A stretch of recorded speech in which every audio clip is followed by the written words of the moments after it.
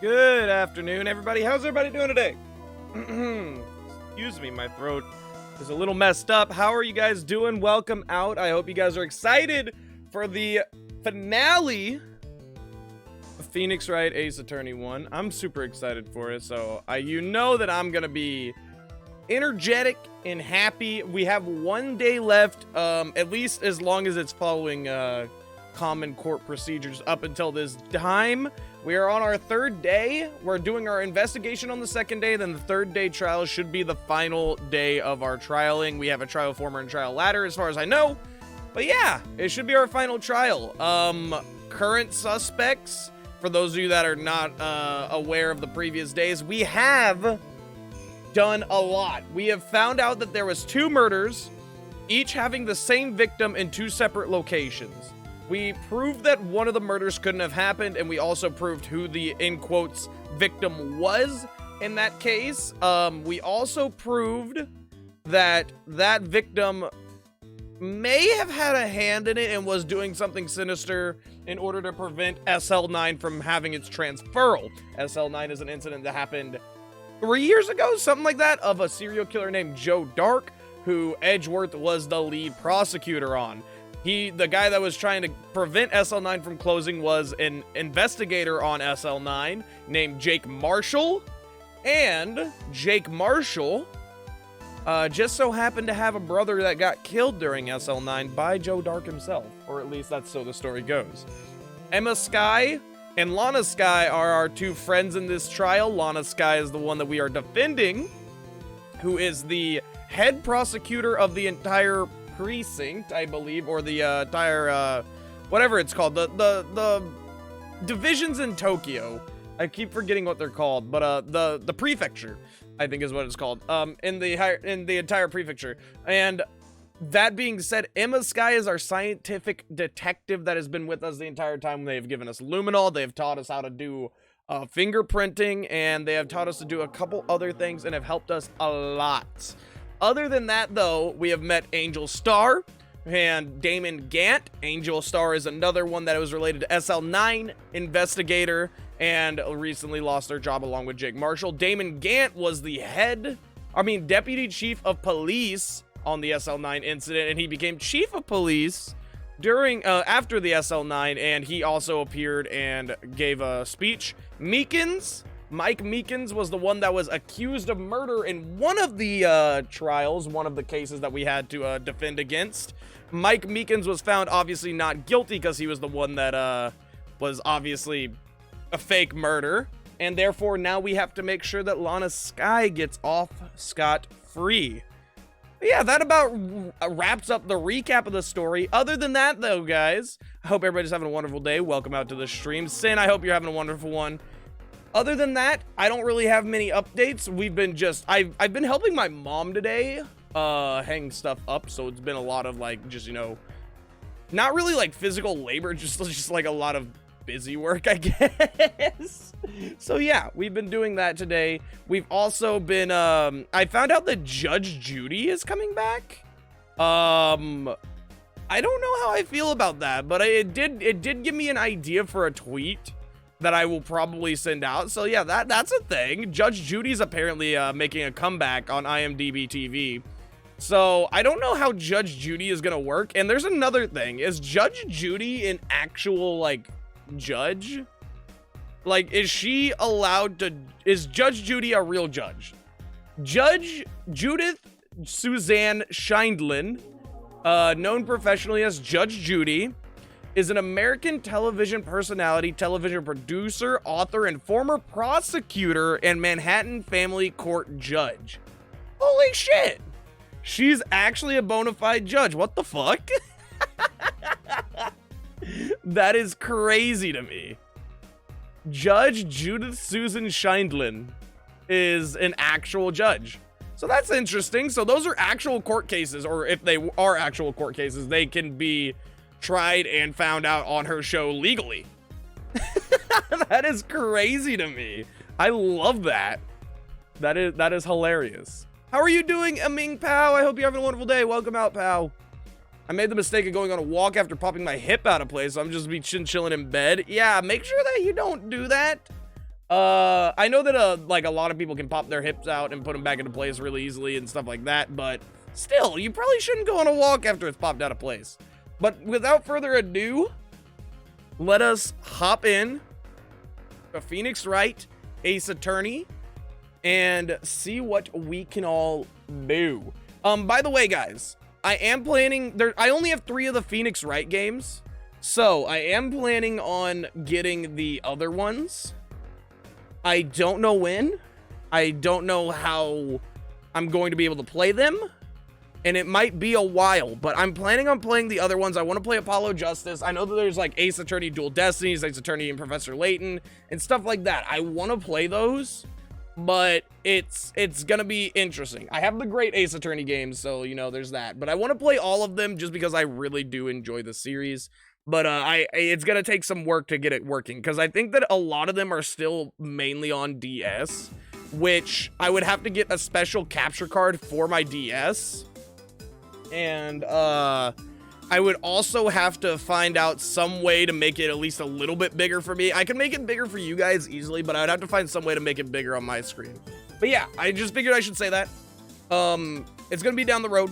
We're gonna play all 5 of these games first, so it's probably gonna be at least, you know, like, maybe a year or so before I actually get around to those games. But I do plan on playing them.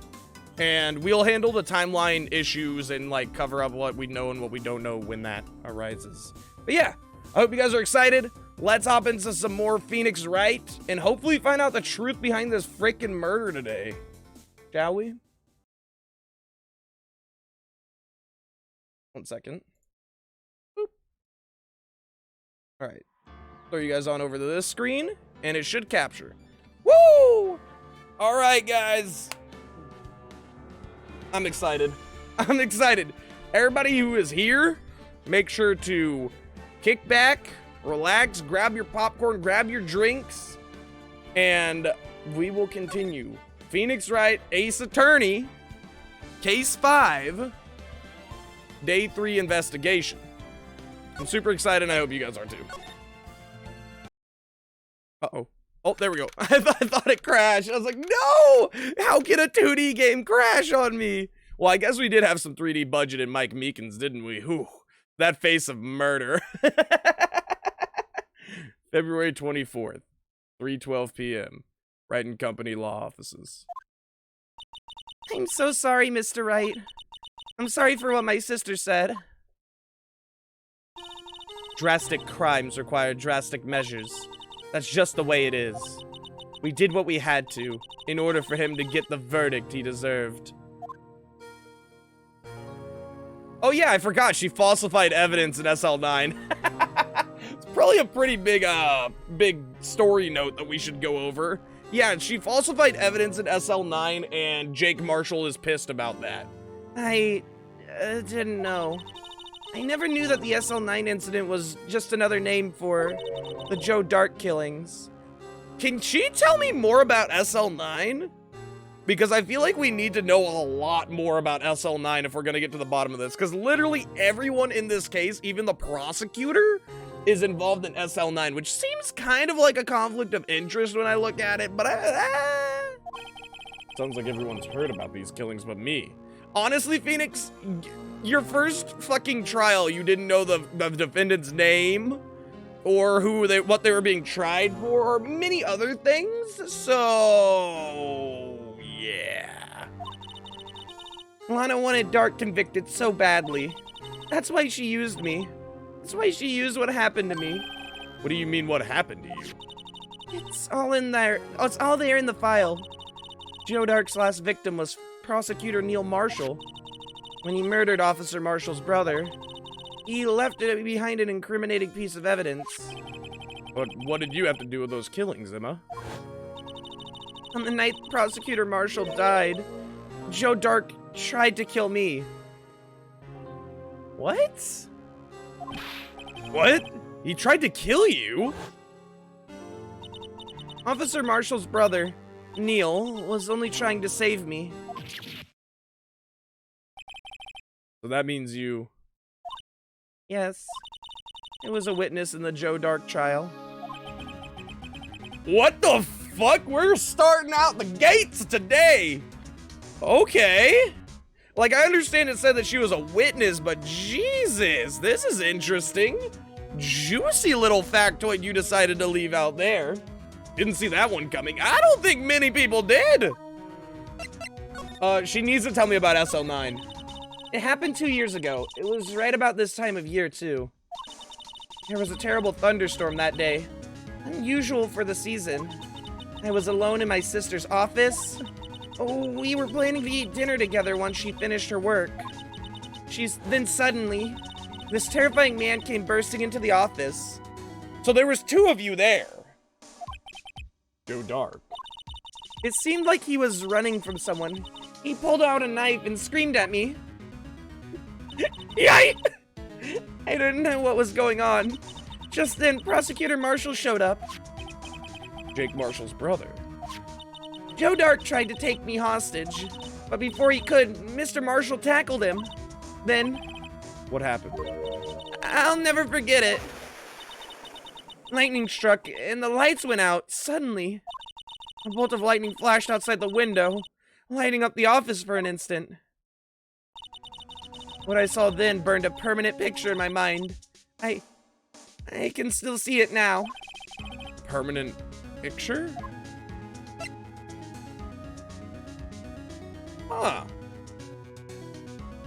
I wonder if this is different than what she saw. She was 13 to 14 at that time too? Yeah, it would have been 2 years ago. She would have been young as hell and Joe Dark just burst in there trying to murder her. Holy shit. And Joe Dark looks at least Von Karma's age, which is like 60s, right? He would have to at least be the same age as Damon. Yeah, Joe Dark would have to have been 60 or so.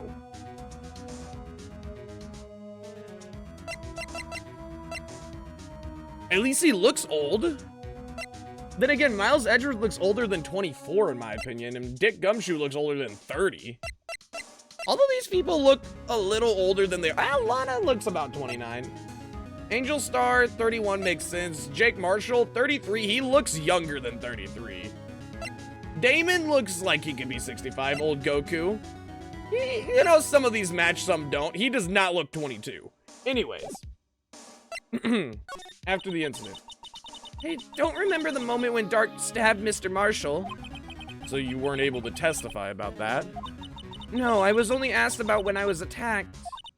That must be why why she made up the crime. Made it up? You mean provided bogus evidence? The prosecutor's office wanted that guilty verdict so badly. Lana forged the evidence and Mr. Edgeworth used it. Edgeworth? Yes, but I'm sure he didn't know anything about it. Couldn't have known he was being given false evidence. Even so, that's when it all started. The rumors about Mr. Edgeworth, I mean. That's all my fault. If I could have just testified properly, none of this would have happened. So it's true, even though he may not have known it. Edgeworth really was involved in falsifying evidence. After that case ended, Lana was never the same. She became cold, like she is today.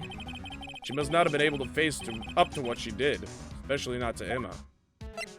I need to know what she saw, though. What did you see in the instant that crime occurred? Dark knocked down Mr. Marshall and raised his knife. Neil Marshall was stabbed right in front of this poor girl.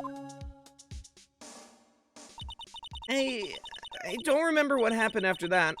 Apparently I passed out. When I came to, Lana was cradling me in her arms. Poor Emma. You've been through so much.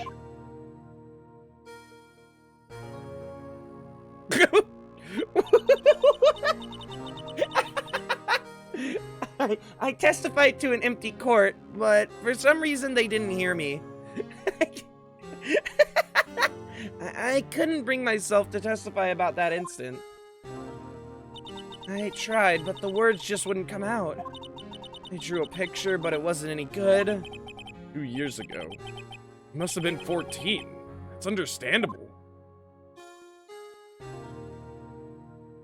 She looks exactly the same. Once it was all over, I made up my mind. I decided that when I grew up, I'd become a scientific investigator. I want to be able to fight crime with my testimonies and find the evidence to make an airtight case. That way Lana would never have to forge any. I see. I think I'm finally starting to understand what makes Emma tick. But there's still something that bothers me about that crime. How did... Okay, yeah. If Neil Marshall died, 1, where was the body? 2, why didn't Joe Dark just go after you two after that to clear the evidence? And 3...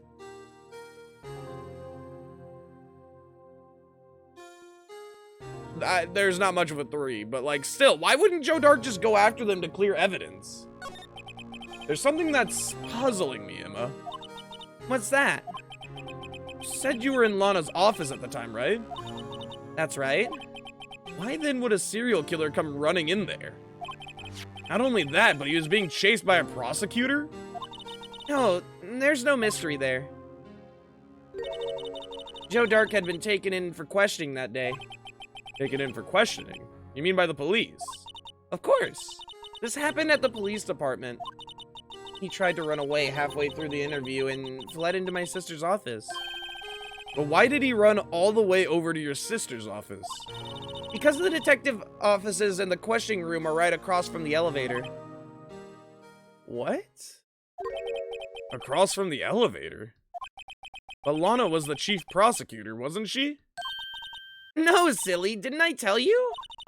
2 years ago, Lana was a detective.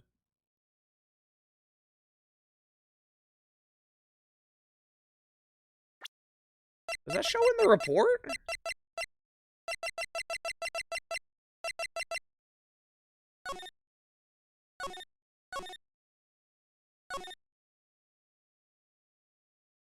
She is a fucking investigator. Oh, shit. So Edgeworth wouldn't have fucking known anyway, even if... Okay, so... Wait, but the prosecutors wanted him guilty. Wait,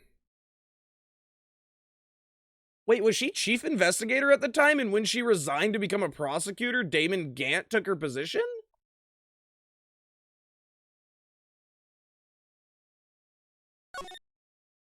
What the fuck? Okay. But why would she falsify the evidence for Edgeworth, then? That doesn't make any sense. She didn't know Edgeworth, and the only way that she... Well, no, he's a prosecutor. They would have known each other. But, like, the question is, like, why would she falsify the evidence if she was a detective?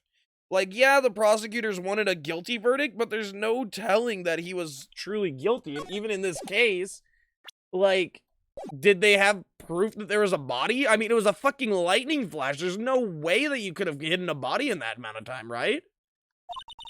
She was the best in the entire force. What? That's news to me. After the Joe Dark case, she was transferred to the prosecutor's office and made chief prosecutor. That literally makes no sense. Why? Anna used to be a detective? I'd better have another talk with her. That makes no sense. Why would they just make her chief prosecutor, though? Okay. February 24th, Detention Center Visitors Room. I love that this one guard is always here holding it down in the visitors room. He must have a very boring job, dude.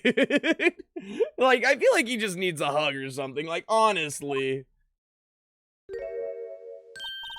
Lana. Mr. Wright, it seems I keep causing you trouble. Falsifying evidence. I didn't think you were the type. Criminals don't mind playing foul. Why should we? But Lana, you're wrong. An innocent person might be found guilty. Believe me, I understand the risks. Lana, Emma told me about you. Oh? About how you were a detective 2 years ago. And how the SL9 incident was the reason for your transfer to the prosecutor's office. That's right. Could you fill me in on the details? Especially about that unusual change of jobs? Dude, it makes no sense, because, like, even if she's an investigator, that is a different skill set from knowing law. Like, yes, you gotta know law and regulations and stuff, but there's a different there's still, like, vast differences in the knowledge that you would have. I suppose you have a right to know, Mr. Wright. A lot of revelations were uncovered at the trial today, not the least of which was the fact that this case is largely connected to another one 2 years ago. Evidence from that case is stolen as well, though I expected as much. I know how obsessive Officer Marshall can be. That trial, it really wasn't fair, was it? I believed in you, Lana. I believed that no matter what happened, you'd always stick to the truth. It couldn't be helped, Emma.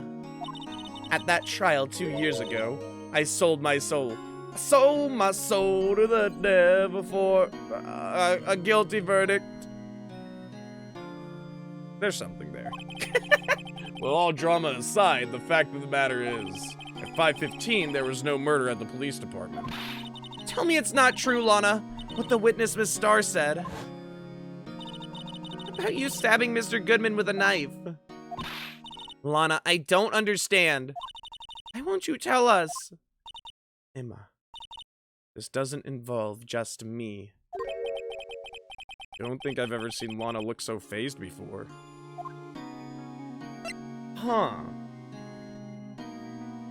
I feel like she's trying to cover up for, like, Damon or something. I don't think she gives a fuck about Edgeworth, dude.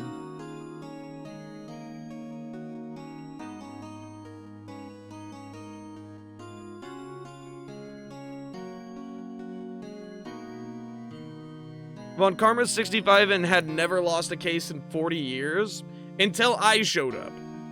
But people still think that I need to fucking prove myself. It's the same thing with Edgeworth. Edgeworth had never lost a case, and we caused him to lose his first one. The thing is that, like, that there's an issue here. Von Karma doesn't have anything to do with this case, though. Because the prosecutor is, Edgeworth. And Edgeworth didn't even falsify the evidence, she falsified it. Because Von Karma had a history of falsifying evidence and making shit appear in, like, new autopsy reports and all that stuff. But... ah, dude, what the fuck? Because, like, yeah, that's not Von Karma. I understand that Edgeworth was Von Karma's, like, protege. But he didn't know about the falsifying of evidence from Von Karma or her, I don't think. So, with that being said, Von Karma doesn't have any fucking hand in this. There are a lot of similarities, though. How are there similarities? I don't think Edgeworth did it. I don't think Edgeworth did anything here. Like, yeah, it showed up in Edgeworth's trunk. I genuinely think that Jake Marshall or Damon Gant are being vindictive. Though I don't know the motive for Damon yet. Like, I have no motive for Damon. I have a motive for Jake Marshall. Because it's his brother. Angel Star, I have a motive for as well because she got demoted from detective. Emma's turned into Monica from Doki Doki? What the fuck? How are you doing, Ash?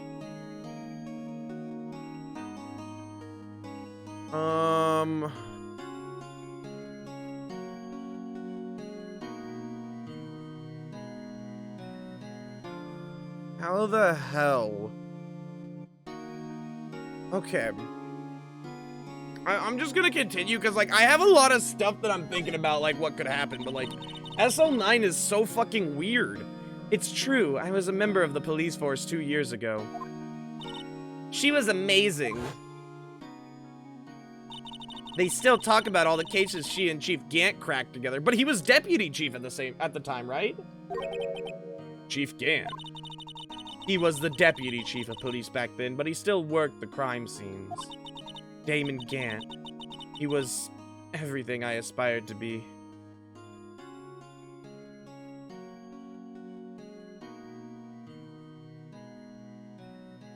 Huh.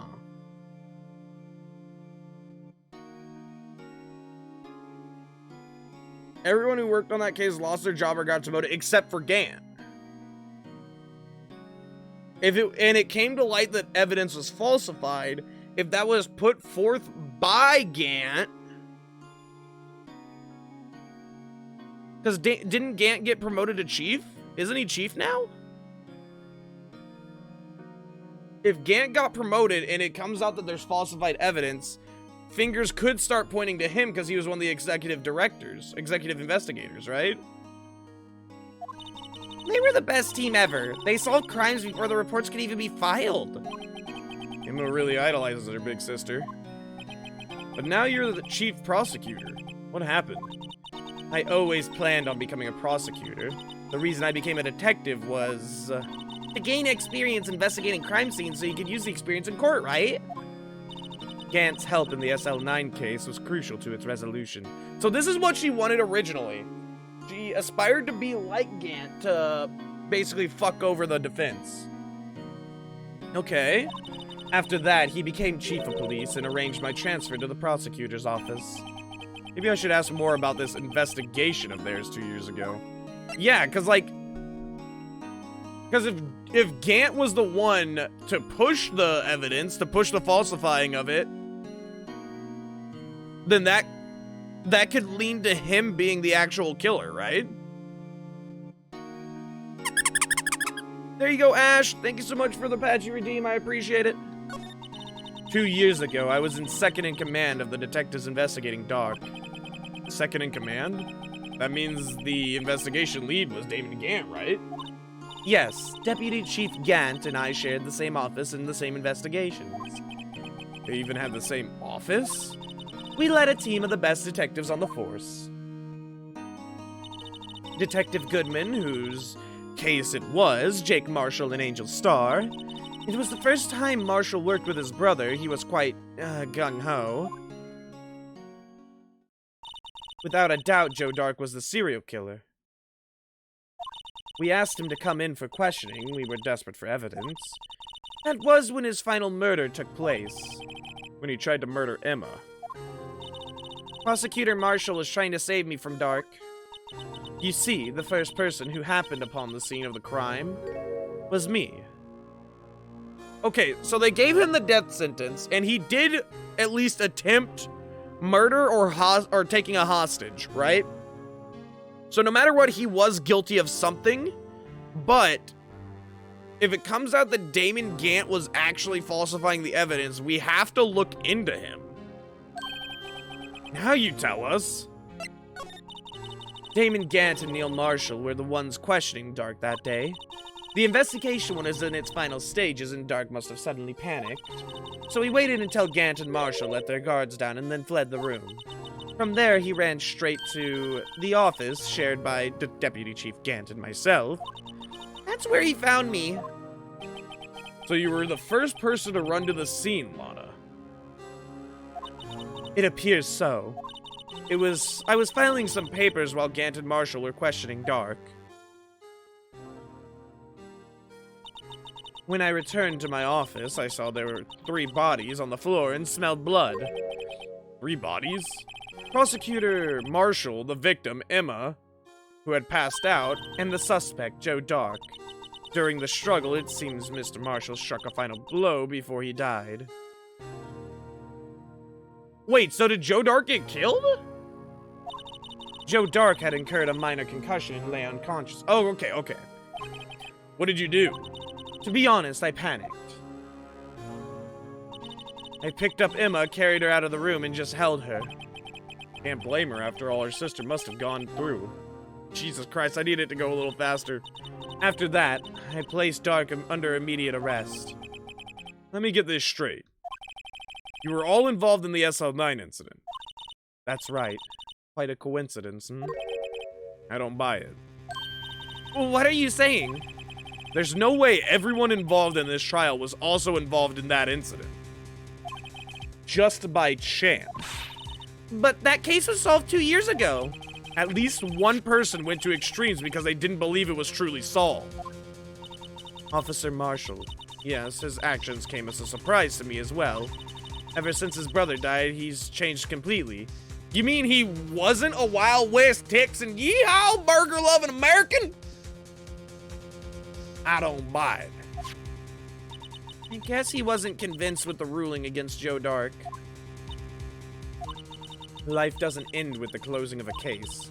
Everyone has to live the rest of their lives with their memories. That case just might not be over yet.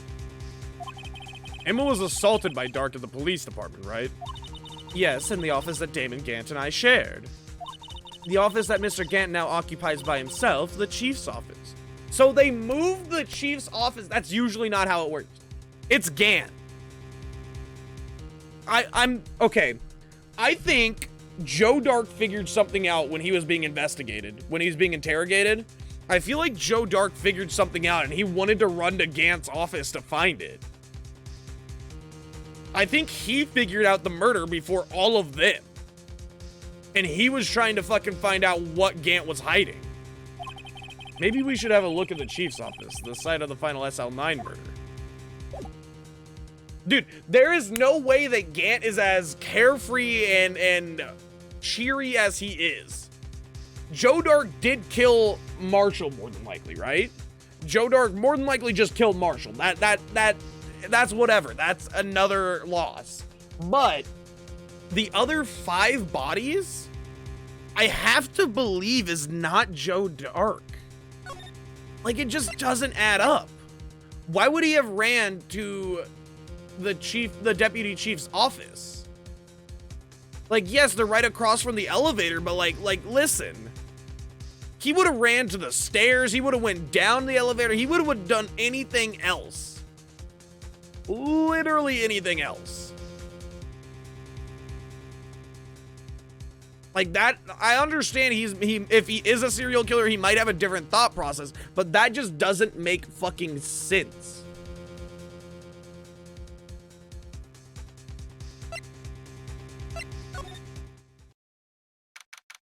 February 24th, police station, criminal affairs department. I don't see Detective Gumshoe anywhere.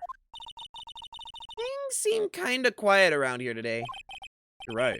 The chief of detectives seems the same, though. Why don't we go look for some other people to talk to? Right, we can come back here later. Police department entrance. February 24th, police department entrance. Oh, howdy, Bambina. Wait, shouldn't you be in jail?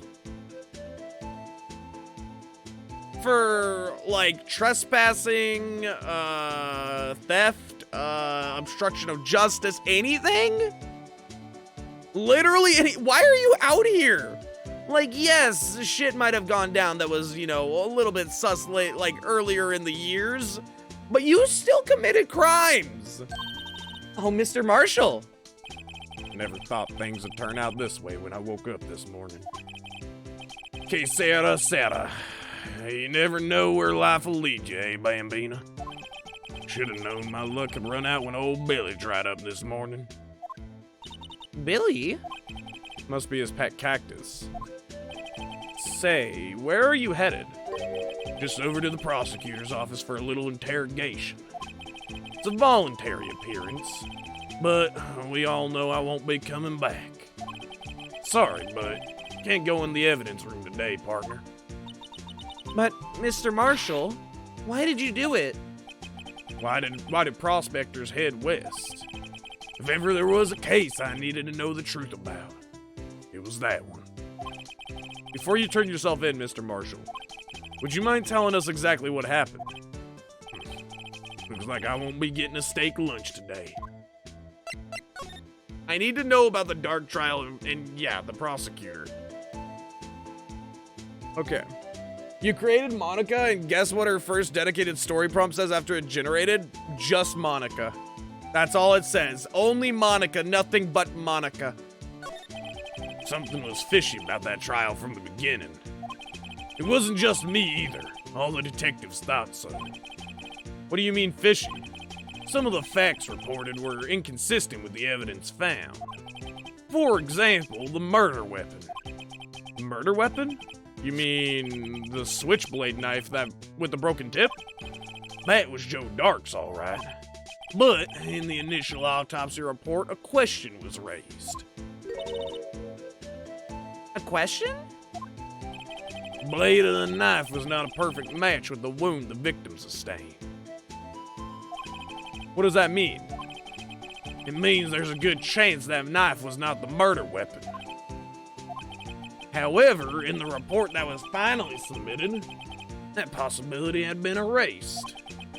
Could the facts have been concealed with forged evidence? That case was left behind scars on all of us. The scars that the SL9 left behind. I got the looks, but he got the brains. He was around one of the best prosecutors. He was one of the best prosecutors around. I had just made detective when it went down. It was our first case together. How old was he, your brother? He was 27 at the time. He was awarded the highest honor that day. The highest honor? You mean the king of prosecutors? I knew it. What are you looking at me like that for? That's an honor for a prosecutor. Mr. Marshall must have really been close with his brother. What the fuck? There you go, Ash. Thank you so much for redeeming the patchy squeaks. Appreciate it. The day that SL9 took place, that wasn't the same day as... That's right. It was the day of the evidence transferal. Interesting. So wait. Hold on.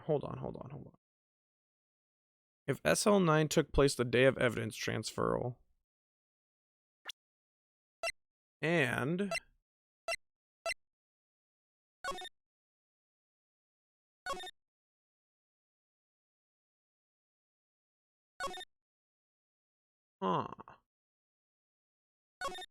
if so SL9 took place the day of evidence transferal, right?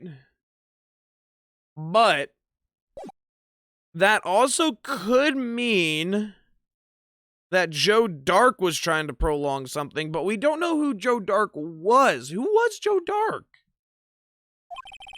It was drizzling that morning. By nightfall, there was thunder. Can't believe 2 years have gone by already. Tried to seal the evidence so the case wouldn't die. Apparently, someone tried to stop you. Detective Goodman was murdered, and the evidence locker was empty. There was something going on behind the scenes in that case. We all knew that later. Every detective involved in that investigation, save one, was taken care of.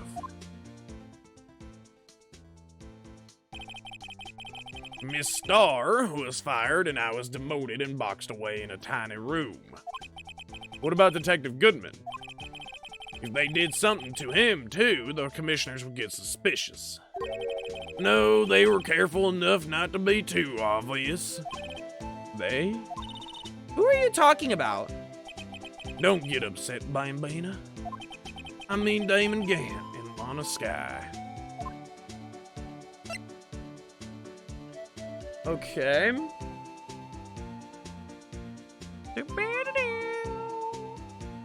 Okay, so Gant got promoted that day. Jake and Angel got fired and essentially demoted. Neil got killed, leaving Robert Goodman as the lone proprietor, as the only detective from that case to survive it, without any change in ranking. Gant got switched to chief of police due to that. Skye got switched over to chief prosecutor, which is what she always wanted. This is starting to look like Lana might have, no, Lana was the one that found her and Emma dragged Emma out of it. So therefore, Lana and Emma kind of have an alibi here. The investigation lead, Damon Gant, and his second in command, Lana Skye. There wasn't a person on the force who hadn't heard of that duo. That case was the biggest step in both of their careers. After the case ended, Lana transferred to the prosecutor's office, right? Yeah. Damon Gant, the new chief of police, arranged for that to happen. She's never been the same since she left. Everyone who knew her said so. Chief Prosecutor Skye was totally different when she was a detective. Now that he mentions it, Emma said something like that too. Tell me, what happened to my sister? Sorry, Bambina, but her secret is too well guarded. Never found her out. Lana's secret. It all started 2 years ago. So there you have it. That's my story. Did you enjoy it, partner? It was certainly enlightening. There's one thing for sure I found out in court today. That boy Edgeworth isn't my enemy. He was the one who used falsified evidence to get a guilty verdict. But someone else was the one who gave him that evidence and planned everything. That someone is Damon Gant. Don't believe me? Well, I don't blame you. I won't even be a patrolman after today. Too bad. I won't be around to work with you. When you become... Oh, when you become a real scientific investigator. Adios, Bambina. Oh shit, I missed the final case? No, this is still the final case. We are not done, PPV. We just started today. We are still investigating. What we're going to investigate is, we need to investigate Damon Gant's office. Because basically what we had just figured out is that what had happened on SL9, right, was Joe Dark was being investigated by Neil Marshall and Damon Gant. Joe Dark then ran out of the office and went straight to Damon Gant and Lana Skye's office. Emma was waiting for her sister Lana Skye there, so he tried to take Emma as a hostage, but Neil blocked him as he went in to try and take Emma. He tackled Joe Dark. After that, Neil appeared dead. Joe Dark had a concussion and Emma passed out. Lana was the first to appear at the scene of the crime, and she took Emma out of the room and just sat there with Emma to make sure that Emma was safe.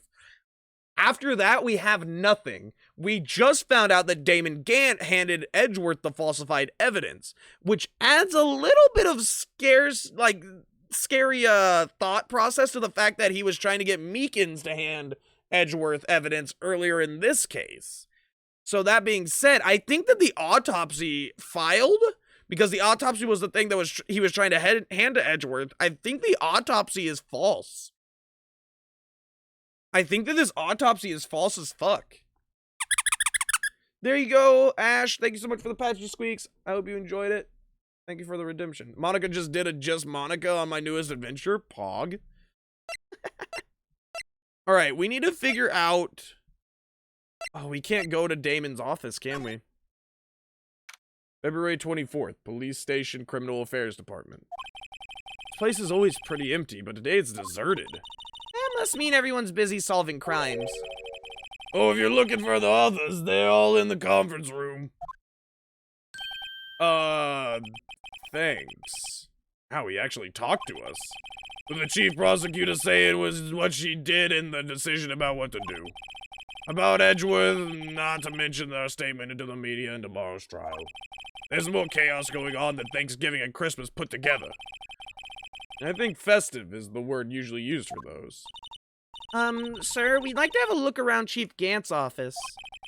Just use the connecting hallway to the other building and take the elevator to the top floor. Really? You mean it's okay for us to go in there? I mean, we aren't police officers or anything. Hey, you're right. You can't go in there. It's off limits. Now I see where Detective Gumshoe gets his unique charm. Gumshoe was trained by idiots, so therefore he himself is an idiot. Well, what are we waiting for? Let's head to the chief's office. We're just ignoring it? I think we're just gonna sneak on in there, bucko. What the fuck? Okay, yeah, he definitely killed him. No fucking sane person puts a set of organs, a full-ass set of cathedral organs in their office, dude. He fucking murdered him. I'm not, like, we can book him up, we can ship him, pack him and rack him, dude. This case is solved. Who the fuck does this other than Dracula? Oh my lord, what the hell is this shit? February 24th, Police Department, Chief's Office.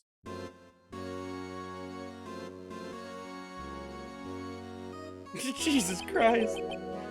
Whoa, where am I? In the chief's office, silly. At least, that's what it said on the door.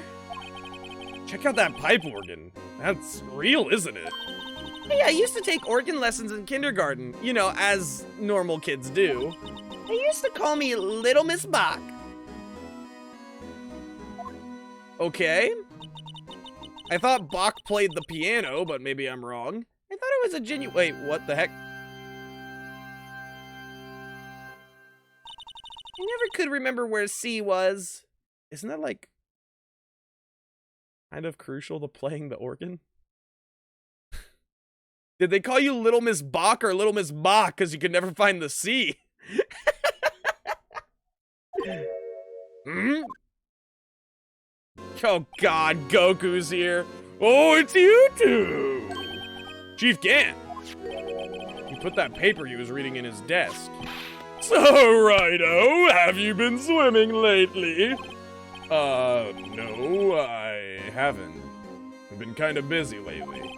I can appreciate that. I, too, have had my hands full, too, with Mr. Marshall's misconduct and Lana's provocative statement. Provocative statement? Oh, you mean about the forged evidence? 2 years ago have passed since that incident. My, how time flies. See that big picture on the wall over there? That's a picture of Lana, Neil, and me. So this is Mr. Marshall's brother, Prosecutor Neil Marshall. We took it to commemorate our work together. Something's not right with this picture. The fucking vase! Wait, the fucking vase! Can't quite seem to put my finger on it, though. Gant team picture added to the court record.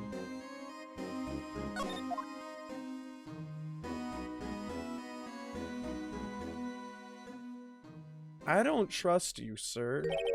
Anyway, I'd like to reminisce all day, but there are matters that need my attention. I'm going to lock up here, so let's go out together. Oh, but this office, it was a crime scene 2 years ago, wasn't it?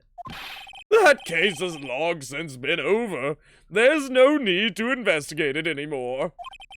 All the same, we'd still like to have a look around. Perhaps you didn't hear me. I said there's no need to investigate it anymore. Now hurry up and get out. I have a meeting to attend. Looks like we aren't welcome. It seems that case isn't over with yet after all. What do you mean? Chief Gant denied a request to search the crime scene. That means there must be a reason he doesn't want us looking around in there. You mean like a clue? Okay, everybody, let's go look for one of Blue's clues. There's gotta be a way we can get inside the office. I wonder if Lana still has a key.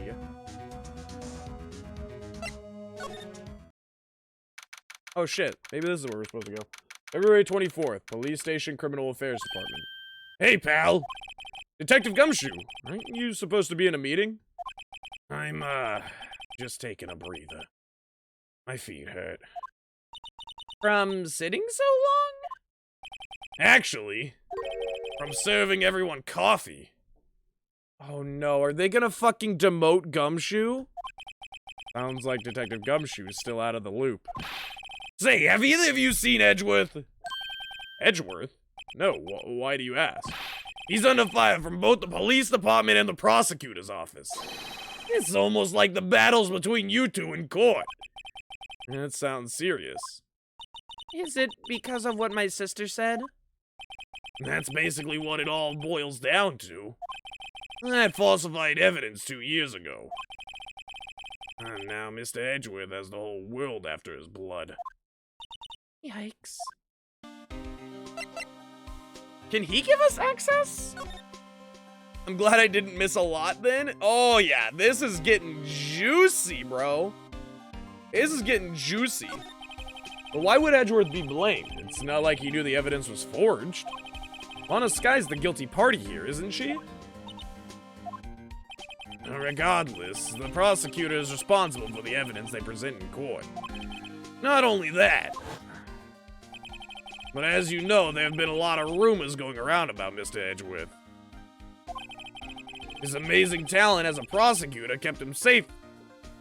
Hiccup. From those who don't like him. But now with this. Are there really so many people who hate him? I mean, he is a prosecuting attorney, so it would make sense. In our world, only those with talent rise to the top. Mr. Edgeworth not only has that, but he's young. There's no better recipe I know for making enemies. Hey, Dick, keep up the good work. Yes, sir. Let's go out for lunch again sometime. My treat. Yes, sir. You gotta take me back to the joint sometime, okay, Dick? Yes, sir. Seems you don't have any problems with enemies. Yeah, well, I'm careful not to stick out. Anyway, I'm a bit worried about him. Under all this pressure, I'm afraid Mr. Edgeworth just might crack. Like Humpty Dumpty! Aww.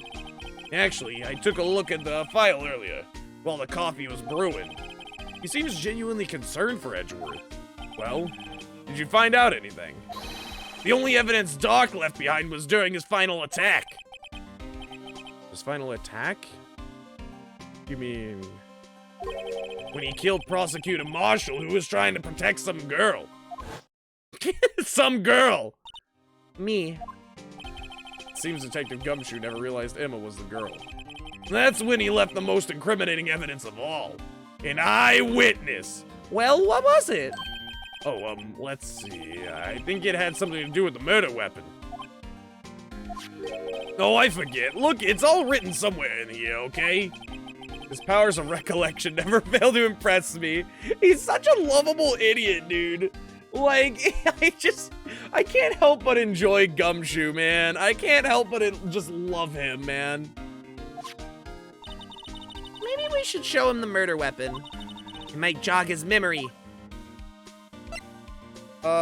Yeah, okay.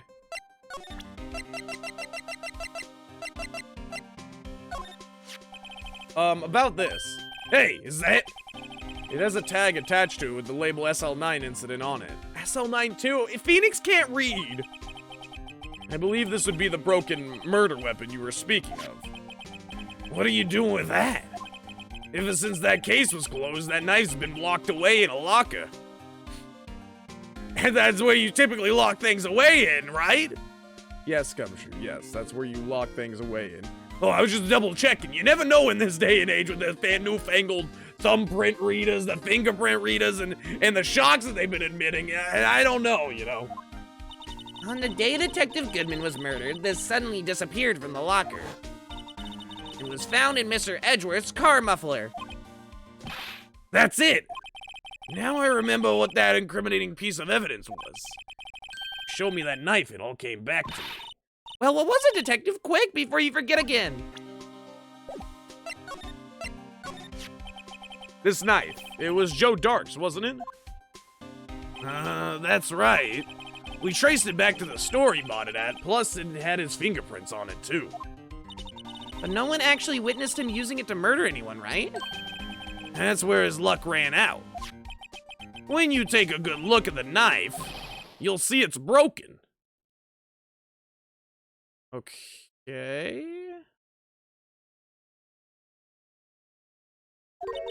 You don't have to take a good look at it to notice that. Yeah, well, anyway, take a guess where the broken off tip of the knife was found. That's what did him in. Where was it? The victim. Neil Marshall was carrying it. Inside his own body. It was found deep inside the stab wound. Did it match Dark's knife? You bet. Down to the last fiber. That's pretty conclusive.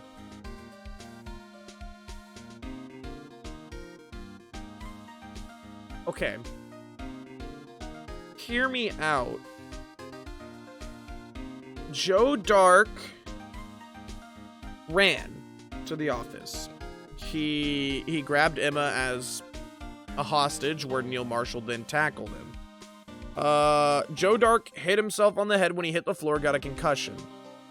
And Emma passed out. When Joe looked like he was... Wait, no, he tackled him. Emma saw a thunder strike. It looked like Joe Dark was going to attack Neil Marshall.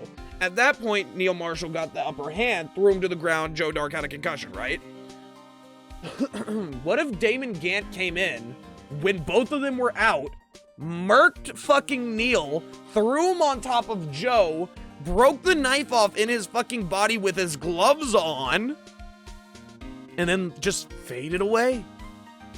Just fucking dipped. Just fucking got out of there. There would have been no way for people to trace him. There would have been no fucking way for people to trace him.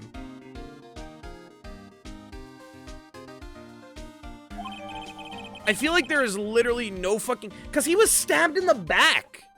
How would Joe Dark have stabbed Neil in the fucking back?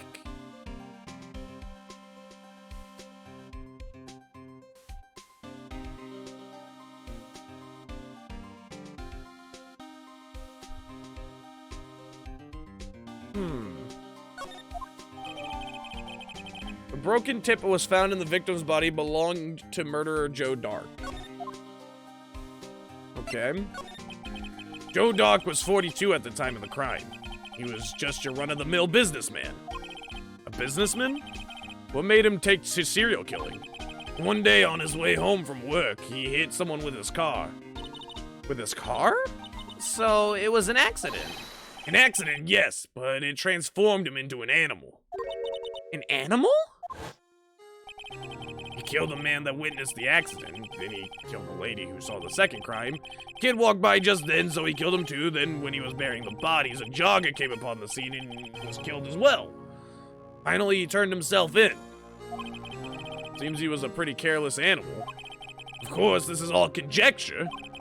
There wasn't a single shred of evidence. So he turned himself in. Yes, but in the middle of his questioning, he fled and murdered his final victim. Prosecutor Marshall.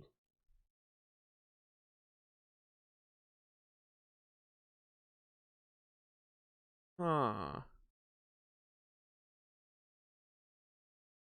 Why would he turn himself in? Okay, now I'm confused again. That crime was witnessed by someone too, but luckily Doc was arrested on the spot. It's a good thing that last witness wasn't killed. That last witness? AKA Emma. Well, there you have it in a nutshell. That's all I know. Can I ask you one more thing? What is it?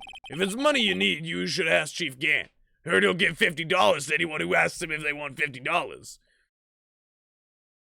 You know, I just said that and I wasn't thinking about it, but high key, he said that I would let anybody do what they wish because I'm a giving man, but he did not let me investigate the crime scene. So he's going back on his word. Seems a little sus, Chief Gant. It's not money, but it does concern the chief. His office is a crime scene, right? It's where Prosecutor Neil Marshall was murdered. The chief's out now and his office is locked. But we'd like to have a look around it if that's okay.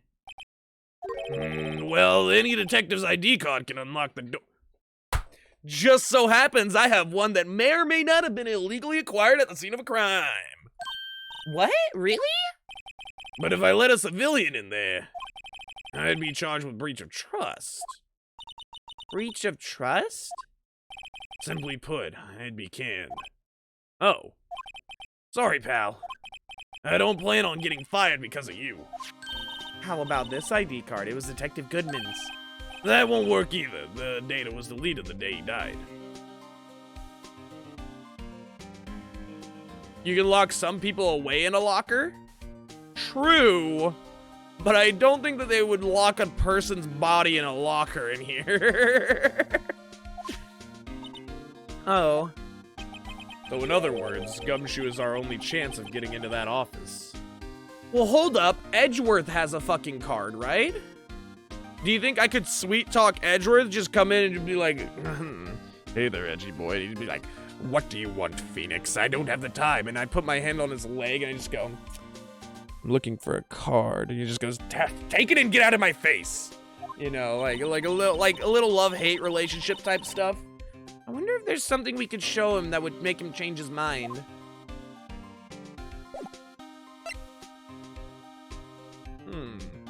Do we have something that we can show him?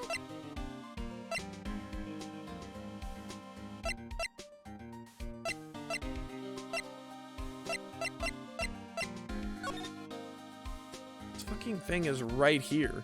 Right here. Let me share a little advice with you as a detective. If you don't have a clue, keep your trap shut. I'll keep that in mind. Sheesh.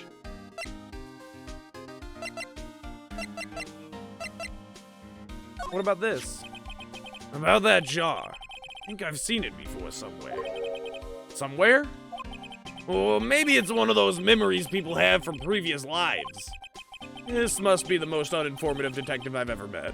You're just now figuring that out, Phoenix? Actually, no, he's pretty informative in a not supposed to be kind of way. He leaks all of the information. Something about it makes me feel uneasy.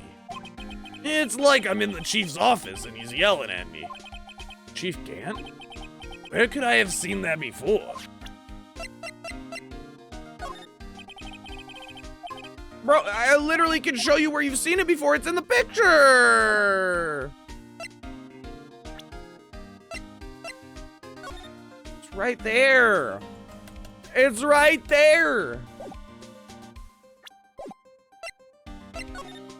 And I can't talk to him about it. Ah! What if I check this again?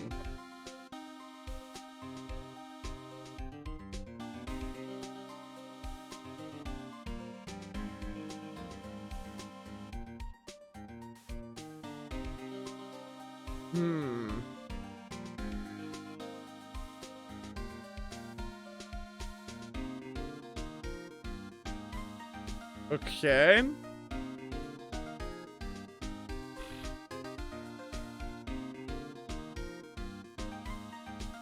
I feel like there's like a word here that was taken for that specific reason, and probably something on the handle like initials, right?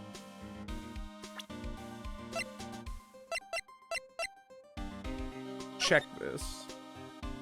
Died from blood loss in under 10 minutes. Weapon found in wound was missing a tip. Name of deceased, Neil Marshall, February 19th, between 7 and 7:30 p.m. Okay, it doesn't look like he had any kind of contusions or any kind of bruises, but this is also like high chance of falsified evidence. Why can't I just show him this? I keep hitting F12! Okay.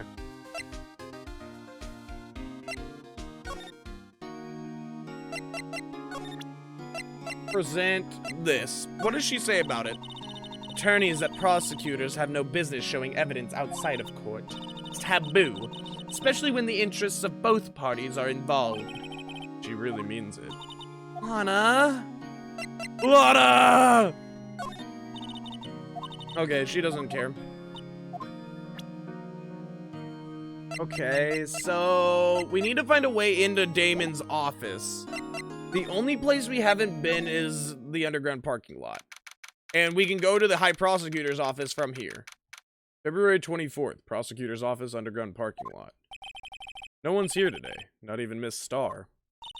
Everyone's probably busy looking into what exactly went down in the evidence room. That must be where the detectives are. But we proved in court today that on the day of the crime, no one was murdered in the evidence room at 5:15 p.m. Yeah, I thought we were finally making some headway in our case. But instead, it looks like we just ended up making Lana look even more guilty. Hang in there, Lana. Gotta find all the answers by tomorrow.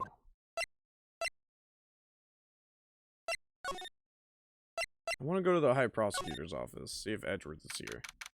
February 24th, High Prosecutor's office, room 1202. Wonder if Edgeworth is back yet. There he is. It looks like he's writing something.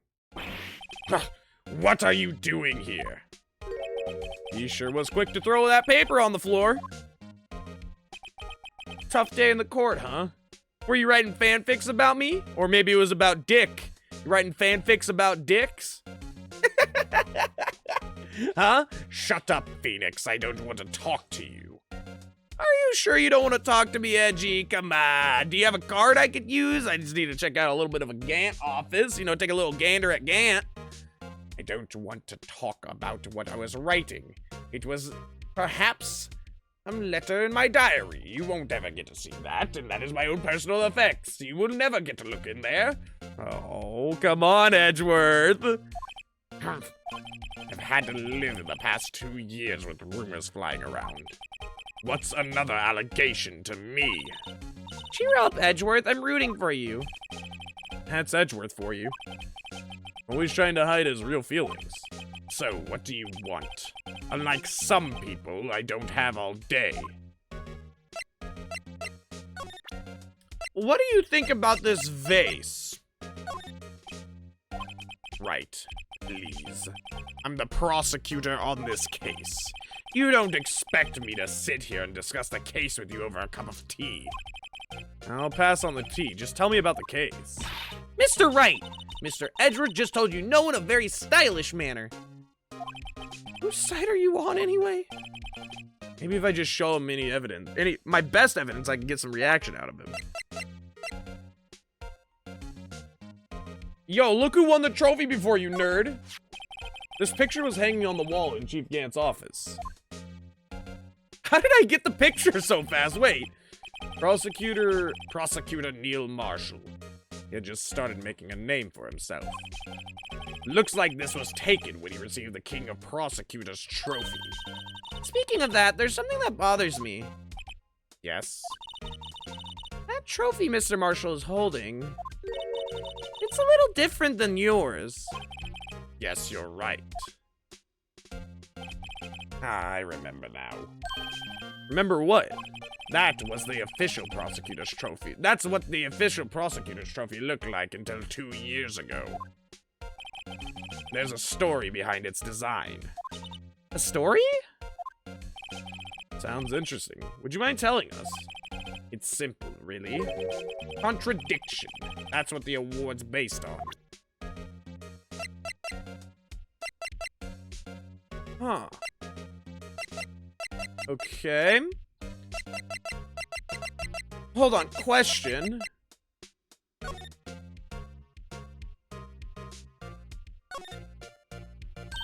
Hey, check it out. There's a metal plate here. Looks like the names of all the previous recipients are engraved on it. Wow, one guy's listed a bunch of times. Von Karma. I guess he must be a foreigner. Yeah, that's probably it. Oh, wait, whoops. Well, wherever he's from, he must have been an amazing prosecutor. Yeah, something like that. I'd like to meet this Von Karma sometime. When he says it, his name does have kind of a... When she says it, his name does kind of have a ring to it. Alright, in that case, let's just talk to this guy. There's no excuse for what I've done. 2 years ago, I used false evidence to obtain a guilty verdict. That's what it all breaks down to, and nothing I can do can erase that fact. But you didn't know, did you? I mean, that evidence was falsified. The police department and the prosecutor's office share a bond of trust. If that bond is broken, we stand to lose everything. The police department's error is my error, my responsibility as the prosecutor in charge. The fact remains the same no matter what excuses I might have. Mr. Edgeworth. I take pride in my work. So tell me why. Why has it all come to this? And Edgeworth can't keep up this kind of emotion. Keeping this kind of emotion bottled up. Shit, sorry, I was looking at something else. Are you up for the trial tomorrow? First last year's trial, and now this one. Seems all you do is worry about me. Edgeworth, that is my whole life's essence, is worrying about you. Oh, Phoenix, you flatter me too much. To be honest, you're getting on my nerves. But Mr. Edgeworth, you can't just walk out on the trial. Tomorrow is the last day. It's too late to change prosecutors. I'll bet that's what my superiors are banking on. I never thought that case would come back to haunt me like this. What do you mean? The list of evidence, it seems too short. Most lists run twice as long. It's only half as long as most lists? That is odd. After Neil Marshall was murdered, I became prosecutor for that case. I may not have been part of the investigation, but I knew what I had to do. Use the evidence I was given to prove the suspect guilty. What was really the only thing on my mind at the time. Say, we just saw a picture taken around that time. That picture. Something seems strange about it. Why can't I just... Where's my crafting button? Where is my fucking crafting button? I want to take picture and vase, smack them together, and realize that one of them doesn't have bloody missing vase parts. Could you tell us again about what happened that day? The day Detective Goodman was murdered. You were participating in a ceremony over at the station, right? I've never cared for ceremonies, but I had to attend that one. Because you were awarded this. Those receiving rewards can't exactly skip out on the ceremony. Look, he's so fucking smug. He's so fucking smug. He's like, I didn't want to attend, but those receiving the awards can't, like, leave. I mean, obviously I had to be there to accept the award.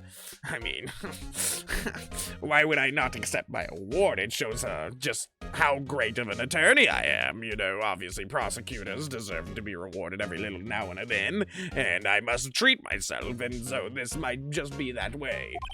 I finished up at the office in the morning, then drove over to the police department. You finished up at the office? Yes. Just odds and ends, clerical stuff. I didn't plan on returning to the office that day. That is, until I was asked to take something back. Take something back? This. Oh yeah, Chief Gant asked you to hold on to that, didn't he?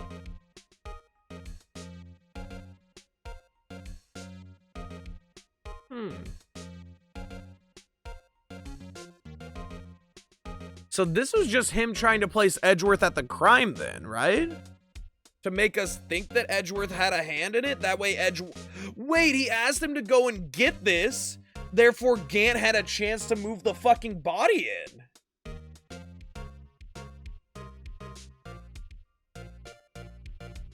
That had to be it. That had to have been what it is. Gant wanted him to go there so he had a chance to move the fucking body into the car.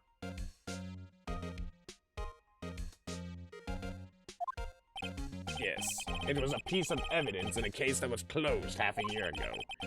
He asked me to bring it back to the prosecutor's office. That's the story we heard yesterday. So you came back here to the prosecutor's office because the chief asked you to? That's right. Yes? Oh, sorry. This award originates from an ancient Chinese tale. In Chinese, the word contradiction is written with 2 characters. The first means halberd, and the second means shield. Have you heard this story? Sure, everyone knows that. Why don't you tell it, though, for Emma's sake, duh? I already know the story. Shut up, Emma. Shut up. Very well. Oh, Jesus. Long ago in the kingdom of Chu, there was an arms merchant. One day he presented the king with 2 items. The first was a halberd he claimed could slice through any shield or armor. The second was a shield that he claimed could withstand any weapon. Wait a minute. Those claims contradict each other. Phoenix, that's the whole point of the story.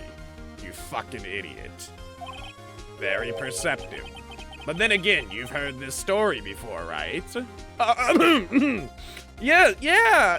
Anyway, as you mentioned, the very descriptions of these items discredit them both.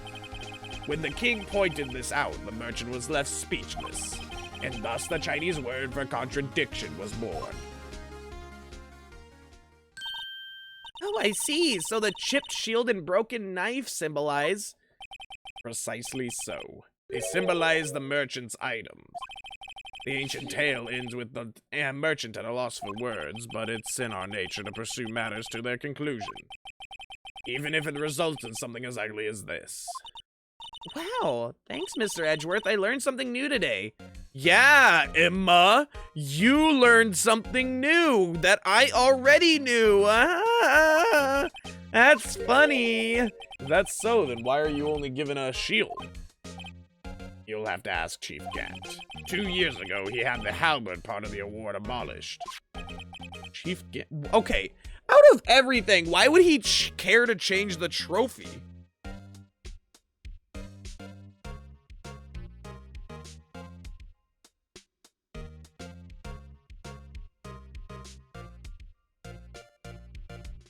It would have to relate to SL9. He got a new trophy made.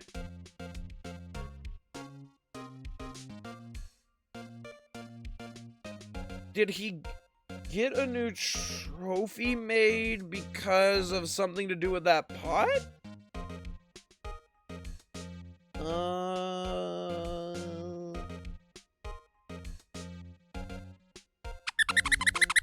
There you go, Emerald. Thank you so much for the patchy redeem. I appreciate it. I hope you're having a wonderful day. Chief Game. King of Prosecutors trophy updated in the court record.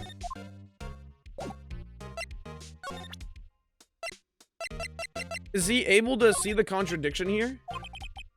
Oh my god, why? Where do I tell the... Where do I tell the difference here? Or is it the Chief of Prosecutor, the King of Prosecutors trophy? You know, it wouldn't hurt if you put this up somewhere like on a shelf. That has no meaning for me anymore. What do you mean? Anymore? That's who I was last year. What good is it to dwell on the past? Meanwhile, dude literally has a steel samurai in the back there. He's asking me... Why can't you just accept it graciously? Actually, something's been troubling me about this shield. Look, do you notice anything different? Different? Yeah, don't you remember the other shield in the court record?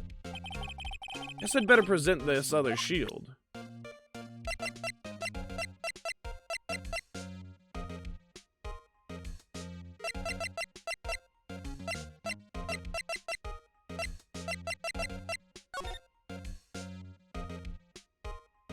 I mean, the shield is gone.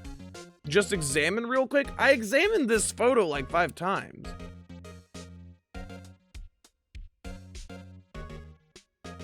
I mean, that's a halberd as well.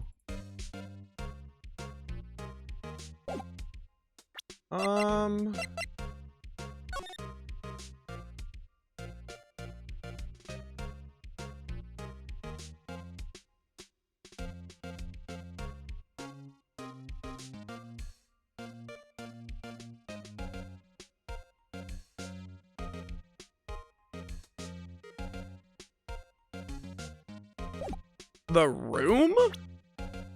Why do you want to examine the room so bad? Oh, the paper? Forgot about the paper. I wonder what he was writing before. Come on, Mr. Wright, let's take a look. Are you crazy? Edgeworth is sitting right there. Just distract him, I'll check it out. Hey, Edgeworth? Is that Detective Gumshoe out the window there? Oh no, he's falling to the ground. Hold on. First, let me see what that girl's doing, crawling around my feet. He didn't even look. What? Letter of... If you're having trouble reading, I'll read it for you. It says letter of resignation. Wait, what? Resignation? Edgeworth, you don't mean... I'm tired, Wright. I feel as if something inside me has died. But Mr. Edgeworth, none of it is your fault. I know the path I've walked. You don't need to tell me. And the path I've walked hasn't been a just one. I can't forgive myself for what I've done. And no one else should forgive me either. Oh, I think he's serious. Mr. Wright, please, you have to do something. This letter of resignation, I wonder if I can use it for anything. Okay. I would prefer if Edgeworth didn't resign, then I don't have anybody to make fanfics with Wright and Edgeworth about. The fuck? Okay. We can give this... I feel like giving this to Gumshoe might do something. February 24th, Prosecutor's Office Underground Parking Lot. Excuse me. Oh my fucking lord, this girl. Would either of you care for a quarter pound of roast beef? Miss Starr? I guess she's out of lunches. You certainly are the curious sort, aren't you? Kind of like first person who sucked a cow's nipple to discover milk. Pardon?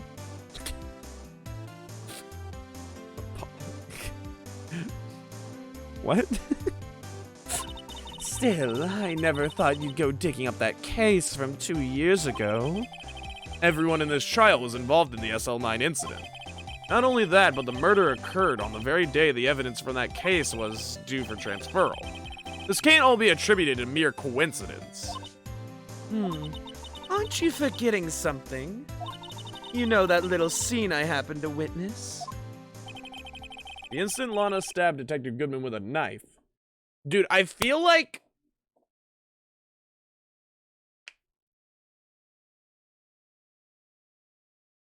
she had... Okay, so she's been saying that she used to be the cough-up queen and how she misses being a detective.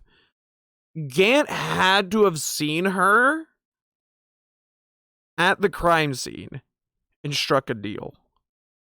Right?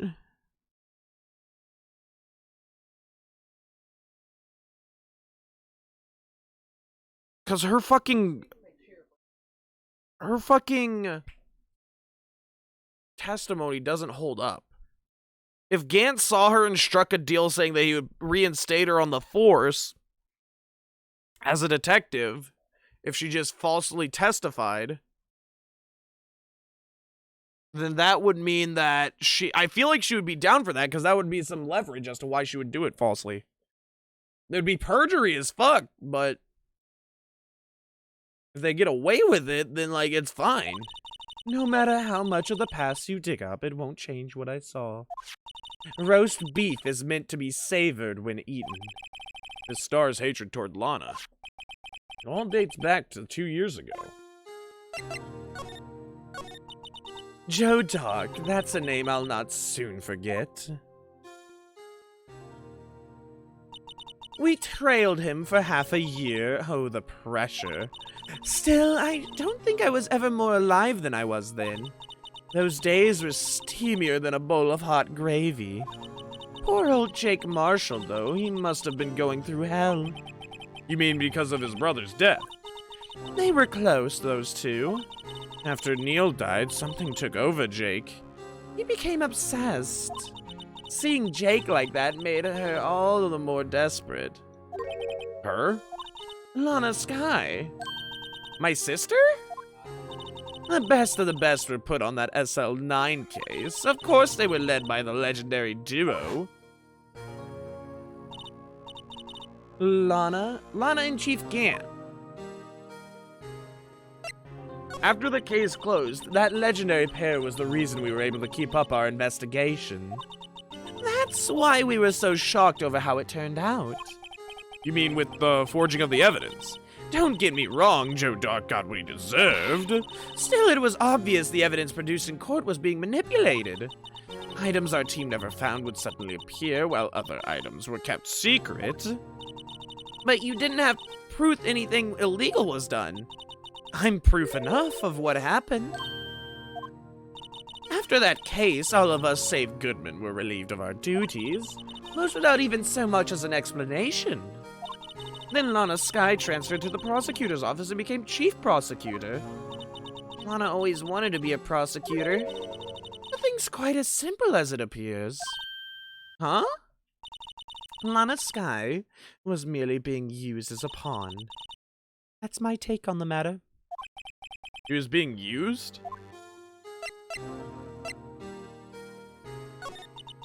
Damon Gant and Lana Skye.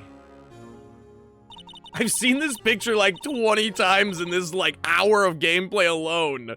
Gant led the investigation with Lana's second in command. They were the best. They solved all kinds of cases together, didn't they? Damon Gant's magnetism in particular was almost unreal. His magnetism. By that I mean his ability to attract evidence. He'd produced the most incredible evidence in the cases he'd handled. Incredible evidence? You mean...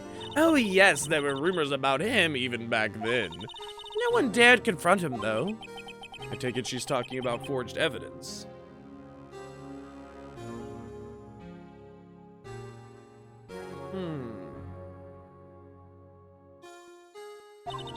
Back then, everyone looked up to Lana. All the detectives wanted to be like her. Really?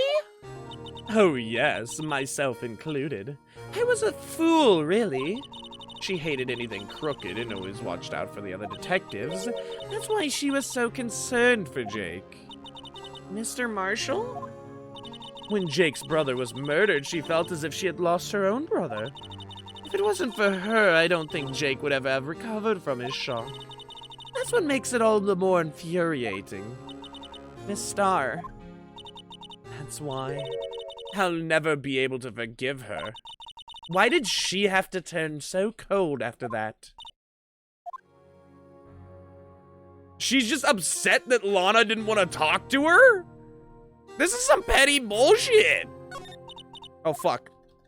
I didn't mean to do that. I didn't mean to hit it again.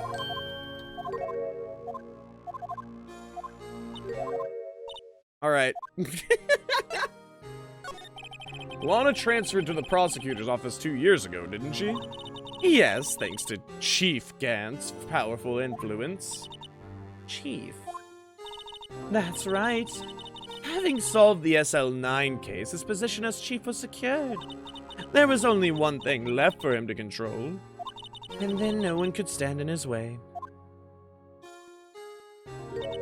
The prosecutor's office. What? You mean that's why Lana was transferred? If he could control the chief prosecutor, he could control the prosecutor's office. That must have been his goal all along. Ooh, okay. If he controls the prosecutor's office, he can get any kind of fucking trial that he wants. But how can he control Lana? I don't know, but one thing's for sure. Ever since that case ended, she's never been the same. It's only logical to conclude there must have been a reason for her change. At last. I'm finally getting close to the bottom of this ugly mess. Thank you, Miss Starr. You listen to me, rookie. It takes more than just ingredients to create fine cuisine. I hope you turn out to be a better chef than I've been. Ooh. Okay. So if he controls the prosecutor's office, then he would be able to get any case trial solved in his way that he wants. If that's the case, this gets juicy. Because if that's the case, he could very well have just been falsifying more evidence for Edgeworth in order to make us get the trial wins.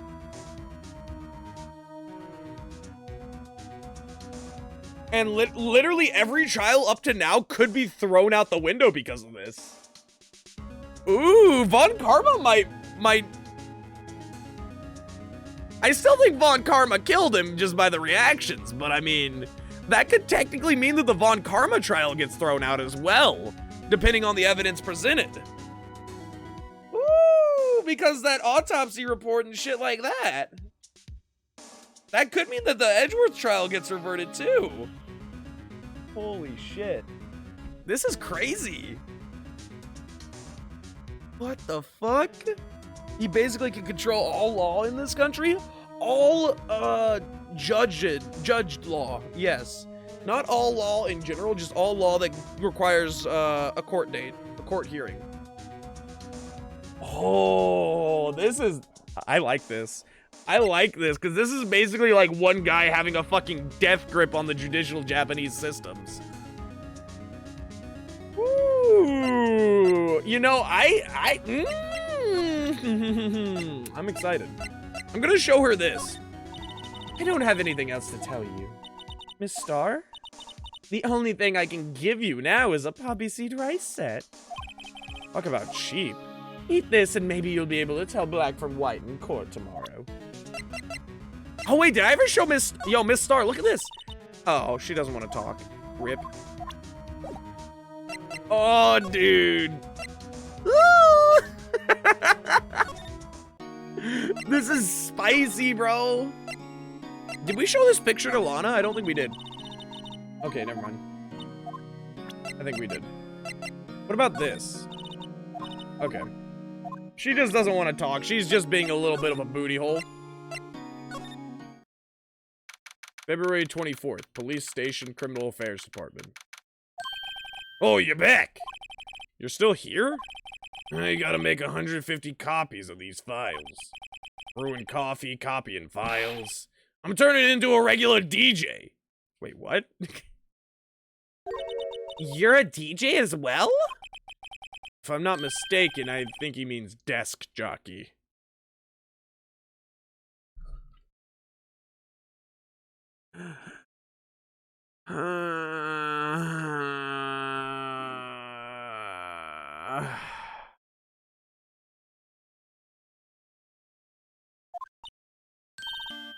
Oh, that DJ.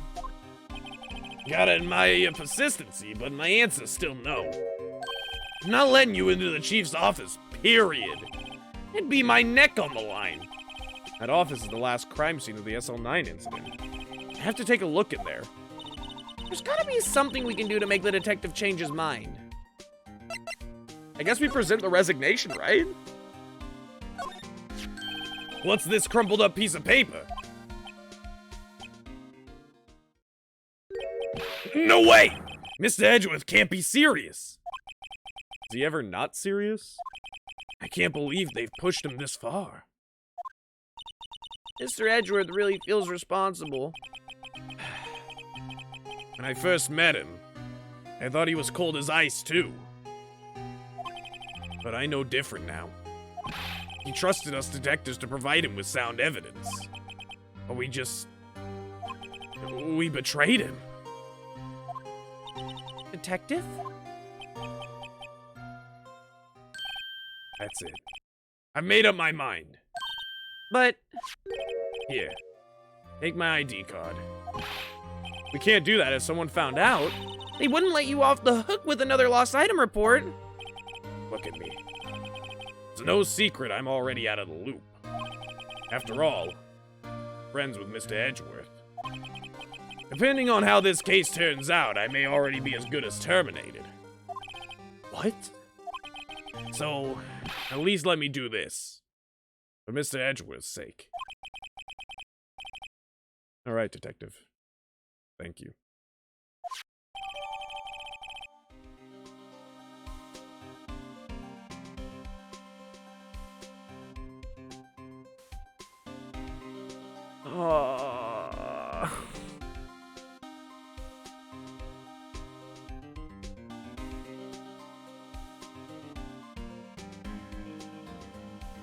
Dude, I'm scared. I don't want to fuck up Edgeworth's not Edgeworth, Gumshoe's career. Okay. Don't fire Gumshoe. I'm gonna try not to get him fired. February 24th, Police Department, Chief's Office. Here goes. Here goes, Mr. Wright. Let's hope there's not an alarm system set. All right. There's the halberd. We're in. We're in. I'm in. If anyone finds us now, Detective Gumshoe's a goner. If that happens, I'm counting on you to bail me out. Hey guys, how are you doing? did she slap him? Sorry, I thought you were a ghost. Didn't even know you could slap a ghost. Detective Gumshoe! What are you doing sneaking up on us like that? I wasn't sneaking. I was just worried something might go wrong. So I came to. This hulking 6'5", 250-pound shit brick house of a man. He's like, oh, I'll just come along with you. Nobody will wonder why I'm going into the office. If you're here, then what's the point in giving us your ID card? Gumshoe's ID crushed and rendered unusable in pocket. That was a little vindictive there, Phoenix. You didn't need to do all that. Hey, don't do that to my card! I hardly ever get a chance to come in here, so I figured I'd have a look around myself. Besides, we're all in this together now. You really do want to get fired, don't you? Not if we're lucky. Now come on, let's see what we can find out. I've got a bad feeling about this. Did she just clock Gumshoe? She fucking slapped the shit out of him. Holy shit. Examine. I want to see... Okay, that's probably a telephone. Wow, look at the size of Chief Gant's desk. Speaking of that, when we were here earlier... Oh, it's you two! Chief Gant. Put that paper he was reading in his desk. Oh, yeah. I wonder what he was reading. This looks like a list of evidence. A list of evidence? In most cases, this list runs twice as long as this, though. Oh, it's the case! It's the SL9 case! Huh? SL9 incident? Wonder what this is doing here. Hold on, detective. What did you just say? You said I wonder what... No, about evidence lists. Normally they're twice as long? That's right. I guess there wasn't a lot of evidence. A half-size list of evidence. This list of evidence seems short. Most lists run twice as long. What would the other half of the list be doing here? I knew it! The chief must be hiding something about that case. It would appear so. Ripped in half, so this part is all I've got.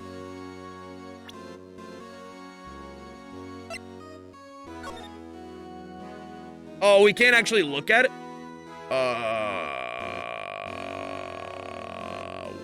Wait a minute.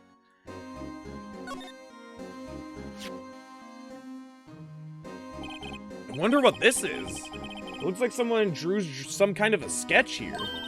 What is it? Did you find something? I can't make it out. I'd better keep quiet about it for now. Huh? Oh, no, it's nothing. Why are your eyes moving about like that, Mr. Wright? You better not forget about this picture. Okay. I understand the safe on the right. Give me a second to look at other stuff, though. I like exploring all the options. Look at the size of Chief Gant's desk. We found this inside the drawer. A list of evidence from the SL9 incident. Mr. Edgeworth had the other half of that list. What would this list be doing here? Better look a little more into this list. We gotta give that to Edgeworth, right? We gotta give that to Edgeworth so he doesn't resign, I feel like. So we can show him the list was fucking twice as long, but Gant didn't want him to see it. This is the real deal, isn't it? This armor and these weapons. Sure is, pal. The chief doesn't care for imitations. First the pipe organ, now this armor. You know how many taxpayer dollars must have gone into this room? What? You mean we're paying for this? And that's where your money's going, ladies and gentlemen, decorating the hallways. That's it. I'm not paying 1 cent of my taxes. You're gonna get arrested, Emma. You don't have any taxes to pay. Shh, be careful with what you say. Who knows, the chief may be hiding in his armor as we speak. I don't think he'd fit in there. Plus, it's not really Goku's style, so... Even if he did, he'd never be able to get back out. Cut it out. You guys don't know how scary that guy can be. You can see pretty far from 15 stories up. If you were to drop that suit of armor from here... At first, the chief wanted to use stained glass for this window. Really? Why didn't he? They say he changed his mind because he wouldn't be able to see the view. Oh.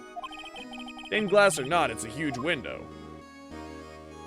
Goku in body armor would be painful. He wouldn't be able to move nearly as fast. The chief's organ sure is a sight to behold.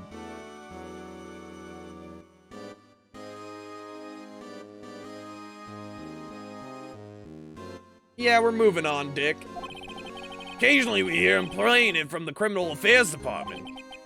It's on the 2nd floor, and this is the 15th floor on an entirely different building. When a detective screws up, the chief calls them to his office and makes them listen to the organ for hours. What's so bad about that? Music soothes the soul. After that, the detective can't hear anything for days except the ringing in their ears. So it's an instrument of punishment, literally. Aren't the chief's ears affected? He never listens to anyone anyway. That's beside the point. Okay, we'll look at the fucking vault last. Hold on. I want to look at this picture closer, and then I can hopefully point out the fucking vase. This was taken on that day 2 years ago. The day Joe Dark ran out of the questioning room and tried to kill Emma. After receiving his award trophy, Mr. Marshall took a picture here. Then went along with Chief Gant to add question Dark. I bet he never knew he'd be dead for just a few hours later. Gee, you think? Okay, cool. I guess nobody's gonna talk about the fucking vase. These shelves are mostly empty. Lana must have cleaned them out when she transferred over to the prosecutor's office. There's a small picture frame left on the shelf. Hey! This is when Lana and I went to the theme park.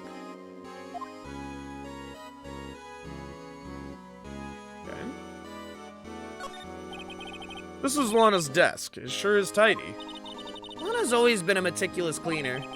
There's not even any dust on it. It looks like someone's still keeping it clean. Does Lana ever come back here? No. Chief Gant must still keep it clean in her memory of their partnership. They were the stuff legends are made of. To keep it clean and keep it in memory of her or in memory of the crime? And then this is just another fucking window, right? Look at that giant window. Makes you want to crash through it and jump outside. This is the 15th floor. I know, I was just saying. Saying what? Ever since making detective, I've always dreamed about doing something like that. Note to self, Detective Gumshoe has a lot of dreams. So long as he doesn't go crashing through that window when he gets fired. Don't say that! Alright. We gotta check that freaking vault now.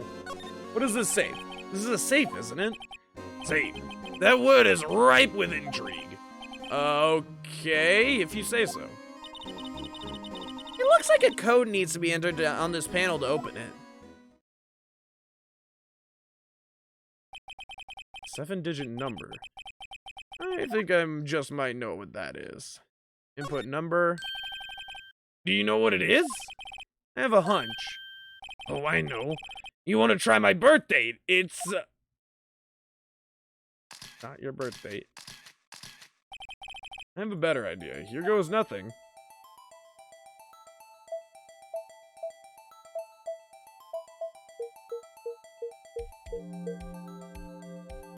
Woo-hoo-hoo! Let's go, baby! Bingo. What number did you enter? Whose birthday was it, pal? I could not tell you, buddy. This is far in the future. 777-7777. Final ID card number on that record. What? The number of the mysterious executive officer who entered that room that day. You mean 777-777-777? That ID number? I think you're 1-7 shy this time. This can only mean one thing, that Chief Gant's ID number. Say, anyone care to look inside? Is there any money in there? How much does he have stashed away? Look, it's a A shard from a broken cup? This somehow looks familiar. Where have I seen this before? There's something else in here too. What's this? Looks like a piece of a leather cloth. This is a handprint, isn't it? Hey, I saw someone wearing a shirt like that once. You think the chief made up the design? I don't think so. Oh, well, it's just a thought. Is that it? This is all that was in that safe? Apparently so. It's empty now. Piece of cloth with a handprint on it. A broken shard from a cup? They look like pieces of evidence. Yeah, but unless you can prove they have something to do with the case, afraid I can't just let you take them. After all, it's my neck on the line here. Great. Now I have to prove their relevancy to get them. How are these two items related to the SL9 incident? Come on, there's gotta be something we can show the detective. Yo, that's fucking cake, bro. Bang. Detective Gumshoe, could you have another look at this jar? I remember the three of us put that back together. Those were the days. Kind of early to be nostalgic. Wasn't this jar a piece of evidence from that case? That's right. One of those shards and that had an SL9 incident sticker on it. Doesn't this ring any bells? You know that fragment we just found? You mean this one that was in the safe? Yes, that one. That was in the safe. Huh. Now that you mention it, it's ringing a lot of bells. They sound so beautiful. Oh, God. Maybe I should have been a priest. Let's see if it fits. Symbol fragments. Here, let me see that shard. I'll take a crack at this. Go ahead, pal. Show us what your rookie can do. It's alright. Here's some glue. I can piece this together again. It'll prove Chief Gant was knowingly hiding evidence. Here goes. Do I even need to rotate it? Oh, I do. And boom. Okay. There! Fits like a charm. That of course means Chief Gant willingly and knowingly hid a piece of this jar in his safe. In other words, he concealed a piece of evidence from the SL9 incident. But Hey guys, get a load of this. What is it? This piece you just attached. It's different from the others. It has looks like to be blood? there's a reddish line on it.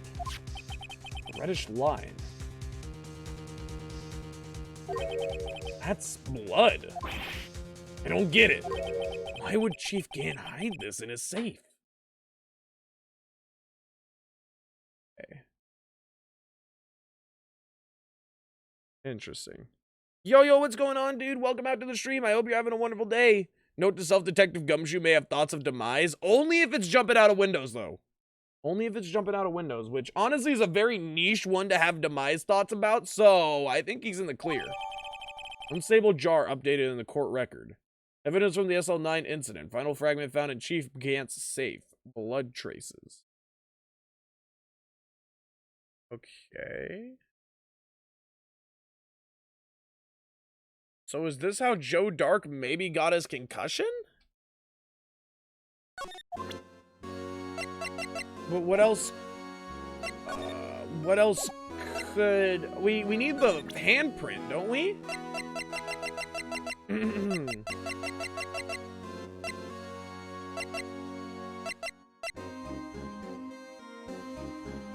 Is this related?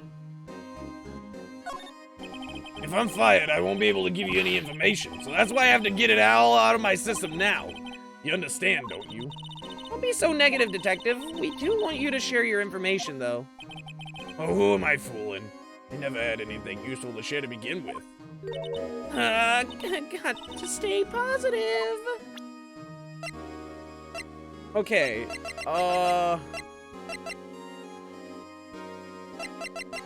can I not test the glove? Can I test the glove?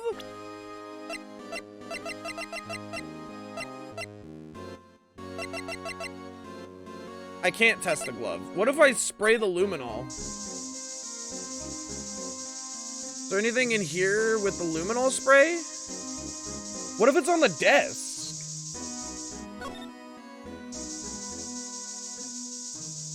Nothing on the desk. Oh! Whoa! This area must have been covered in blood. Is this from that incident? Must be when Prosecutor Neil Marshall was murdered. 2 years have passed, so the reaction's kind of dull. The murder really did take place here.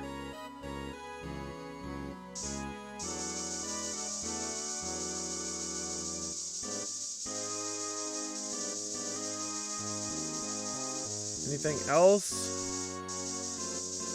I feel like this organ was input to hide something as well. Okay. What about this? Yo, Ash! Thank you so much for the patchy redemption, I appreciate it. Safe. That wood is ripe with intrigue, blah, blah, blah. Fuck. That desk on the other side of the room. Is that your sister's? Yes, that's where I was waiting for Lana. On that day 2 years ago. Is anyone using it now? No, sir. This is entirely Chief Gant's office now. He practices a strict policy of preserving the crime scene. That's a strange reason to leave it here. He leaves it as a warning to everyone else. He wants us to always be alert. He told us so himself at our New Year's party. Of course, he was pretty intoxicated at the time. I see. Ever since Lana left, no one ever touches that desk. No one except Chief Gant. And the cleaning lady who was in here each morning. Still, 2 years have passed since that incident. Can't possibly be any clues remaining. Can I ask you something? Sure. You only came here to look around, right? Because it's one of the SL9 crime scenes. I mean, that's your only reason for coming here, isn't it? Why do you ask? You don't think... Nah.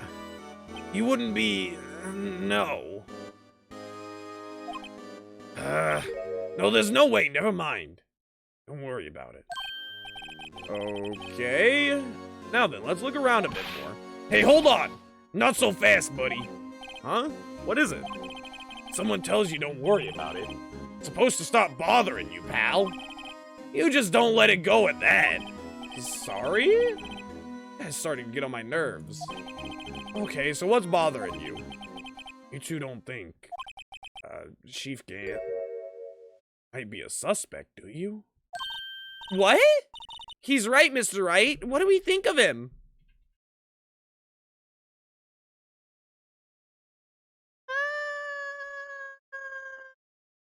I'm gonna say that he might be a murderer. Couple times over, sextuple times over, but as they say, the proof is in the pudding. And I don't see no bowls of pudding put in front of me. So maybe we just put a pin in that for now and don't answer, you know? Vagueness is our best friend. We answer like a politician. Scree! There you go, yo. Thank you so much for the Scree redemption. I appreciate it. Why does the AI become more funny when it's in multiplayer? I don't know. I've never played it. I plan on playing AI Dungeon at some point, but I just don't know when. Where's Maya? Who's that? Where's Maya? I'm so lost. Maya got sent away to work on her spirit medium trading. So Maya's not with us. This is our scientific investigator, Emma, who is the sister of our defendant, Lana. And she is giving us different tools in order to help with the investigation. Which I think might be a little illegal now that I say that out loud. But I mean, hey. Legality aside, I've already contaminated like 75 crime scenes in this game. So it should be fine. Anyway, let's continue. Chief Gan. So it's finally come to this. What do I think of him? Perhaps it's best I don't divulge my feelings yet. There you go, ignoring me again.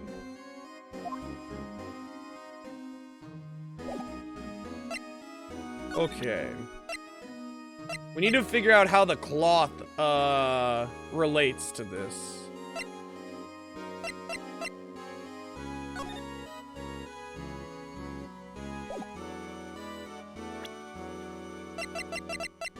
Check. Hey, look here. It's hard to make out, but there's a dark red stain. Looks like blood. This piece the chief has is different, though. The bloodstains on the other side, on the other pieces, are just spots. But this one's a line. That is odd. We're also missing a handle.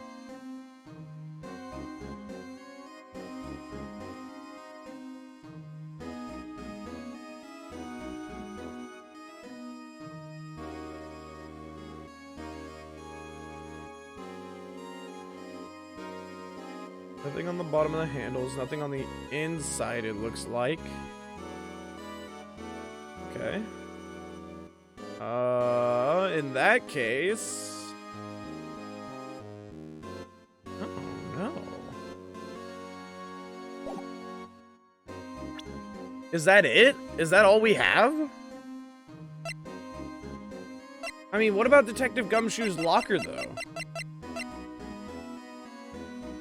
I guess that we can't really link it.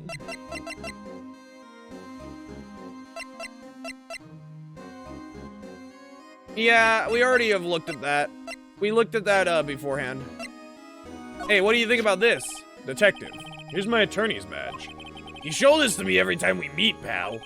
Real men show their police badge. Nuff said. I wish I had a badge. Even an ID card would be nice. Okay. Is that it? We need something to link the handprint, right? He gave us the...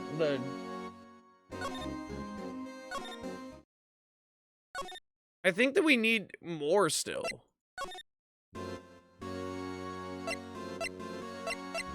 Wait, we could go to Lana now, right? Maybe Lana knows something?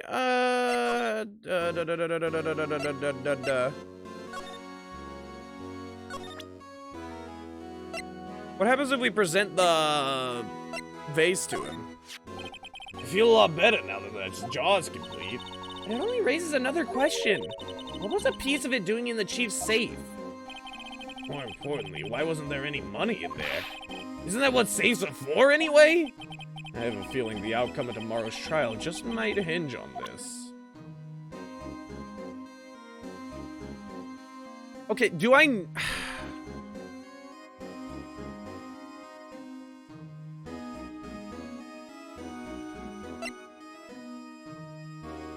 What if I do this? Can't believe Officer Marshall would do something like that. You know Officer Marshall? Of course I do. He was like a mentor to me. When I first started out, he even gave me a small cactus. Really? He said, Dick, listen, she'll listen to all your troubles. Note to self, Detective Gumshoe talked to a cactus. Hard to believe he's just a patrolman now. Someone ought to trade places with him. What? Why are you looking at me like that? Okay. She has no ID because she's 16. She doesn't need a form of ID yet.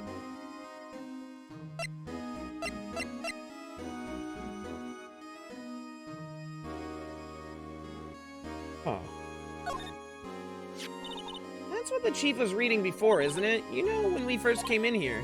Yeah, it looks like the bottom right. Looks like the right side of the form's been torn off.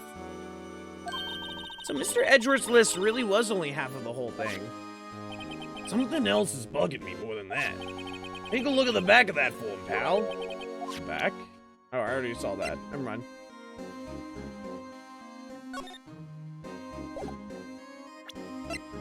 I need to figure out the,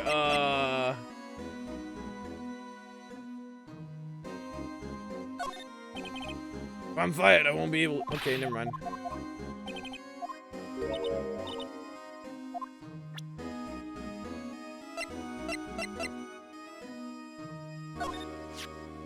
This knife belonged to the murderer, Joe Dark, right?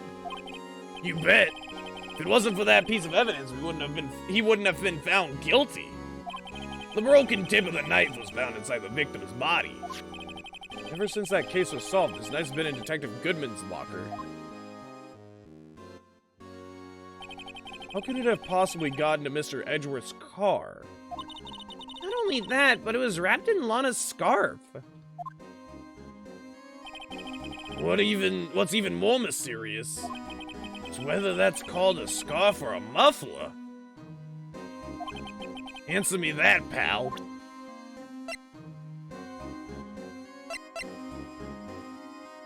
Huh.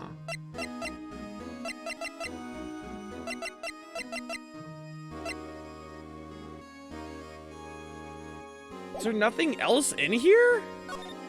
I feel like I'm missing something.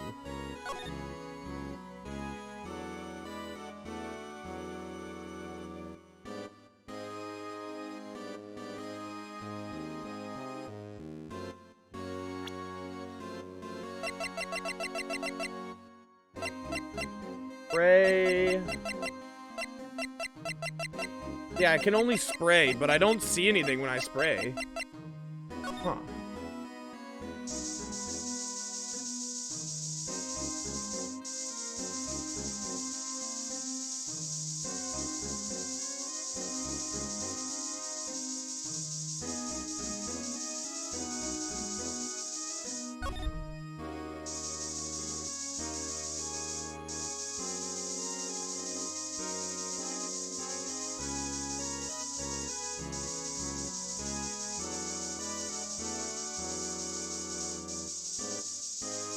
Alright. Well, I guess we just leave.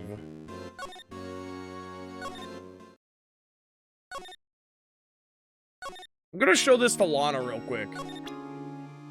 I think that Lana might have something to say about this. Okay, well, never mind. Just kidding. Haha, Lana doesn't give a fuck about me.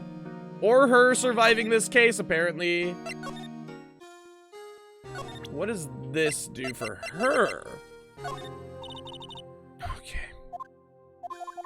Why is Phoenix always hanging around with minors? Because their sisters are usually either A, getting murdered, or B, getting put on the defense? I don't know what you want from me here. What does this do? Oh my god.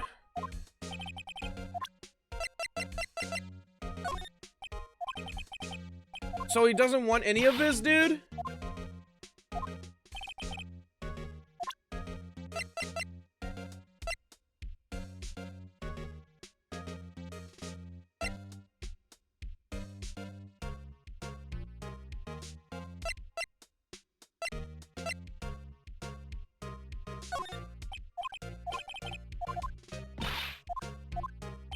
I'm so confused. I need to get that fucking leather, handprint somehow. What?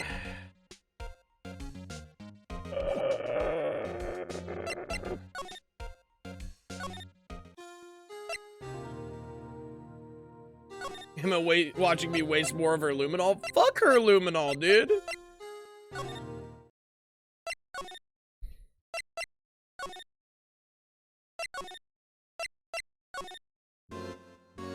What are we missing here? I guess examine this again? This was taken the day that 2 years ago. Day Joe Dark ran out of the questioning room and tried to kill Emma. After receiving his reward trophy, Mr. Marshall took a picture here, then went along with Chief Grant to question Doc. I bet he never knew he'd be dead just a few hours later.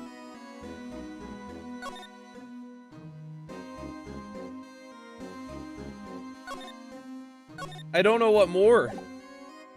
What more to do? Didn't we get something else updated? We got this updated. Do we have the tip?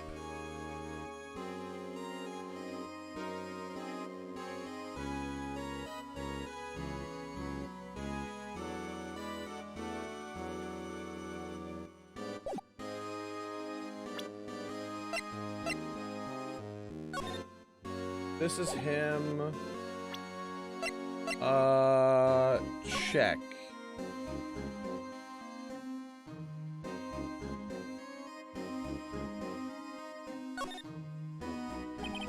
The tag says AI 16. What's that got to do with anything? Nothing, apparently. At least that's what Edgeworth said. That makes it seem all the more suspicious. Who knows? This might turn out to be the clue that breaks the case. Wouldn't that be nice?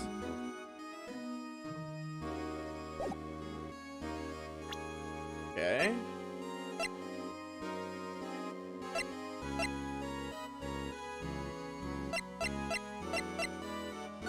Check. Can't do anything. Wait a minute. What the heck is on? What is up with his shoulder there? Wait, is it one of these patches?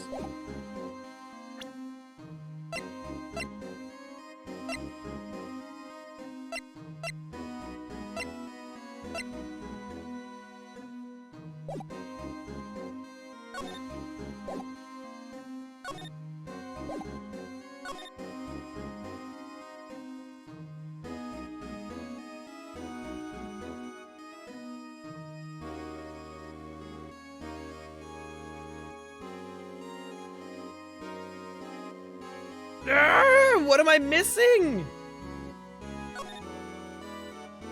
I tried showing Edgeworth.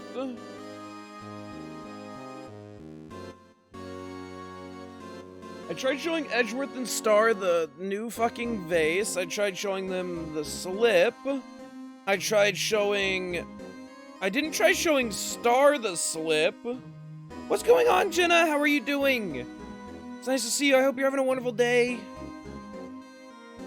Dude, what the fuck are we supposed to be? I'm trying to figure this out here. Okay, so they took it in front of that statue right there. Right here is where this picture was taken. We have to figure out what the line on the... Hold on. We gotta figure out what this red line is.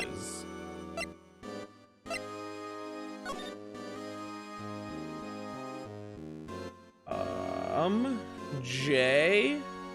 Can't zoom in anymore. What is this? Or maybe it's like we turn it upside down? Girl has blood. I know it's blood, but it's different.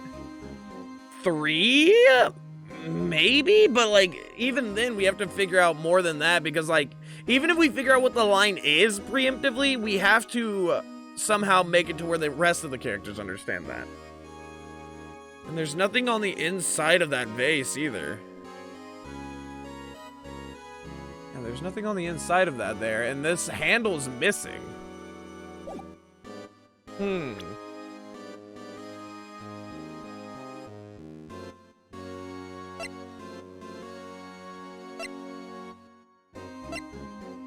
We already checked this. This has a fucking depiction of the murder on the back here. Alright.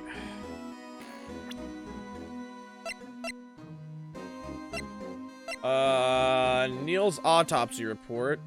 This doesn't have anything new in here. Hold on.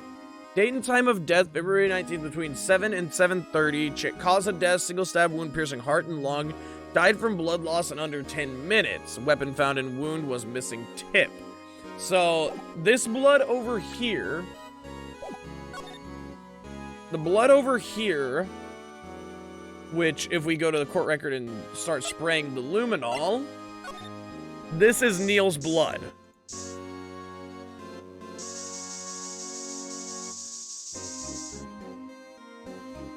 But it forms like a weird pattern here.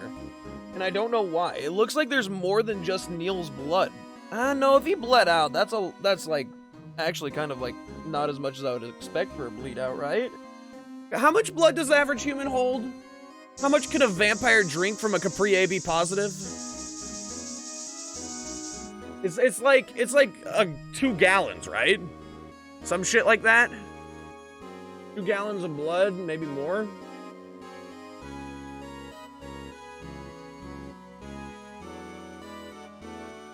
I know it's a lot, but like the amount of blood here is what's bothering me. Also the fact that they're keeping everything fucking dusted over on this side. Like there's so much that I know that I need to look at, but nothing that I'm doing is working. Present.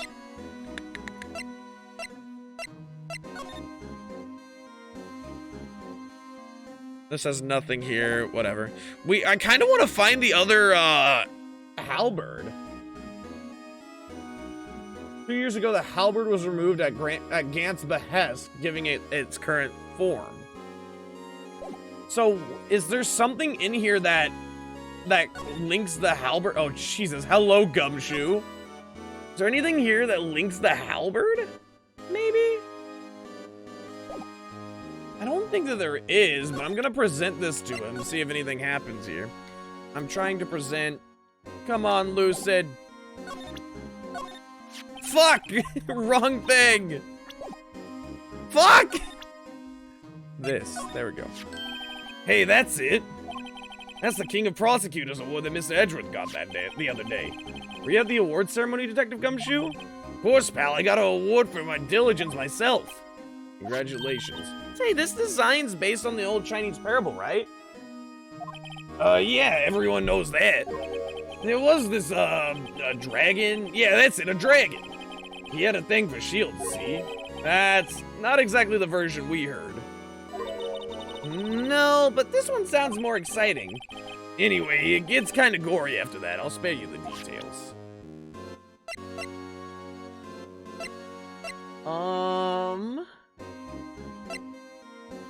What if this has something to do with it? If I'm fired, I won't be able to give you information. Whatever. We've already read this. God dang it, dude. I'm dumb. What about this? I'm fired, I won't be able to give you information. Cool.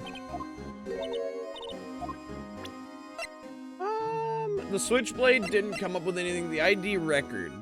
Well, just tell him that that's the ID record, card record, isn't it? Ah, this will tell him. Okay, yes, there's only one number left to investigate at 4:20 p.m.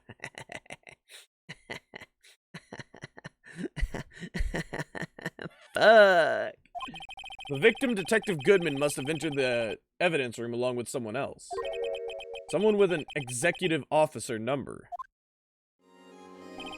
777-77777.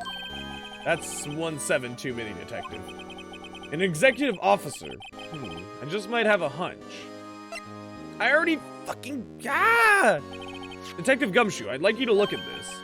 Hey, I know what that is, so you want to take some fingerprints? It's a great idea, Detective. That's how we get the fingerprints? Oh my god. Alright, go to town. Sheesh! Sheesh! What are you doing? Why are you sticking out your hand like that? Go ahead, take my fingerprints. It's not your fingerprints we want to take. Oh my god, Gumshoe, you delightful idiot. Huh? Come on, this isn't the time for jokes. We're talking about that cloth we found in the safe. Oh, I knew that. The one with the handprint on it, right? Shit, where's your sense of humor? Alright. Okay, Mr. Wright, let's check for fingerprints. Sprinkle the powder on the cloth. Then, once they've been absorbed into the prints, blow the rest away. What are you, my mom? I don't have to be told 1,000,000 times. Alright, let's get this over with. I think this one looks the most clear. honestly. That one looks way clearer than the rest.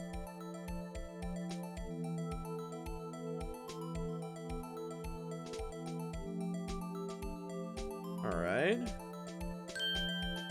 This should be Gantz, right? Oh wait, no, this isn't Gant. Wait, is this Marshall?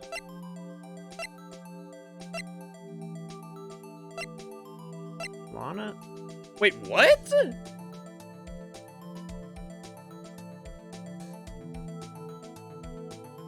Emma?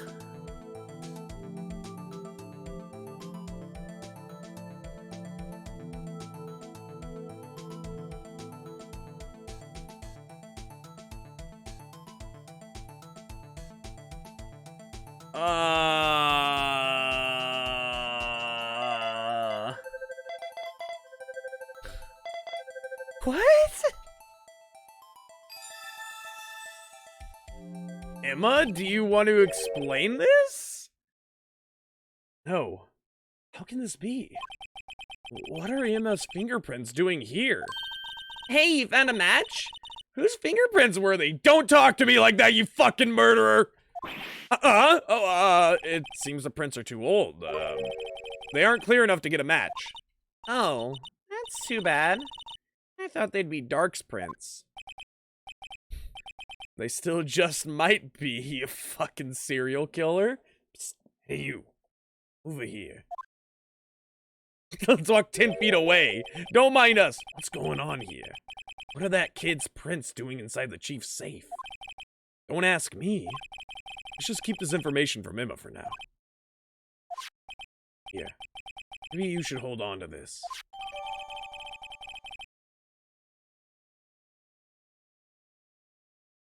Huh. Wait a fucking second.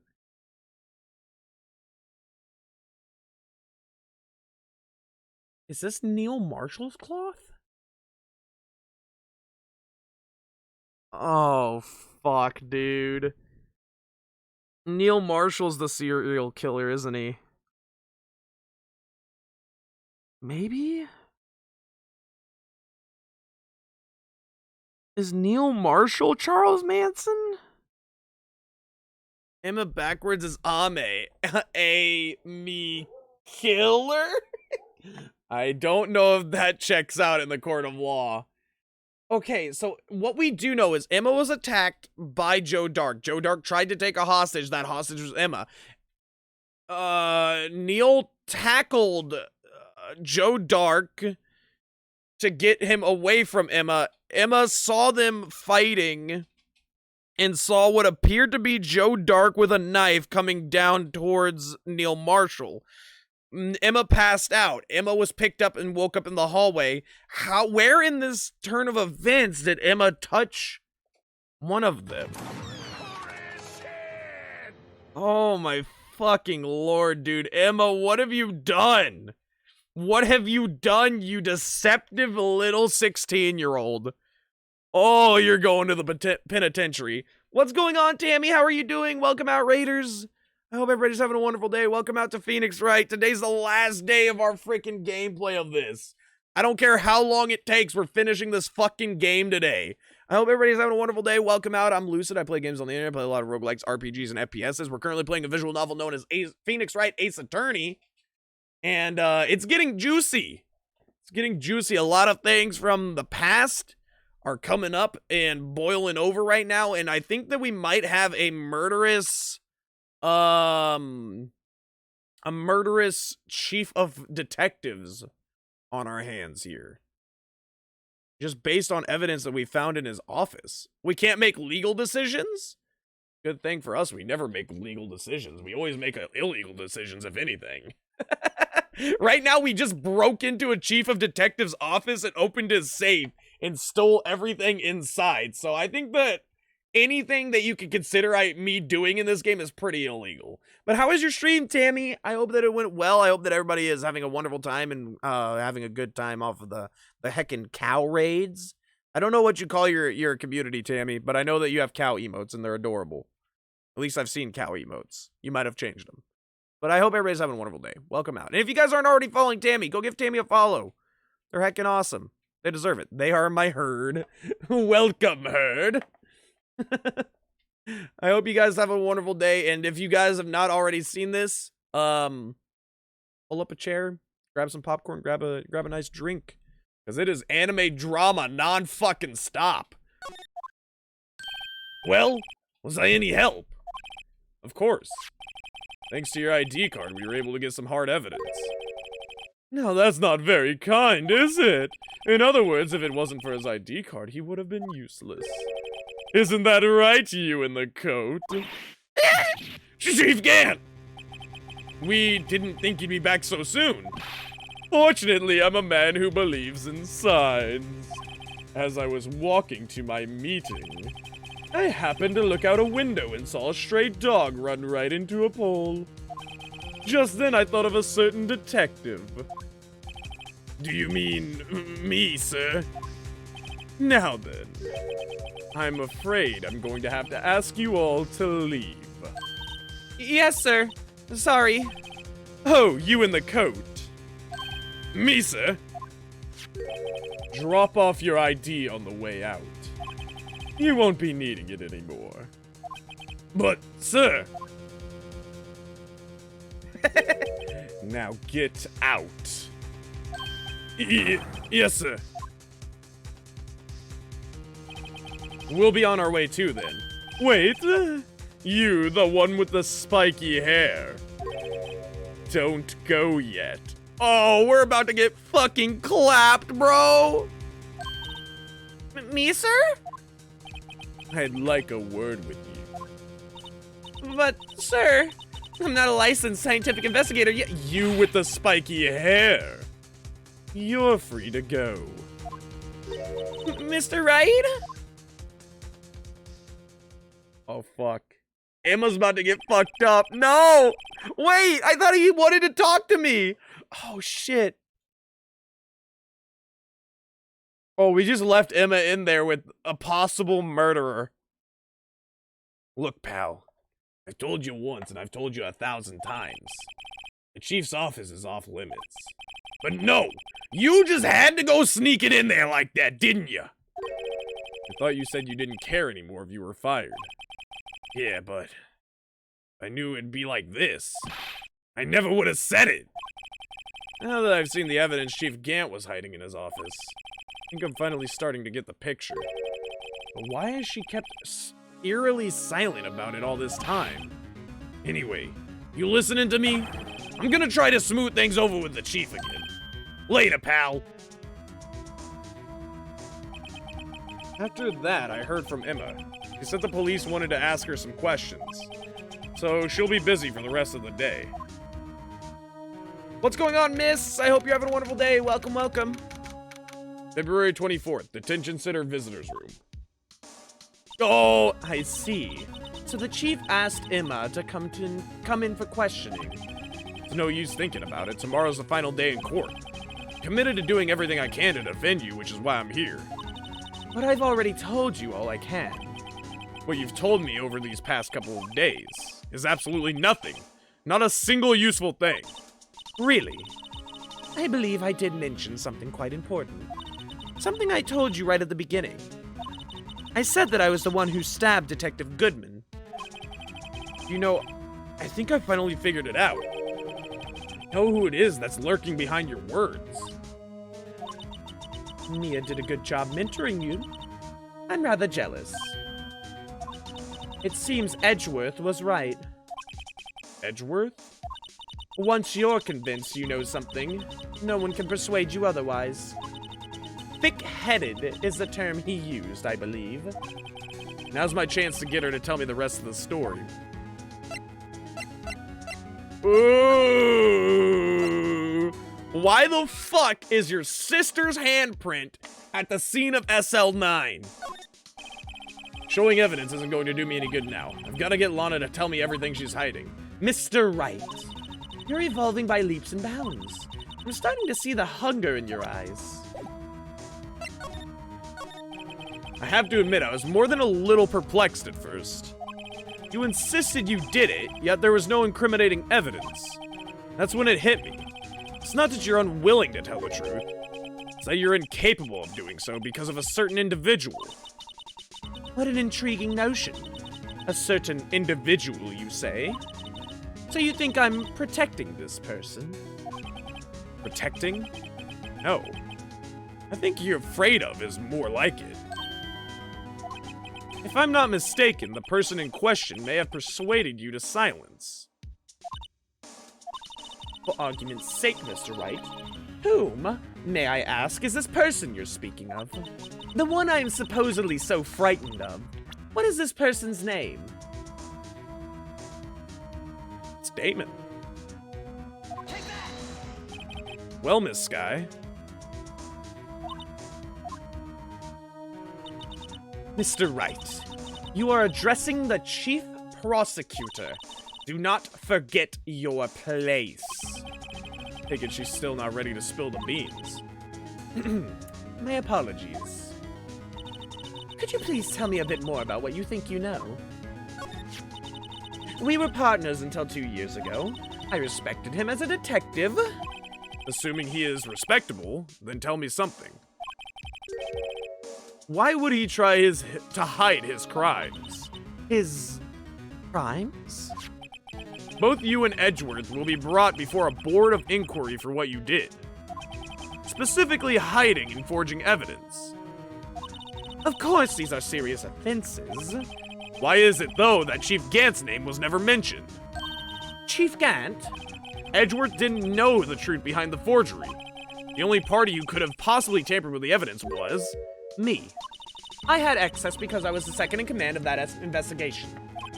Yes, you, but also one other, Damon Gant. If you intend to accuse Chief Gant, you will need more than just words. Win Phoenix Wright cosplay? We could do a sub goal for Phoenix Wright cosplay, chat. I wouldn't be against it. How are you doing, Star? I'm gonna need a lucid objection. Do you guys want a sub goal for Phoenix Wright cosplay? For a Phoenix Wright stream? Well, we already do Phoenix Wright streams, but I'm talking about like a Phoenix Wright while dressing as Phoenix Wright. I can do it. I just want to see that spiky hair. You understand the amount of sheer gel that I would have to do in order to have my hair stand up like that? Holy shit. I would have to clean shave as well, guys. Are you sure you want me to clean shave? I don't know. I would probably just buy a wig. I feel like a wig would probably be better, right? I'd have to get a suit, a dress suit. A blue one, nonetheless, with, I guess I wouldn't have to really wear pants. Because you never really see Phoenix from the chest, like, below the waist. I would need a white dress shirt, which I have, a red tie, and a suit, a blazer. That would be the only expensive part, and then I would have to get a wig. Ooh, that wouldn't be that bad. I'm down for a cosplay, Phoenix Wright cosplay. What do you guys think would be a good sub goal for it? What's one past the current subs? No, we're not doing that. I'm down to do it. A fanfic? Dude, oh my god, wait, we could actually dress up as Phoenix Wright and read Phoenix Wright fanfiction.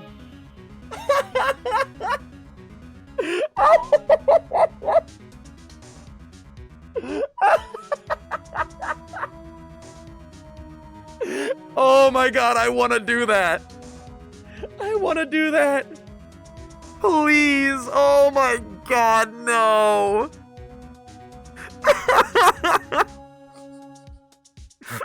Fanfiction stream? Okay, chat. I will say this. If I ever hit 100 subs, I will do a Phoenix Wright cosplay and fanfiction reading. Because I feel like the fanfiction is what pushes it to 100. I was gonna say like 60 or 75, but I feel like 100 would be better.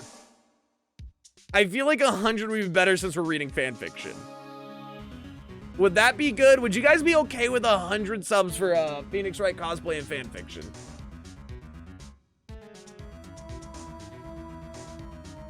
Fog. Genetically engineered cat girls wouldn't love you any more than normal cat girls. It's okay. All I need in life is Edgeworth. All I need in life is Edgeworth, and then I'm okay. Or Dick. Gumshoe, not the organ. Oh my god, I think that'd be hilarious. I'm down for 100 subs equals Phoenix Wright fanfiction stream, guys. I'm 100% down for that. I hate that we just fucking... God damn it. I know you guys, and you guys would definitely fucking do that too. Alright. It's official. I'll make it official. We write our own or read them. I think we read them because I'm not gonna write a fanfic. We could do an AI dungeon fanfic. We could do writing one in AI dungeon and then reading others. We could do it Mad Lib style because chat. I feel like AI dungeon would be the easiest, most streamlined version of that. I feel like AI dungeon 100% would be the easiest, most streamlined version of making a fanfic fast. You know?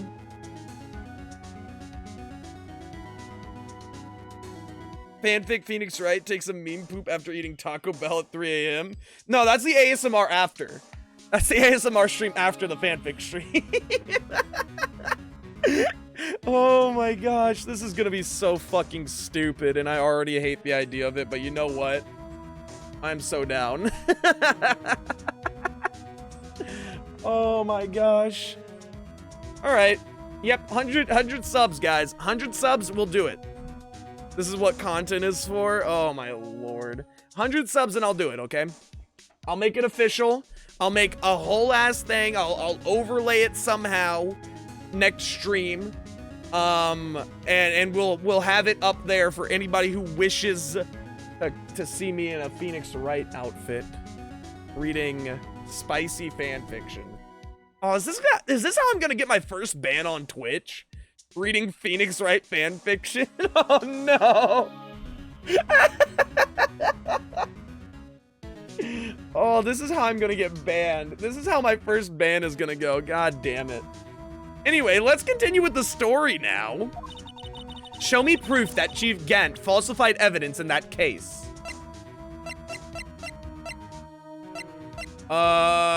Here. I just found this in a safe in the chief's office.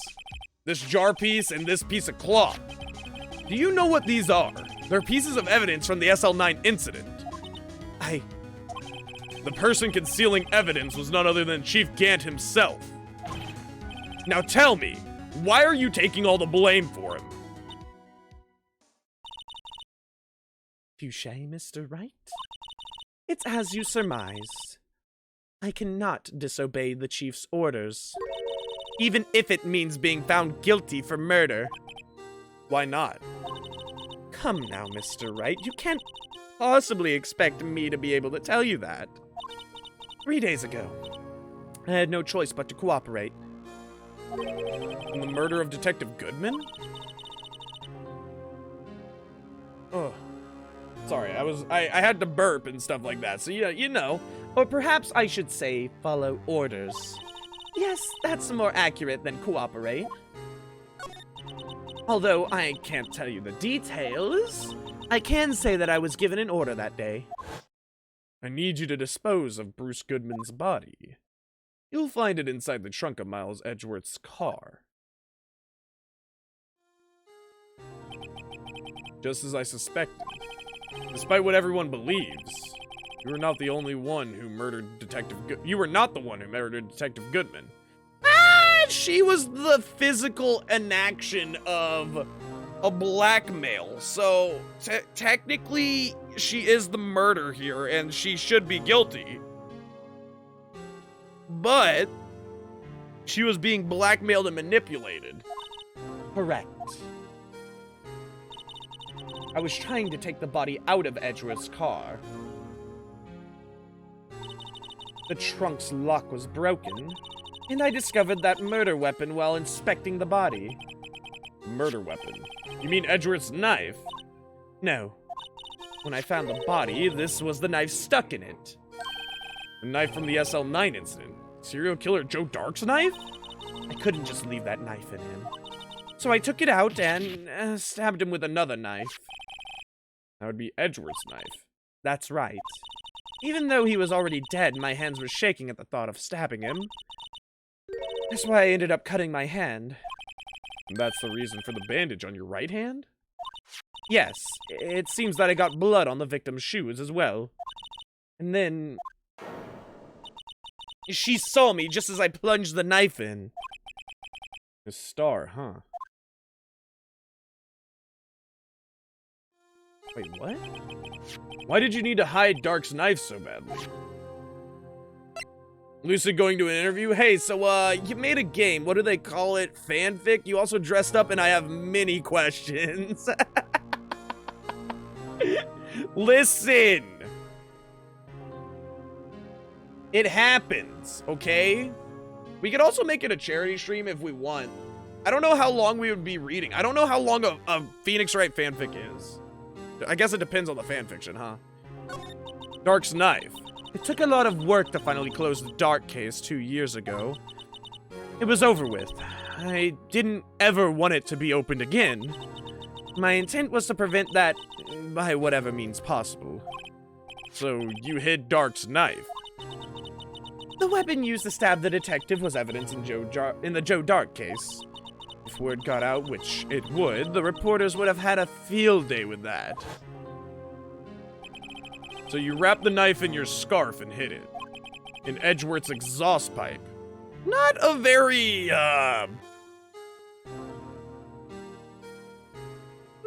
like, hard-to-find area. You didn't do quite a good job being a prosecutor and detective and all. You wanted it to be found. Right. Then I called my sister to tell her what had happened and ask her to hide the knife that was inside my muffler.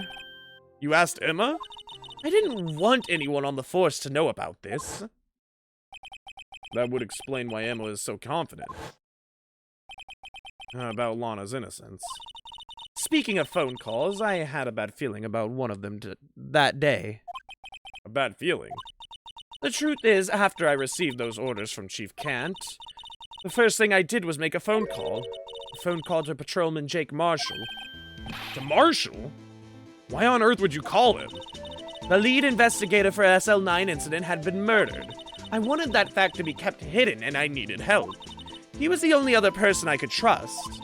Or at least, I thought I could trust him at the time. However, it seems that after I spoke to him, he went off on an escapade of his own. Oh, you mean... Not wanting the case to die, he decided to take things into his own hands. He disguised himself as Detective Goodman and tried to steal the evidence. He had already stolen the ID card, but it seems he still hadn't made up his mind to break into the evidence room. After my phone call, any remaining doubts he had must have disappeared. So your phone call caused the incident in the evidence room? She's not guilty yet, though. I'm afraid that's all I can tell you. But Lana... You've earned my respect, Mr. Wright, both as a defense attorney and an investigator. Now please, don't pursue this any further in court tomorrow. Tomorrow's trial? There's only one way to drive off Lana's demons. I've got to get to the bottom of everything. Detective Goodman's real murderer. And what went down in the chief's office 2 years ago?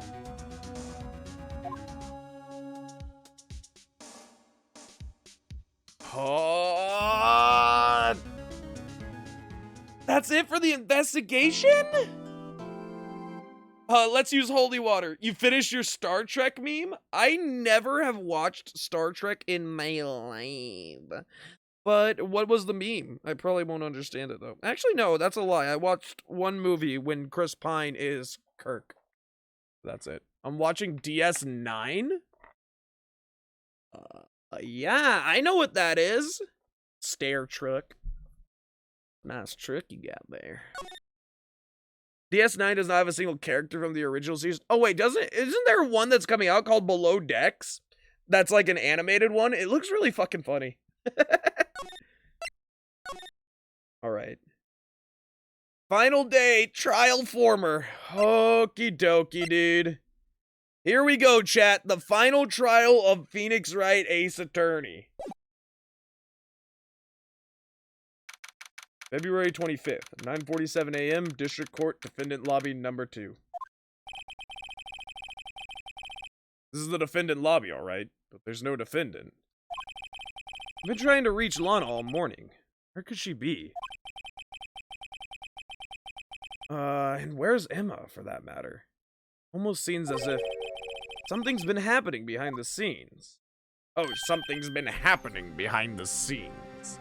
Edgeworth. Knowing you, you've already figured it out. Who the owner of the 777 ID number is, that is? Well, I have a pretty strong hunch. Looks like I'm not the only one who's figured it out. You know, the only reason this trial didn't reach a verdict yesterday is because there was still room for doubt regarding this ID record. If that number does belong to whom you suspect, then no doubt will remain. After all, he hasn't been officially charged with anything. True, not yet. In any event, once all doubt has been removed from that list, I can call for a ruling. 5 minutes, Wright, and Chief Prosecutor Sky will be found guilty. But she didn't do it! I figured you'd say as much. That's why I came here, to hear what you have to say. This is the first time he's ever done something like this. You know what I have to say to you, Edgeworth? You know what I have to freaking say to your smug ass? Yeah! Yeah! How do you feel about that, nerd? Thank you so much for redeeming the patches, Squeak Ashley, and I appreciate it. Star Trek is fun because it's like really accurate sciencey stuff, but then it's all super chaotic and hilarious. Gives Edgeworth a sloppy kiss. Hey, we're not at the fanfic yet, Jenna. Jesus. Save the spiciness for the cosplay. Jesus. Lana's hiding something, and the only way we'll ever know the truth is to draw it out of her. The truth? Everything goes back to the SL9 incident. Don't be stupid. Today's the last day of the trial. We don't have time to reminisce about the past. That depends on you. If she's found guilty, you'll lose your only chance to find out what really happened. I'll think about it. See you in court, Wright. Oh, my loins. This is it. If I'm ever going to find out what Chief Gan has on her, it's now. The tension between these two bros, man. February 25th, 10 a.m., District Court, courtroom number 9. What? Huh? Court is now in session for the trial of Miss Lana Sky. The defense is ready, Your Honor. The prosecution is ready, Your Honor. Normally, this is when the prosecution puts forth its opening statement. But before that, the police chief has a proposal to make. Chief Gan? Oh god, it's Goku! Morning, folks! How's everyone doing? Hey, G, been back to the pool yet? No, I've been drowning enough as it is in my work. Oh, that's a good one! Don't think I can top that. If you don't mind me asking, Chief, exactly what is this proposal of yours? I will sit here silently and make you question life. Lana, that is to say, the defendant, has asked me if she could speak directly to the court. She wants to do what? Having heard what she intends to say, I feel she should be granted her request. In the end, it should save everyone a lot of time and trouble.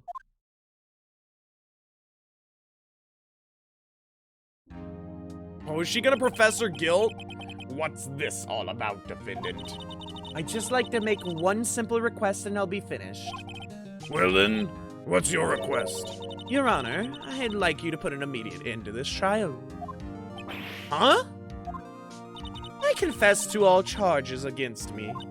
On February 21st of this year, I murdered Detective Bruce Goodman in the underground parking lot of the prosecutor's office. No, Lana!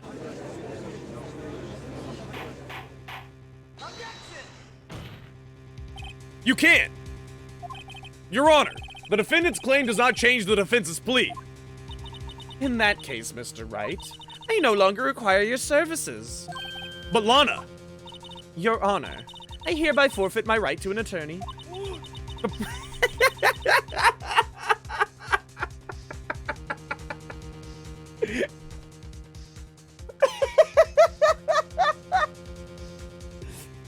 I like that actually came out at a pretty damn good time. Brinstar, thank you so much for the follow. I appreciate it. How are you doing, dude? Welcome to the graveyard. We'll get your gravesite ready momentarily. The prosecution may lack direct evidence against me, but it has sufficiently proven its case through testimony and circumstantial evidence. I would like you to render your verdict now, if you please. Well, the defendant certainly has a right to self-representation. Her request is legally valid, although this is an unprecedented situation. Indeed, it appears there's no further need to continue this trial. Even if Mr. Wright may feel otherwise. This can't be happening.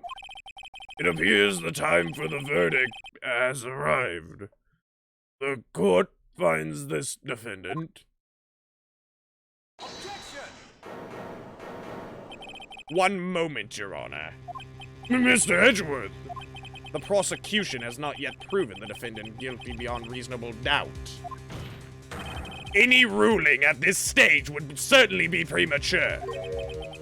Come now, Worthy. I understand this is a difficult time for you, but why don't you just be a good little boy and keep your mouth shut?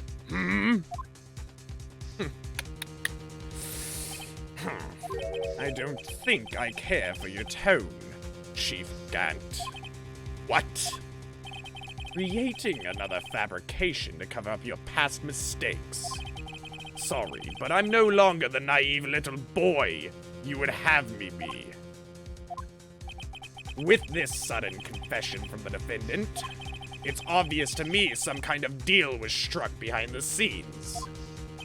Some kind of deal, Not everyone operates as you do, Worthy. I thought so. Your Honor, the prosecution would like to change its first witness. Who? Whom? As its first witness, the prosecution would like to call Miss Emma Skye. I request the court hears her testimony. Mr. Edgeworth, I am exercising my right to self-representation. I don't think we need to I don't care what you think, Miss Skye. The exposure of truth sometimes results in tragedy. However, no matter how tragic the truth may be, it would be an even greater tragedy to avert one's eyes from it. Edgeworth said, I don't care about your rights. Dude, did Edgeworth just say fuck women? Fuck women's rights? Edgeworth, you are crazy! You rascal! I'm just kidding. Why is he saying that shit in court? That is obviously sus. He's the chief of detectives. He can get away with a lot of stuff that most normal people can't. So essentially, Gant is able to get away with shit by giving plea bargains and stuff because that is literally his job description. And if a plea bargain was reached, then in that case, she could, in short, defend herself, say that she pleads guilty as defending herself, and then the plea bargain is appeased and she can do whatever the fuck she wants or whatever the bargain entails. Very well, the court shall grant the prosecution's request. That's okay with you, right, Chief Gant? Worthy, you'll live to regret this. Mark my words. Miss Emma Sky, please. Take the stand. Looks like Edgeworth has decided to take the horse by the reins. Now then, witness, please state your name and occupation. My name is Emma Sky. My occupation, I'm Lana's little sister, and I want to be a scientific investigator. 2 years ago, you encountered the serial killer Joe Dock of the Joe Dock killings. Is this correct? Yes. I'm trying my hardest to forget about that, though. I'm sorry, but I'm afraid I'm going to have to ask you to recall those events one more time. Mr. Edgeworth, please remember the trial concerns the murder of Detective Goodman. It is an incident that was resolved 2 years ago. Really all that relevant? Yes, it most certainly is. Well, okay then. He sure gave in fast. Judge is just like, oh, Edgeworth said it's okay. I guess we better continue. Now, please testify about what happened to you 2 years ago. The trip to yesteryear has finally begun. It's bound to lead to the truth behind this trial. 2 years ago. Dude, Edgeworth and I are fucking tag teaming this case, bro. They ain't gonna get away with it. No, sir. I was waiting in my sister's office that day. A man came running in and took me hostage. Neil Marshall rescued me. But I'll never forget what I saw in that instant. The man raised up his knife and stabbed Mr. Marshall in the chest. It's a good thing you weren't harmed. I passed out. I don't remember much. That's understandable. However, please tell me, Mr. Edgeworth, what does this testimony have to do with Detective Goodman's murder? That will soon become apparent, Your Honor. Gotta admire him for his courage, considering he has no evidence. Very well. The defense may begin its cross-examination. Aren't I not the defense anymore? Aren't I? I got relieved, didn't I?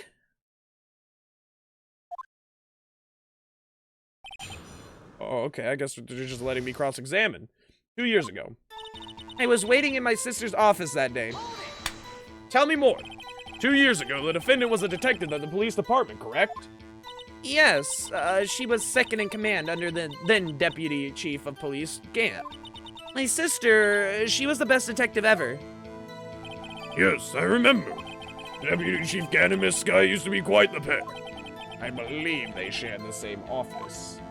That's right. I'd always sit at my sister's desk and dream about playing that organ. I wanted to play it that day, too. The police department and the prosecutor's office held ceremony that day. Lana promised to take me to dinner after she finished her work. A man came in and took me hostage. A man? Yes, Joe Dark. He was a serial killer. I mean, he just looks like he has a knife. Maybe he uses it to peel his apples. Because apparently that's a fucking thing. Joe Dock was brought in for questioning on the day of that ceremony. We were desperate to get anything on him that would lead to an arrest. When he saw his chance, he fled the room, right? Upon fleeing the room, Dock proceeded to the elevator. He must have been in a panic because the elevator was going up. Or he fucking meant to go up. Then he ran into Sky and Gant's office. There was a lot of noise coming from outside, so I opened up the door to have a look. That's when I saw him. Neil Marshall rescued me. What did he do? Give us more. What was the prosecutor doing there? That day, there were 2 people present during Dock's questioning. Deputy Chief Damon Gant and Prosecutor Neil Marshall. Almost forgot about Gant. Neil Marshall had just received the King of Prosecutors Award. Young and dedicated, he went straight to the questioning room after that ceremony. I assume that would also be why he was the first to run after dark. When Dark grabbed me, I thought I was as good as dead. And that's when Prosecutor Marshall came running in? I don't clearly remember what happened then. But Yes? But I'll never forget what I saw in that instant. Tell me more, tell me more! Can you tell us about that? Mr. Marshall jumped on Dark. Just then, the lights went out. The lights? It was just about this time of year. There was a terrible storm going on and lightning struck nearby. So the electricity went out. Wait a minute. If it was pitch dark in that room, you shouldn't have been able to see anything, right? Right, but just then lightning flashed again outside. That sudden flash left an unforgettable image of the scene in my mind. I see. I told the detective about what I saw then. The detective? Yes, Detective Goodman. He was in charge of the case. Detective Bruce Goodman, the victim.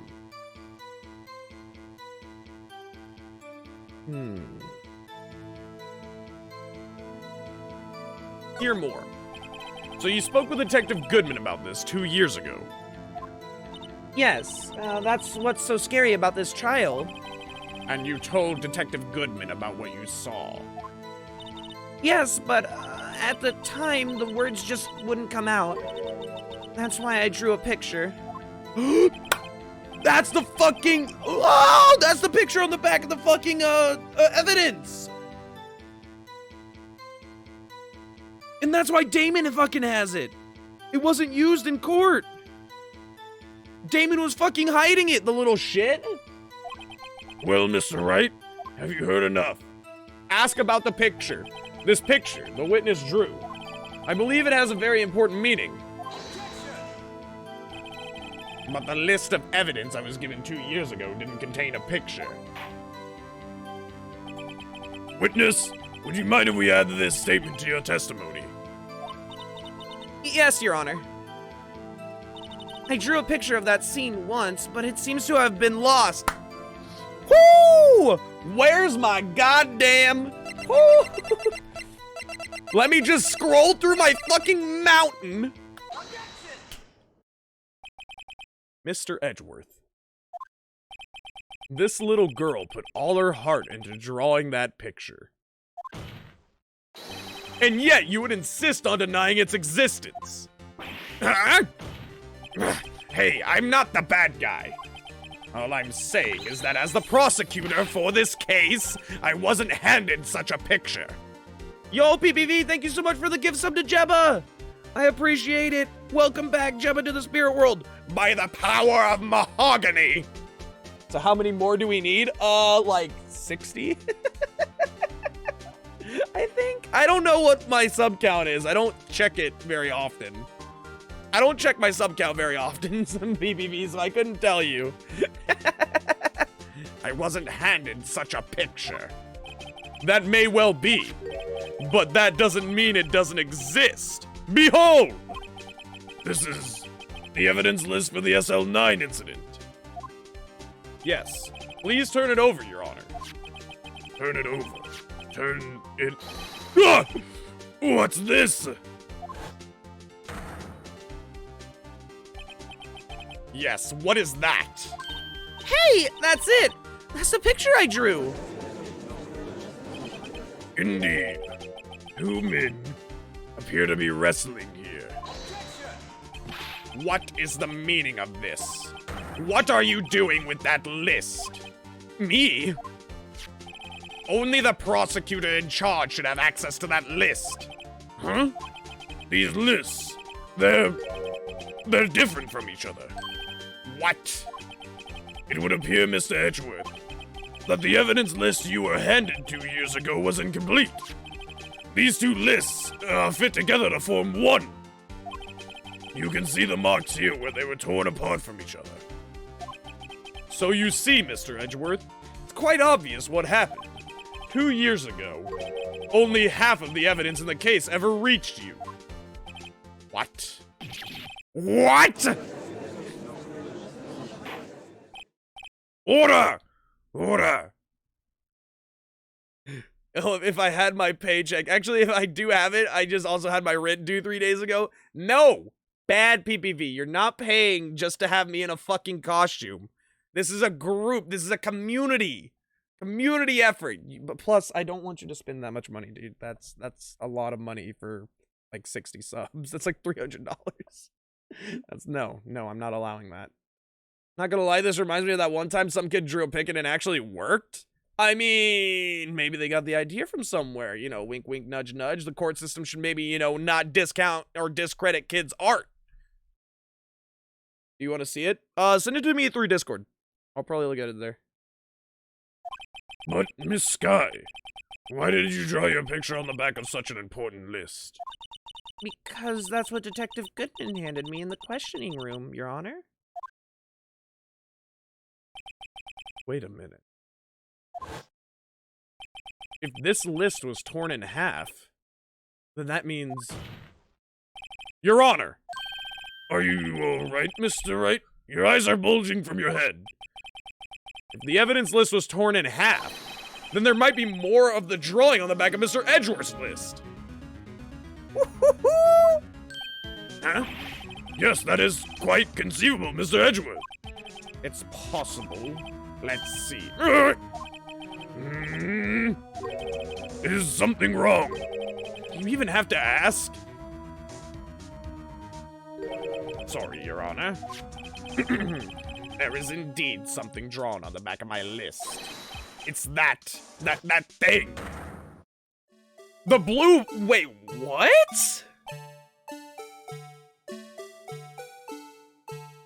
Wait, what the f...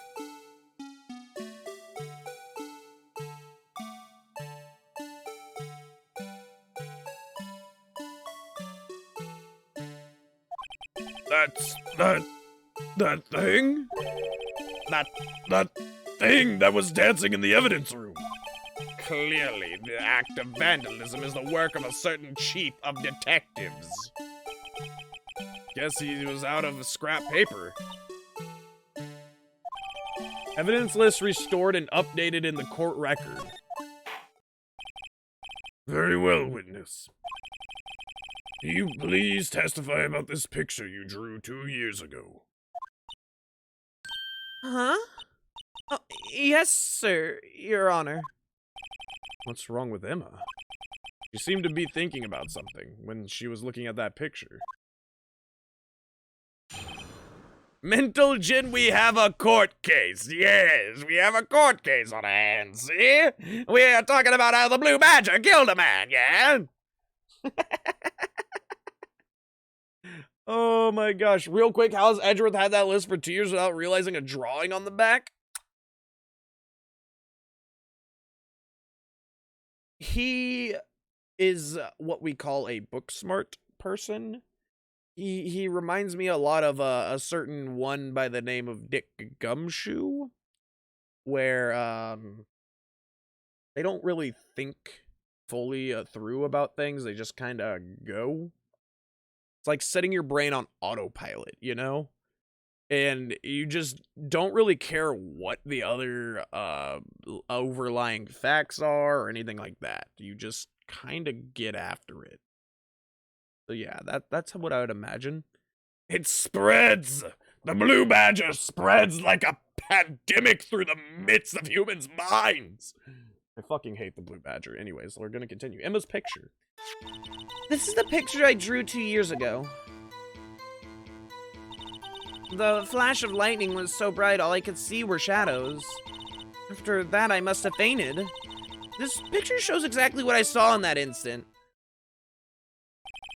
Think a flash of lightning could burn such an image in your mind. Thanks to that, though, she was able to show us exactly what she saw. Well, I don't see any contradictions there. This clearly shows Joe Doc about to murder Prosecutor Neil Marsh. They're just silhouettes, Judge! The defense may now begin its cross-examination. Alright. I'm pressing Q! Did you draw this picture right after the incident? I think I drew it 2 or 3 days later. At first, I was in such a state of shock that I couldn't do anything. During that time, the investigation team was reorganized. Detective Goodman was placed in charge, under the direction of Damon and Gant and Lana Sky. 2 or 3 days later, the memory should still have been fresh in her mind. Excuse me, witness. But can you please tell us why this picture is painted all black? The flash of lightning was so bright, all I could see were shadows. So at the time, you didn't even know it was Mr. Marshall who had come to your rescue. No, I couldn't see him clearly. The lightning was so bright, and I was knocked to the floor. You were knocked to the floor. Dark had a tight grip on me, but when Mr. Marshall jumped on him, I was knocked away. I turned around, and that's when the lightning flashed. Huh. Poor Emma. Just glad she wasn't hurt. What happened after the lightning flashed? After that, I must have fainted. You mean you didn't see the actual murder take place? No, I'm sorry. The flash of lightning only drove off the darkness for a split second. Not only that, but the trauma of the situation understandably caused the witness to faint. Mahogany! Do you really need to torture this girl any further? What? Hey, I'm not the bad guy here. Anyway, this picture shows exactly what I saw in that instant. Sorry for asking so many times, but are you sure you drew exactly what you saw?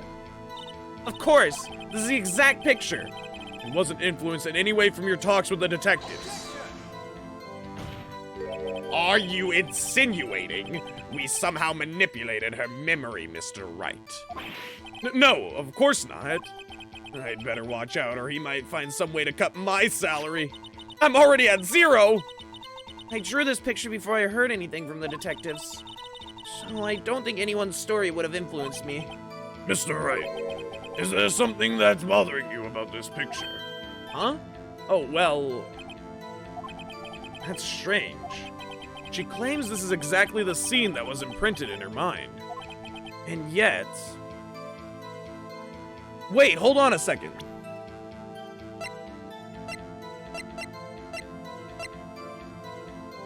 He was stabbed in the back, and he's looking up. There's clearly a contradiction here. He's looking up. After that, I must have fainted. Picture shows exactly what I saw in that instant, but his autopsy report says he was stabbed in the back. Stabbed in the back, died from punctured heart. No. I hate to be the bearer of bad news, but this picture the witness drew contains a blatant contradiction. What? But I still remember it just like it was yesterday. Mr. Wright, perhaps it would be faster if you simply pointed out this contradiction for us. What part of this picture contradicts the autopsy report? This guy, well, the whole fucking thing, this guy. I think it's this part? I don't see what's so strange about that. It's because the drawing stinks. This drawing's a load of horse shit. I mean, you couldn't draw better, Emma, honestly. What did you take? Science school? Should have went into art, honestly. You need to brush up on your skills, you little shit. Mr. Wright, how could you? The act of making an innocent girl cry should warrant the death penalty. I guess he means I shouldn't shift the blame to others. Yes, well, so long as the defense has learned his lesson. I'd better take another look at that autopsy report to end this picture. Well, I know exactly...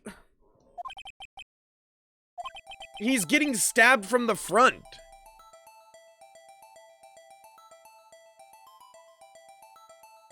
Wait. That knife's also, like, a block? That's also a little weird, I will say. Is that it?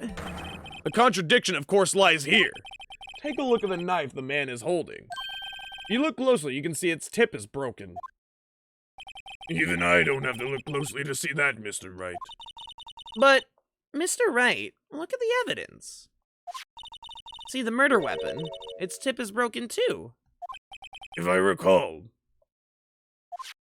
the tip of the knife was found broken off in the victim's body. It was the conclusive piece of evidence that proved Joe Dark was the murderer. So follow me here. I know Phoenix is going to say this, but everybody's like, oh yeah, the knife was broken, duh. Where was the knife found again, Judge? In the body. Yes, he said that. How many knife wounds did he have? No, Connor, it was not 28 stab wounds, but 1. So how did the knife get there? How did that piece of knife get there then, huh? Just a little side note.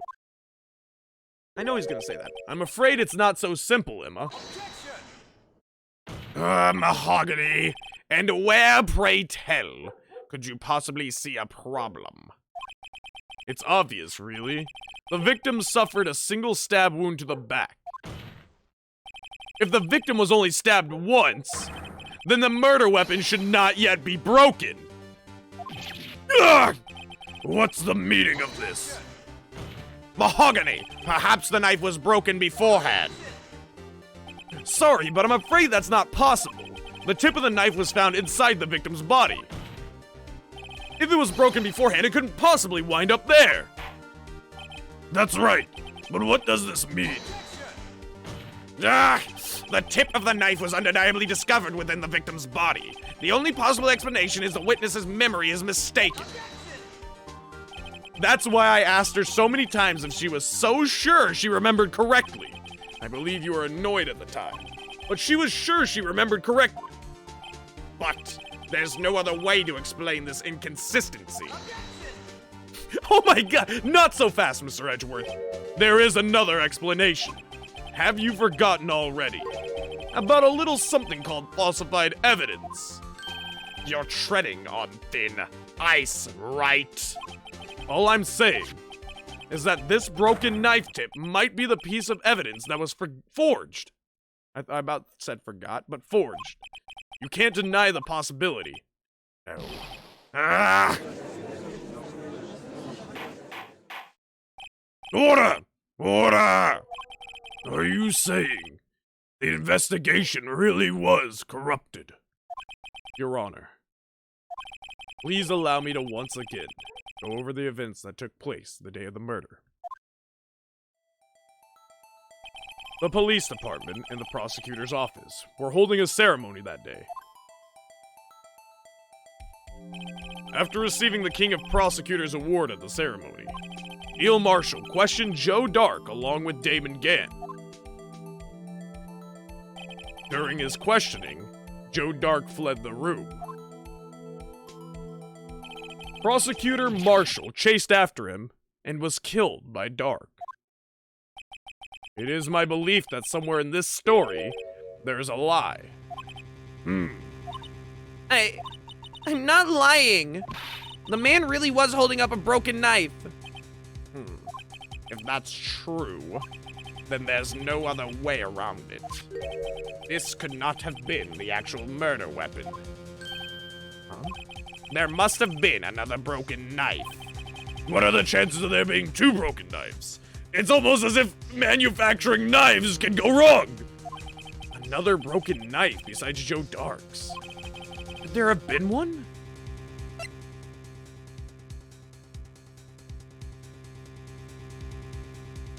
I mean, the Marshall brothers both carry around knives, right? Jake Marshall definitely carries one around. But where could we can't prove it, right? I mean, we have Edgeworth's knife, but Edgeworth's knife would have no reason to be there in that situation.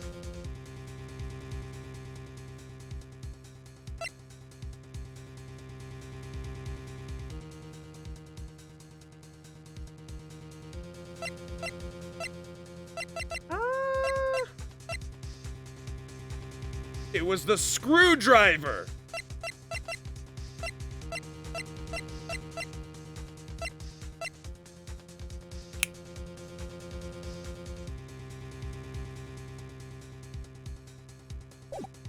There is another one. If the witness is this adamant about the accuracy of what she saw, it can't just be explained away by a simple observational error. Mr. Wright. In that instant, Emma really did see a broken knife. I assume then that you have some information about this other broken knife.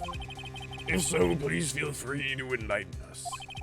The murder weapon was already broken prior to the murder. There's only one way. Take a look at this. Here's the real murder weapon.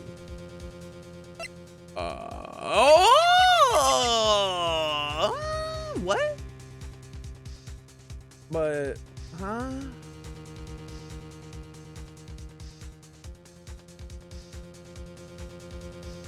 What? No, that wouldn't make sense though.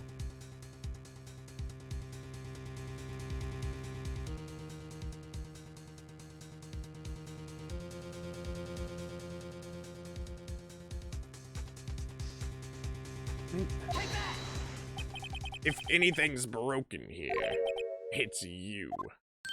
Huh?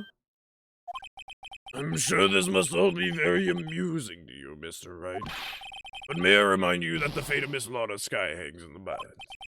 Sorry, Your Honor. Please give me another chance. The murder weapon was already broken prior to the murder. There's only one way.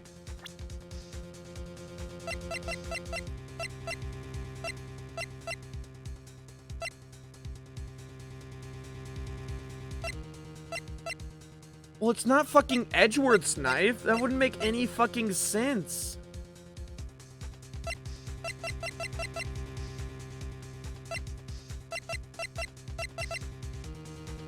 What?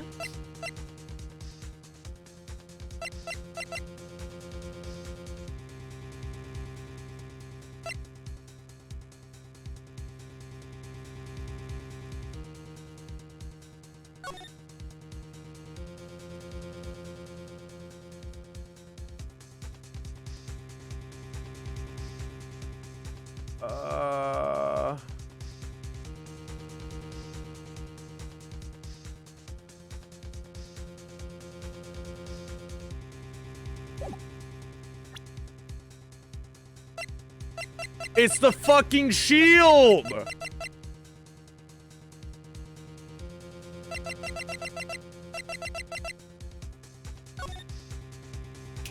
It has to be the fucking shield! Right?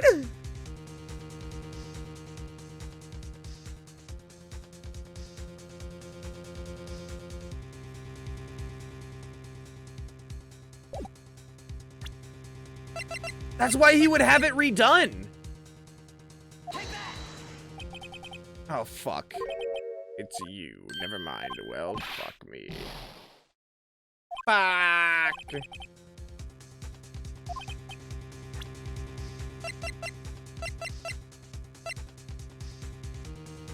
But no, the blue badger panel wouldn't make sense either, though. What?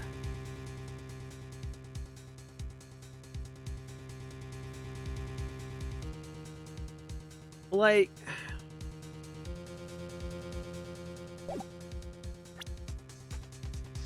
yeah, the blue badger's there, but why? And I get that the upper left is broken. Yeah, I figured it wasn't. Oh, fuck me, dude.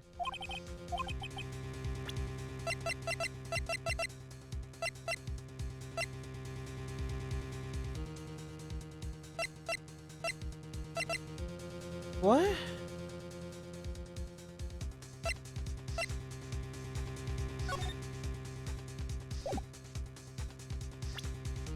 The attorney's badge.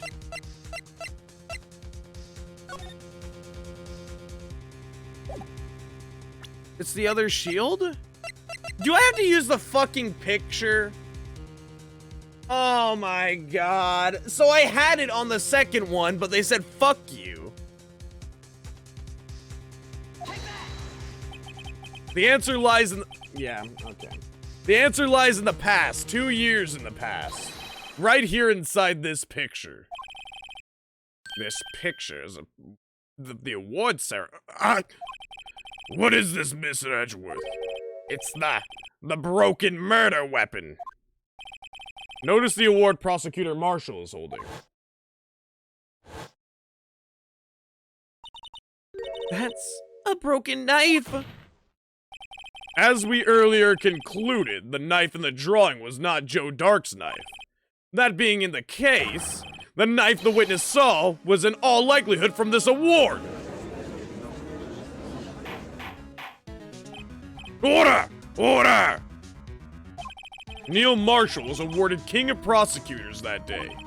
As an award, he was given this broken shield and knife. When he chased after Joe Dark, he pulled out this knife. Being a prosecutor, he did not carry a pistol. This broken knife was the only weapon he had in this dangerous situation. But that can't be. Oh, and why not, Mr. Edgeworth? Because if the King of Prosecutors award knife was the murder weapon, then the murderer and the victim would be reversed. What do you mean? I mean that the man raising a knife would have been Prosecutor Neil Marshall. Oh. Oh, Jesus! But the prosecutor was the one who actually died. That's true. What's going on here? It seems Mr. Wright has been a bit too eager to jump to conclusions. Wait! I remember now! I remember everything. Witness? Mr. Edgeworth, What is it? could you show me your evidence list again, please? His list? The one with that picture scribbled on the back.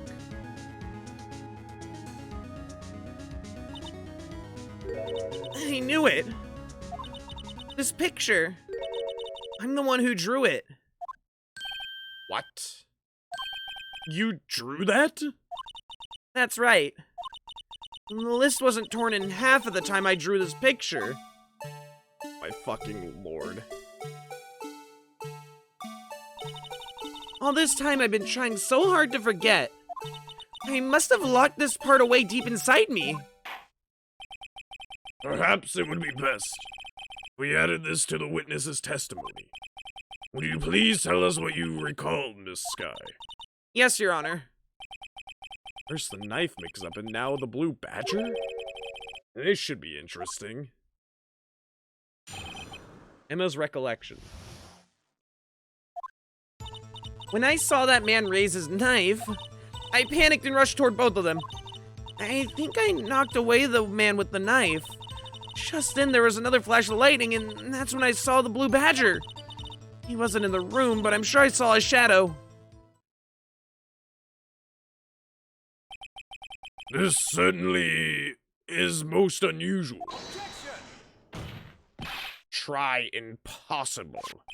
The chief of detectives hadn't even designed him until this year.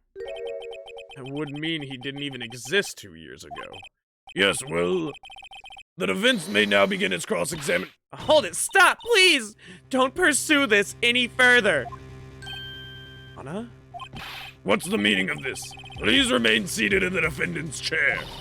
But you can't do this. I've already confessed to the crime. Why can't you just leave it at that? Chief Prosecutor Sky. We've already come this far. It's too late to turn back. Silence! The defense will now begin its cross-examination. Bailiff, please detain the defendant. Seems we're finally getting to the core of the matter. Emma's recollection.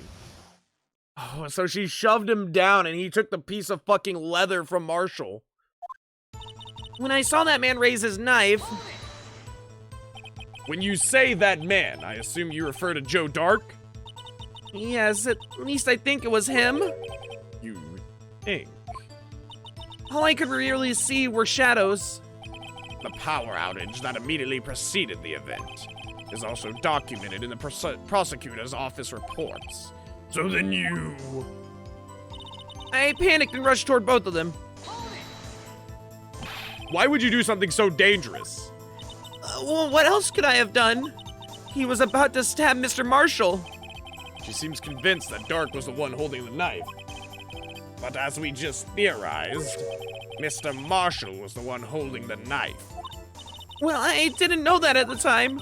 When that dark guy knocked me down, all I could think was, I've got to help that other person. I think I knocked away the man with the knife. What do you mean you think? It all happened so fast, and I was in shock. I don't remember everything clearly. What I did it's all kind of a blur. Miss Sky, you almost killed before she was witness to him. You almost killed Miss Sky, Pardon me. Miss Sky was almost killed before she was witness to a murder about to take place. With so much happening in a matter of seconds, a little disorientation is only natural. I saw the man about to stab the other person who I thought was Mr. Marshall. I knew I had to stop the man with the knife. What you did was very brave, young girl. So then what happened next? Just then, there was another flash of lightning, and that's when I saw the blue badger. Are you sure about this? Of course. See, I even drew the picture of him here.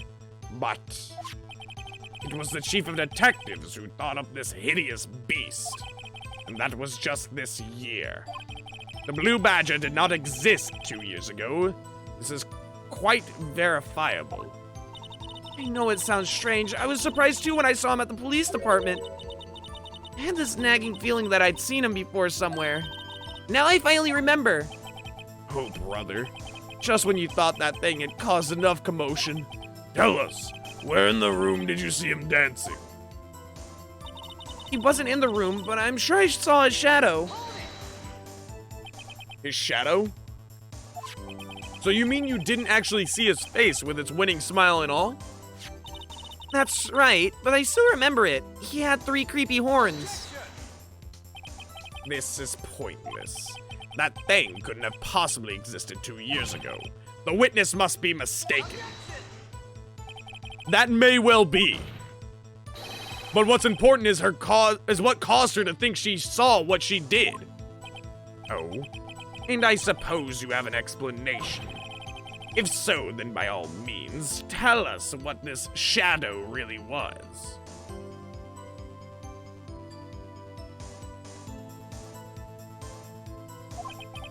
What was it Emma saw when that lightning flashed? Who is this blue badger really?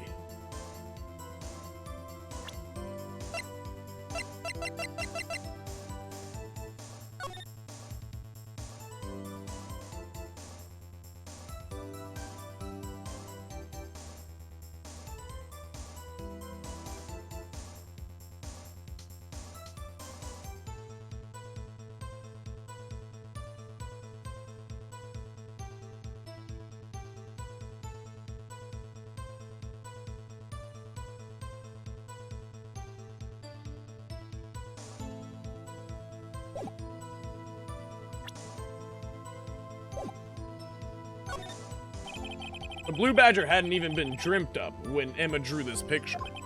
Yet she's certain she saw its shadow. Ladies and gentlemen, it is the defense's belief that on that fateful day 2 years ago, there indeed was something that looked similar to the blue badger. Something that is now sitting in this very room. Mr. Wright? In this room. Very well, Mr. Wright. What is it that the witness saw in that instant? Please show us this mysterious blue badger look-alike. Oh, please be right, because I have not saved. Oh, please be right. I have not saved at all.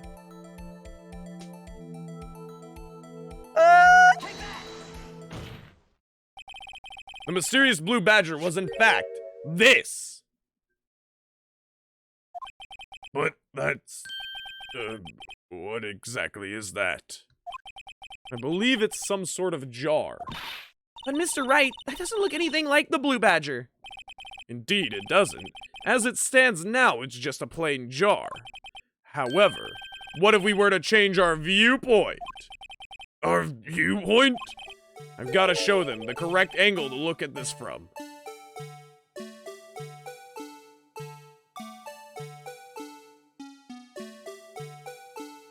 Like that?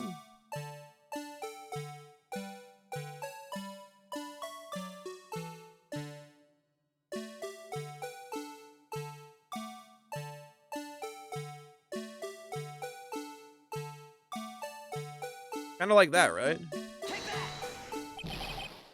What? Allow me to remind the defense its case hinges on the witness's drawing. If Mr. Wright can't match the shape the witness drew, we cannot accept this claim.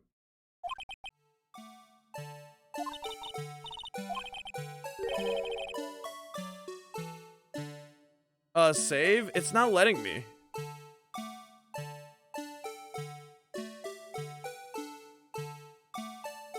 This? Is it this? Okay, you can spoil it for me here. Wait, no. It would have to have fallen on him. It would have to be like this, though. It would have had to have been like... What?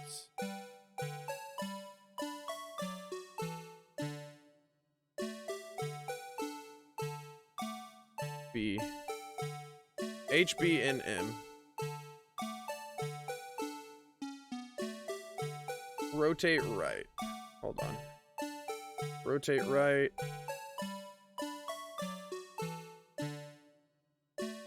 Okay, is it supposed to be...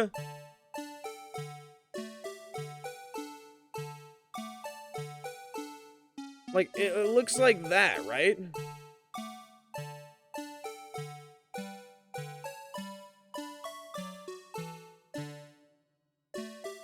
This is the only thing that makes sense.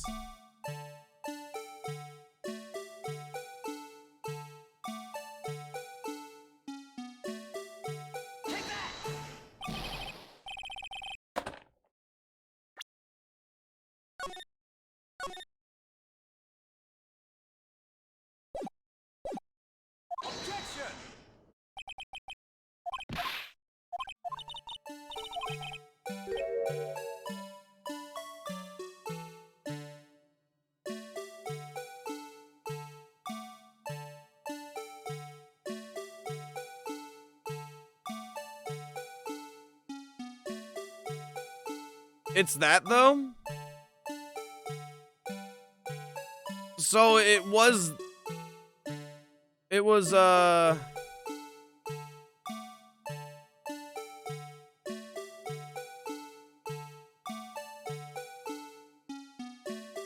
It was this?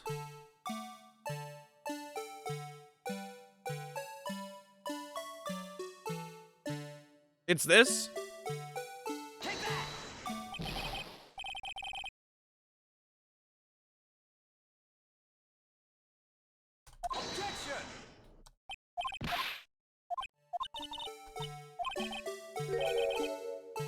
Bruh.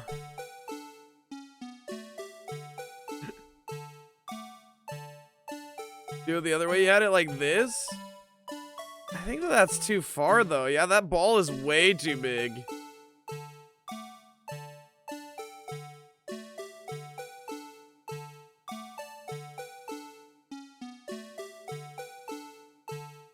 You'll find the image you have of it? Yeah, because, like, we know how it looks like it. But it might be, like, rotated in a different way or some shit. God, I hate balls, dude. Blue Badger. Gar. Hold on.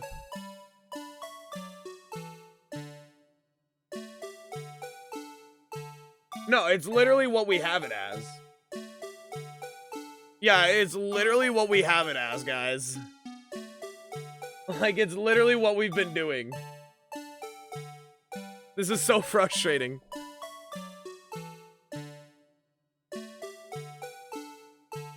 Like, it's literally just this. No, fuck. Didn't mean to do that. Okay, get out of here.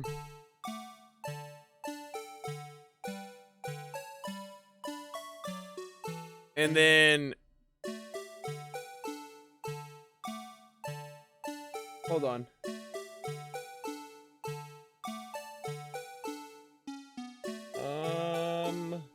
Let me look up the picture again.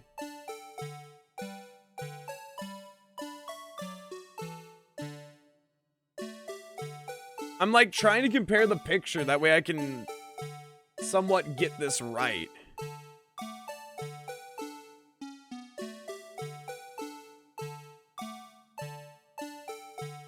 This? It has to be...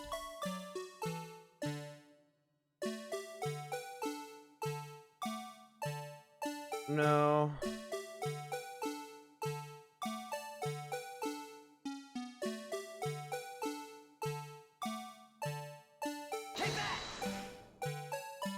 Okay, there we go. I was about to say. Bro. Jesus Christ. Well, is this a miracle or what?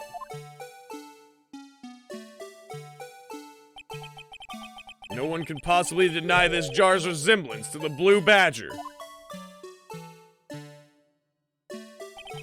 No. It can't be! Order! Order! A defense has proven its claim. The mysterious blue badger witnessed on the day of the crime was actually this. Although we all enjoyed Mr. Wright's dramatic performance, one question remains.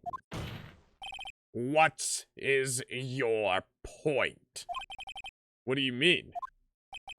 So that badger thing was actually just a jar. That doesn't change anything.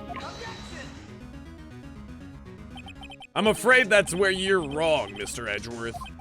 You see, this changes everything. Indeed. Very well then, please tell us. What's different now that we know the witness saw the jar? The murderer, right? Because what happened is the jar fell onto Dark. Marshall was pushed away. It's not the murder weapon, is it? It might be the murder weapon.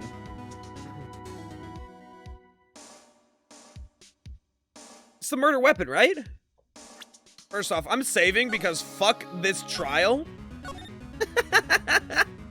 Fuck this trial so much. It's either the murder weapon or the murderer. The location's the same. The murder weapon would be changed because the jar fell onto Marshall's head. But then how would Dark have gotten a concussion? I think the murder weapon changes. Allow me to take these in turn. At the moment of the murder, the witness saw this jar. At a very specific angle, I might add, Mr. Wright. Yes, well, knowing this, where could she have seen this jar? Where? The location of the jar is shown in the picture taken on the day of the crime. It's on a shelf in the office of Damon Gann. But the body was found lying near Lana Sky's desk. The witness testified so herself. Yes, and it is these two facts that reveal what actually transpired. You see, the struggle between Dark and Marshall did not take place in Lana Sky's office. It happened on the other side of the room in Chief Gant's office. Are you implying the murderer moved the victim's body from Damon Gant's office to Lana Sky's office? Yes. Why would he do that? There's no reason. Exactly. If that wasn't a reason, he wouldn't have gone through the trouble. The only logical conclusion is that there was a reason. Do you know what that reason was, Mr. Wright? I finally figured it out. So this is why Lana tried to stop the trial. It's too late to quit now, though. Emma fucking murdered him. Please recall the witness's testimony. She said she knocked away the man who was holding up the knife. In the next instant, the jar was hit and flew through the air. Now tell me, what could have sent that jar flying? That would have been the impact the man made when he was knocked into the wall.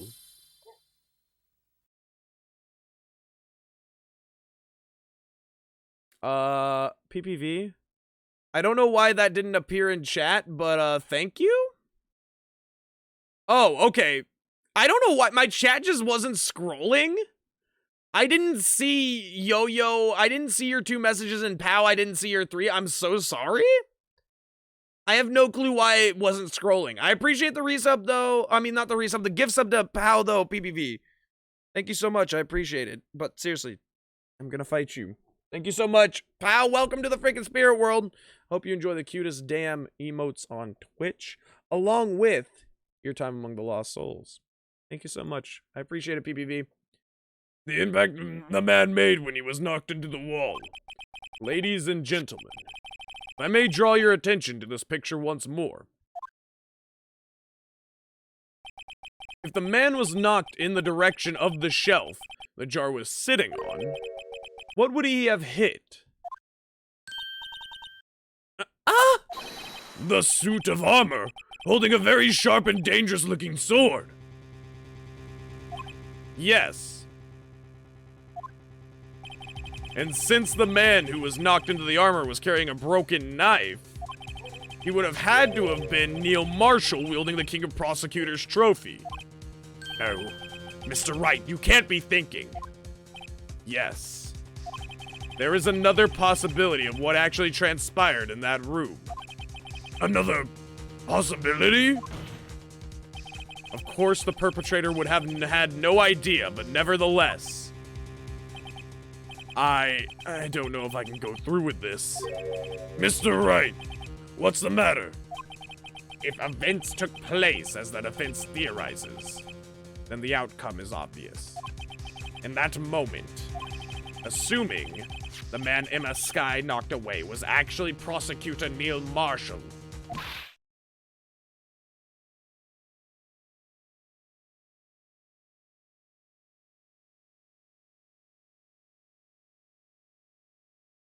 she fucking zoinked him.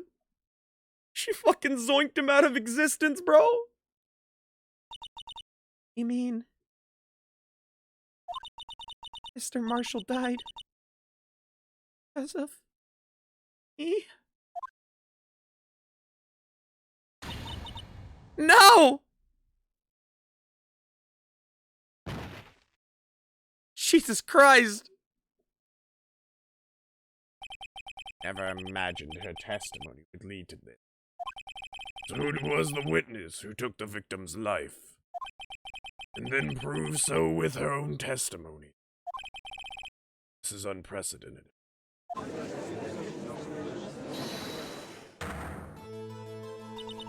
What? What are you saying? I'm sorry, Miss Skye, but given the circumstances, Joe Dark murdered Prosecutor Marshall. How can you think it was Emma? How dare you try to pin the crime on her? Imagine that coming from you. If you recall, it was you who admitted to forging evidence 2 years ago. The reason you moved Prosecutor Marshall's body was to keep anyone else from finding out about what Emma did, wasn't it? I assure you, Mr. Edgeworth, I have no idea what you're talking about. If you hope to have anyone believe in your insane allegations, I'm afraid you're going to have to find proof. Tell me, do you have any conclusive evidence that proves my sister killed Neil Marshall? Evidence? I'm willing to bet you don't. Yes, it certainly would be difficult to prove this with evidence. If we do not have the evidence, then we'll have to rely on testimony. I'm afraid that won't work in this case. Both parties involved in the incident are dead. We certainly can't get dead people to testify. This has all been a wild goose chase from the beginning. Touché, Miss Skye. Of course, that only leaves us with one possibility. You mean there's still another possibility? What do you mean, Mr. Edgeworth? I mean the possibility that the victim has left us a message. 221 SL9. For better or for worse, Mr. Marshall did not die instantly. He may have left behind the name of the person who took his life. In one manner or another. That's impossible. Well, Mr. Wright, this is the only possibility left to you. A message from the deceased. Does such a message exist? I've gotta think back to the court record. The real murderer's name that the victim may have left behind.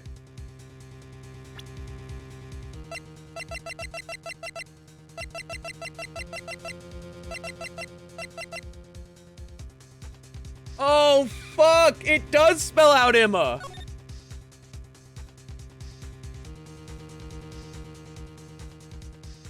Guys, this spells out Emma. Oh, she's so fucked!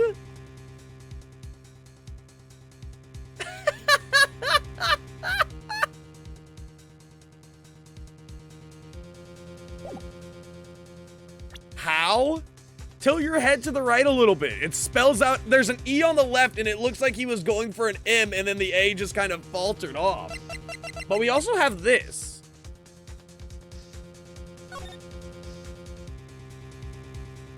Which has her prints on it.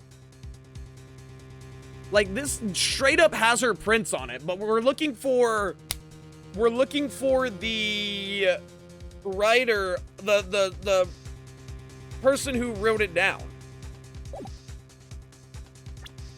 Okay, and that's in the blood. The blood would be the writing down, and then if we have a way to confirm it, it's this, the piece of cloth. It's in the evidence. This message from the deceased is already in our possession. Mr. Wright, will you stop at nothing to prove my sister a murderer? Do not be mistaken, Miss Sky. Our purpose is not to accuse him of any crime. There is only one thing we seek: the truth. No matter how painful it may be. Now then, Mr. Wright, please show us the piece of evidence that conveys a message from the deceased. This is the only one.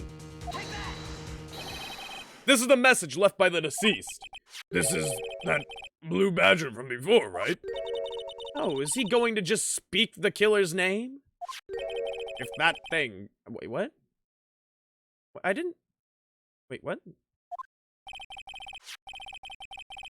Oh. It had me thinking. I was like, wait, what the fuck? Wait, did I click the wrong thing?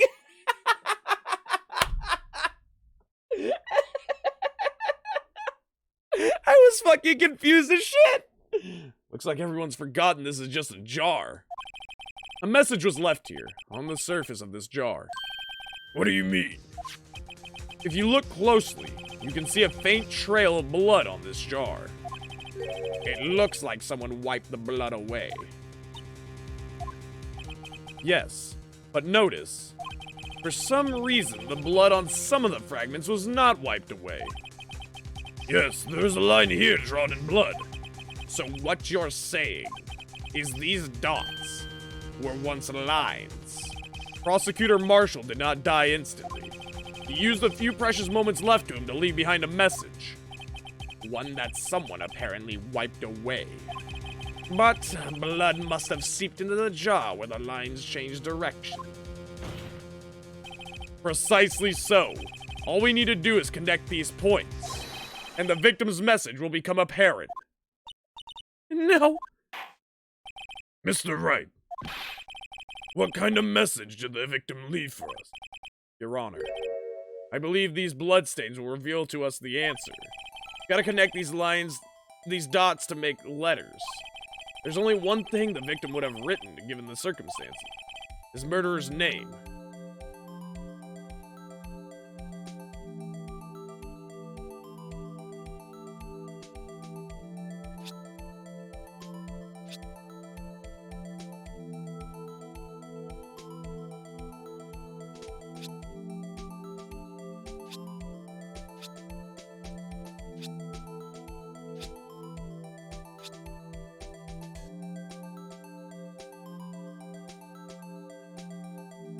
Is there any more I need to connect?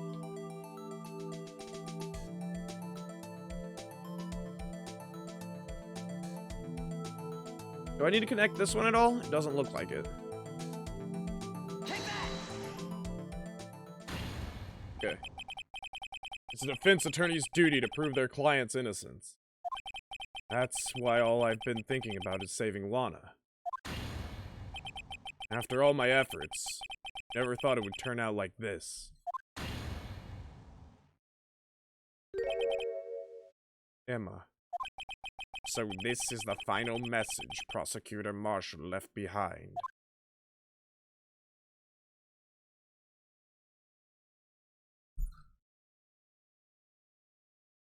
Zoinkscoo! Of all people. She may not have meant it, but in the end, the one who took the victim's life Was Emma Sky.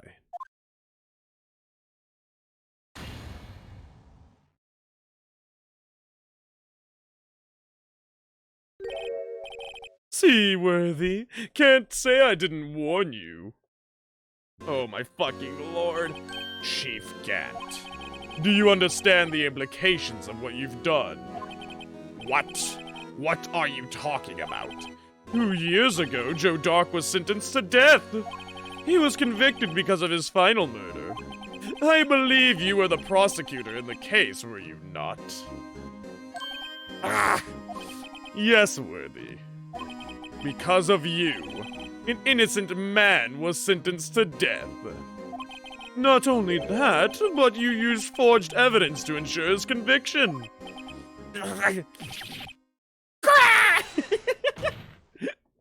But Joe Dark really was a serial murderer, that's undeniable. I'm afraid that's not important. Didn't you know we aren't defenders of justice? What? We're merely keepers of the law. Sentencing a man to death is no light matter, even if there wasn't any cover-up or evidence forgery. Ultimately, the responsibility falls on the prosecutor in charge. Despite what anyone may say, this fact cannot be denied. What's going on at the prosecutor's office? They might have sent an innocent man to his death. How can he just stand there like it wasn't his fault? Order! Order! Order! The gavel's pounding fell on deaf ears. Unable to settle the crowd, the judge declared a recess. Where this trial is headed, no one knows. Oh, fuck, dude. Are we gonna have to kill Emma? Oh, dude, Emma has to go to juvie, right? Juvenile detention?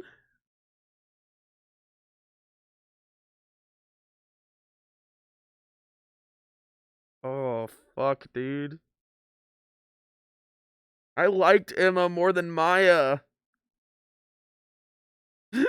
As much as I made fun of her, I liked her more than fucking Maya. Oh, shit. You gotta go. Have a nice time finishing the game. Yo, pal, thank you so much for coming out today. I appreciate it. I hopefully will be able to finish this out. I don't know. We've already gone over, but we should have just literally this last bit left, I think. Emma's my favorite character. Oh my god, dude. This is scary. Because, like, the thing is like, Emma killed Neil and Joe Dark was sentenced for his final murder. So we technically sent an innocent person in the final murder to his death. But he wasn't innocent. He still killed people, obviously. But, that being said, Emma should be tried for a crime that she committed. So she should be going to juvenile detention hall being tried as a minor in an accidental murder case. That being said, Edgeworth might lose his fucking prosecutor's license for using forged evidence and for giving the wrongful sentence, wrongful plea. Oh, shit, dude.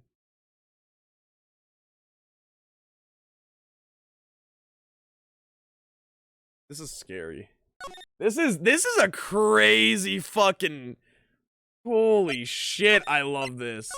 I don't know why so many people say that fourth case is their favorite. Like, don't get me wrong, fourth case is fucking great. But this one is goddamn good. February 25th, 1206. District Court, Defendant Lobby number 2. Sorry, Edgeworth. I didn't mean to get you in trouble.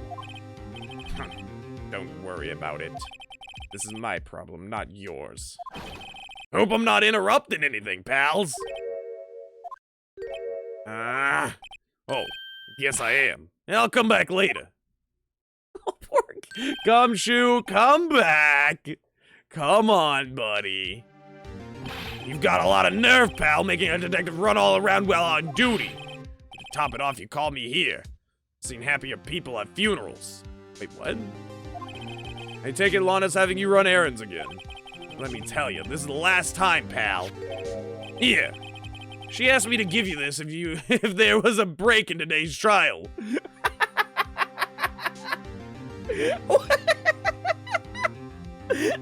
This is an adorable little book. Look at it. I love it so much. We got a little Sherlock Holmes duck. Oh my god, I love him so much. Evidence law. Edgeworth was talking about this just the other day.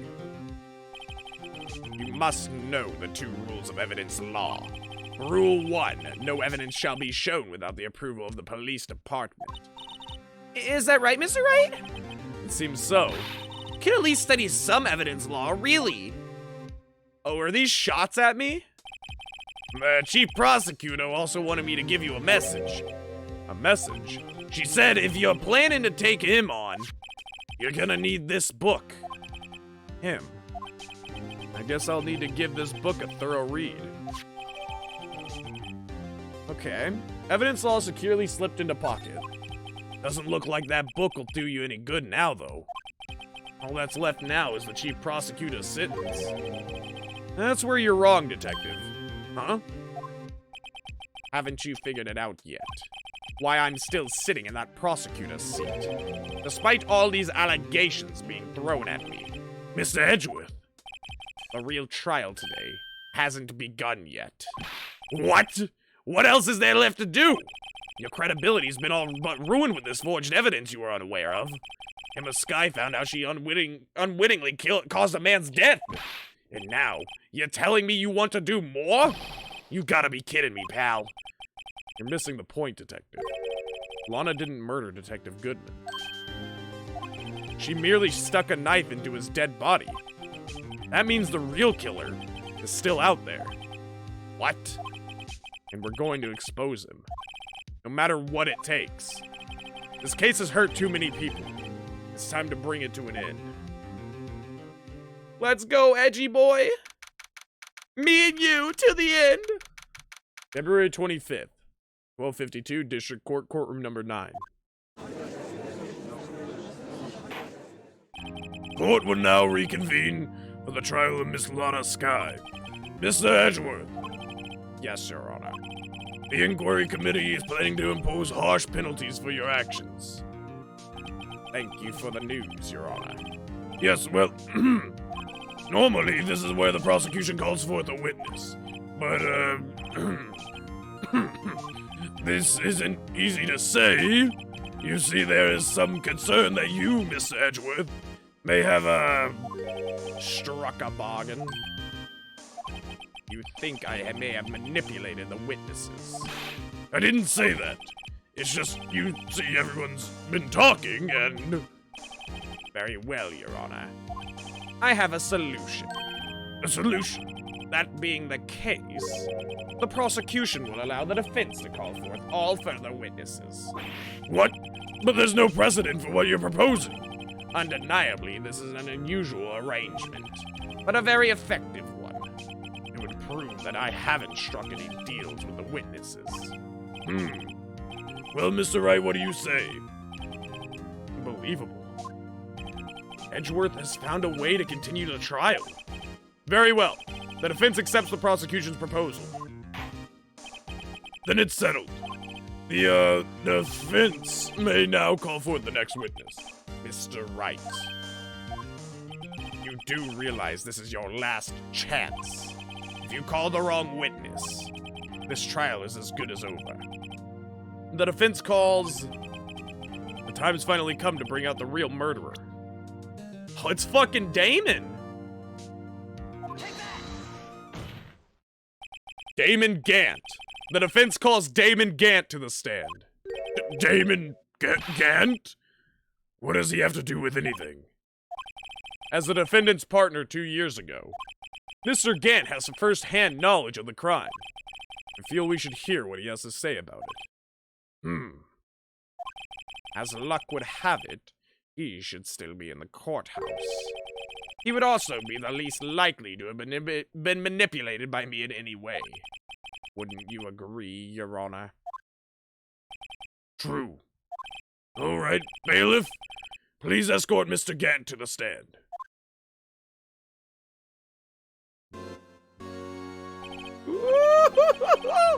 Witness, please state your name and occupation. What is this, some kind of practical joke? I was just on my way to lunch. Your name and occupation, sir. Oh, Worthy, are you sure you want to do this? Your name and occupation. So, you want to play hardball, eh? Please, Mr. Gant. Fine. My name is Damon Gant. I am the acting chief of police. Now then, Chief Gant, the court requests to hear your testimony. Oh, righto, what's with the grim face? First, let's clear up the SL9 incident. Oh, you mean that time when Lana's sister murdered that prosecutor? Personally, I think it's been made pretty clear already. There are still some things unaccounted for. Oh, like what? Like the role you played in all of this. Huh? Son, either you are very brave or very foolish. You are aware, of course, that a police chief has all kinds of weapons at his disposal. Weapons? Sure. Take my testimony, for example. I don't have to give it if I don't want to. What? Is that true? I'm afraid so. The chief of police has the right to refuse to testify. Wait, what the fuck? Then what's stopping a chief of police from literally becoming a serial killer? Of course, such an action carries with it certain risks. Don't worry, I'm not here to hinder your trial. Just remember, if this turns out to be a big waste of time, don't say I didn't warn you. Very well. The witness may now begin its testimony. SL9 incident. As I recall, Neil and I were questioning him that day. To make a long story short, we slipped up. That power outage didn't help either. When I went to my office, I found Lana there. Apparently, she had already arranged the crime scene. As you can see, I had nothing to do with the forgery. Is that when Doc was arrested? Him? He was lying on the floor unconscious.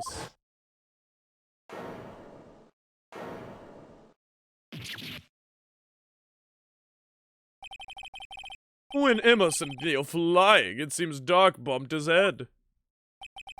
I see. Seems everything is pretty clear-cut. The police chief has the right to refuse to testify. I'd better hit him hard and fast. SL9 incident. Let's go!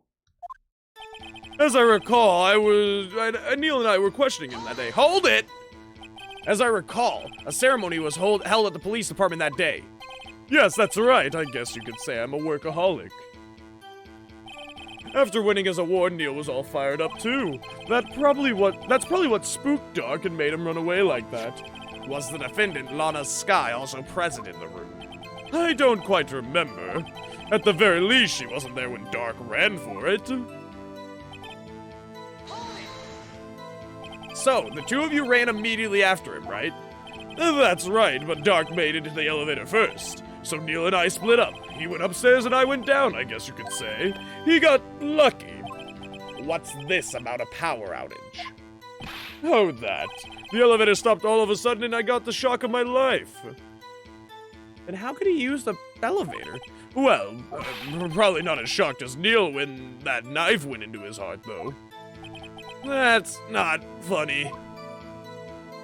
When I went to my office, I found Lana there. Could you tell us what you saw? It was a shocking sight. Neil and that serial killer were lying in a heap on the floor, all tangled together. Dark was also lying collapsed. Oh, Dark was also lying collapsed on the floor? Yes, apparently he hit his head when he was knocked out. Next to them were those two poor girls, Lana and Emma. Lana was cradling Emma in her arms. Looking back at it now, she must have already known what her sister had done. Apparently, she had already arranged the crime scene. How can you know that? Because of the victim's body, it had already been moved. So that means you found the body near Lana's desk. That's right. I think you said earlier it was my suit of armor that really stabbed the prosecutor. Yes. Anyways, as you can see, I had nothing to do with the forgery. So you're saying that the forgery had already taken place by the time you arrived at your office? That's exactly what I'm saying. I can understand how Lana must have felt, but moving a body and hiding evidence are inexcusable no matter what the circumstances. Is that how it really went down? Staring at the witness won't do you any good, Mr. Wright. If you're going to stare at anything, you'd be better staring at the court record. Worthy, always the smooth talker. But which piece of evidence ties Gant to the forgery?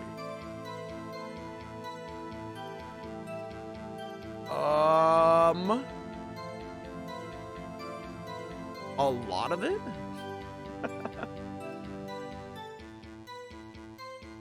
A lot of evidence? Oh. Lana did admit to forging evidence, but that can't be the whole truth. Somehow I've got to link Gant to the incident. Is it not, this? Hold up, check. No evidence shall be shown without the approval of the police department. Unregistered evidence presented must be relevant to the case on trial. Okay. If that's the case...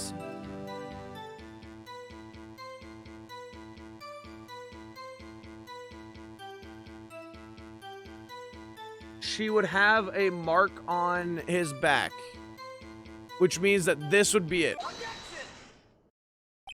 If you really had nothing to do with the forgery, then how do you explain this? Ooh, what's that? And what's that on it? A handprint? Chief Gant, your explanation, please. Oh, my hair is quite out of sorts right now. I don't know, you tell me, son. Huh? My dear Righto, don't you know the second rule of evidence law? Oh, not this again. Evidence law. Rule 2, unregistered evidence presented must be relevant to the case on trial. Tell me, how is that rag relevant to this trial? It appears the defense was not prepared. I guess it's too early to use this piece of evidence. Please accept my profound apologies, Chief. Would you mind giving the defense another chance? Well, okay, I'll do it only just this once, but only because you asked, Unji. Thank you. I assure you the defense is terribly sorry. Yeah, sorry I didn't nail you. Questioning him that day. To make a long story short, we slipped up. That power outage didn't help either. When I went to my office, I found Lana there. Apparently, she had already arranged the crime scene.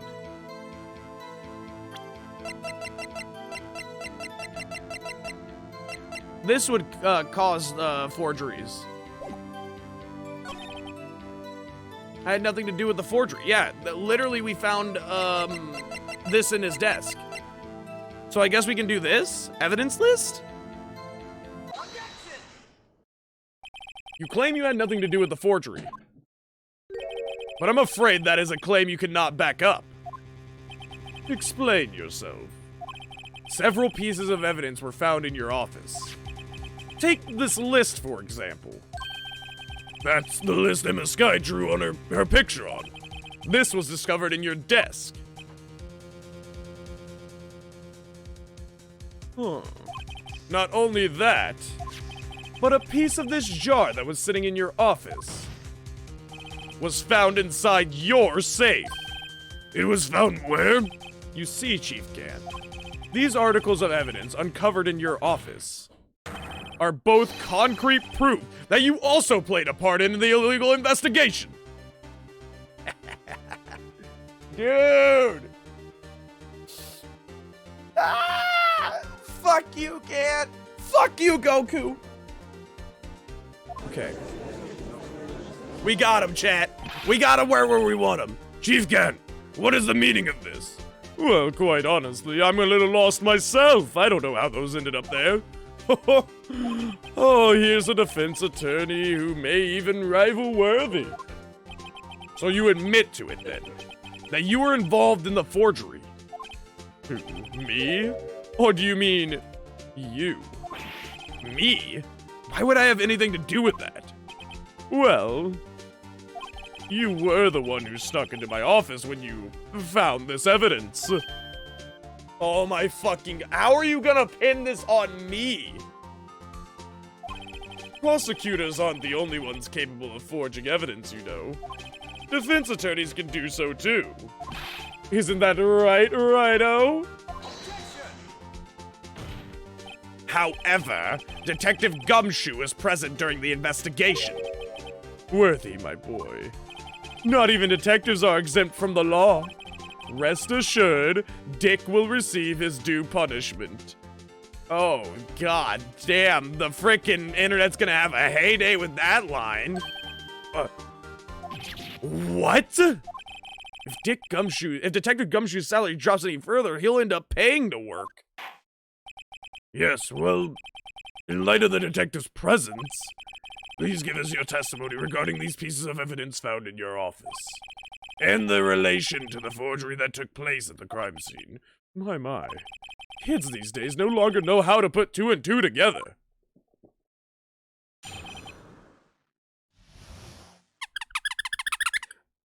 There you go, Ash. Thank you so much for the patchy redeem. Hope you enjoy it. Oh my god. I'm sorry if I'm not, like, giving much commentary. I'm voicing the things and, like, I'm just enjoying the story so much. Fucking love this right now. Fuck, I hate that he, like, messes with and pulls his hair down, though. Like, stop messing with your hair. You're gonna ruin all the gel that's already in it, dude. Evidence and forgery. Let's see, what was it now? A jaw fragment and a list? For all I know, you could have planted them in my office. Anyway, you can't prove when those pieces of evidence were discovered. If they were found after Doc was convicted, then they're worthless. There's no reason I'd participate in a forgery.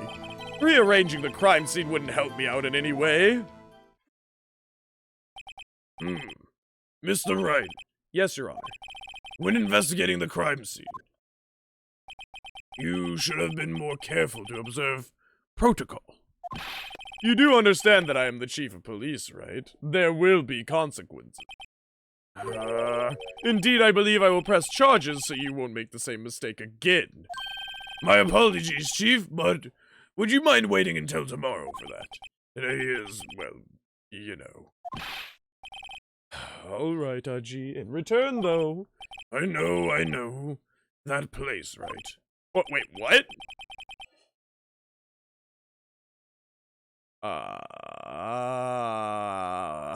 What? What are these guys? Telepathic? Evidence and forgery. Are you fucking the judge?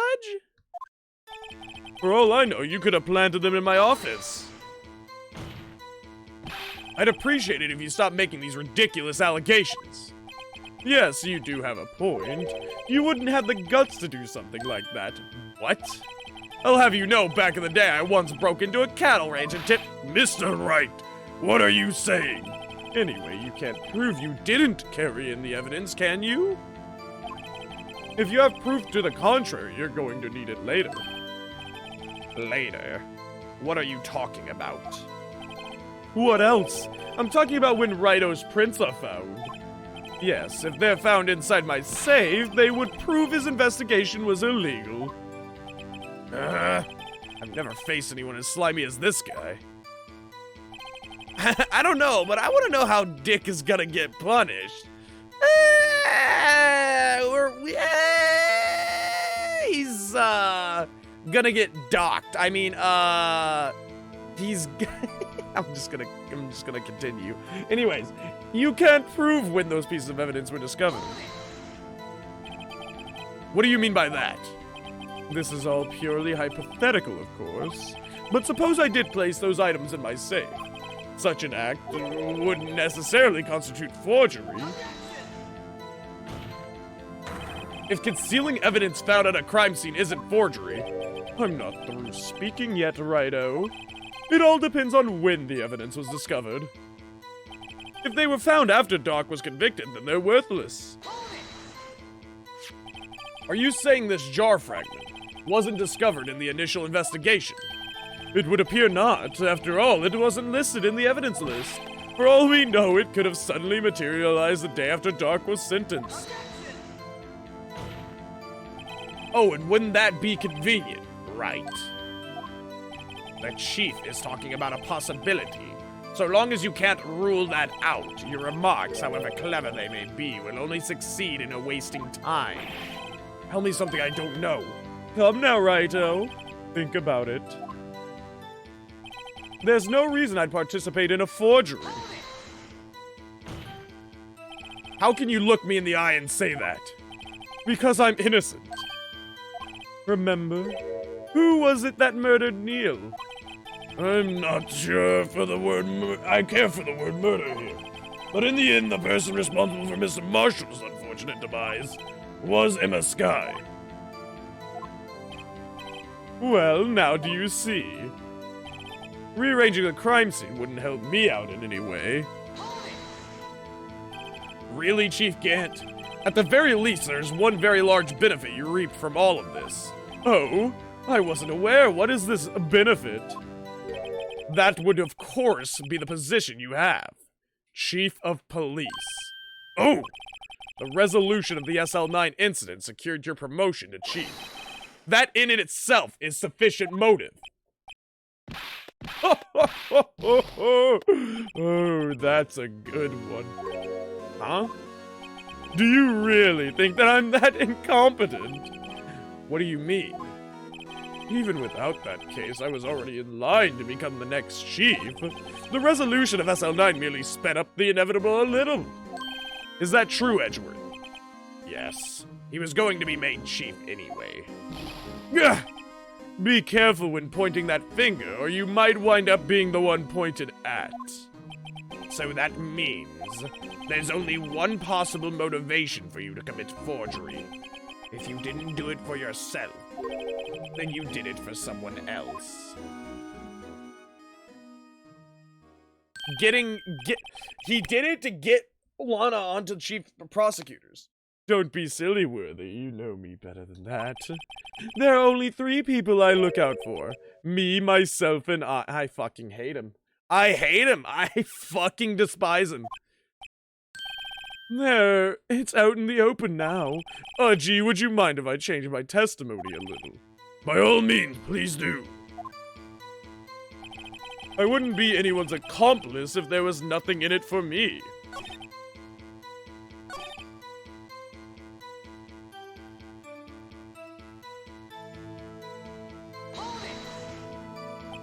Nothing in it for you. Sorry, but the only person I care about is yours truly. That girl, Lana's little sister, was it? If you think I felt sorry for her, you'd better think again. You're right. We don't feel sorry for anyone. Be tough on crime and tough on people. That's how I was raised. You seem to be lax enough on yourself, though. Oh, that's a good one, Worthy.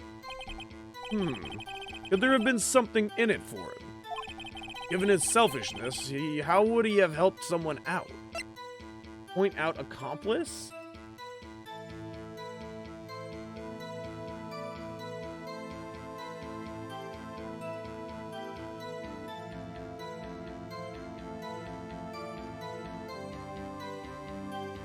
Bruce Goodman?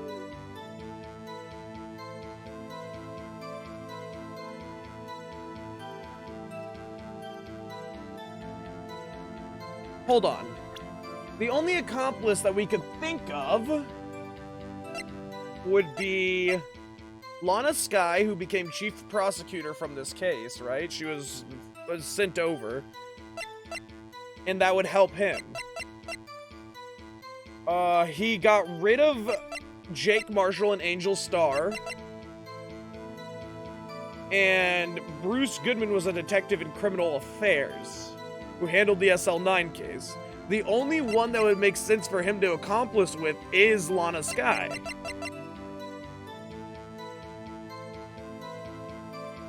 Because then chief prosecutor, and then you can blackmail her basically for this situation.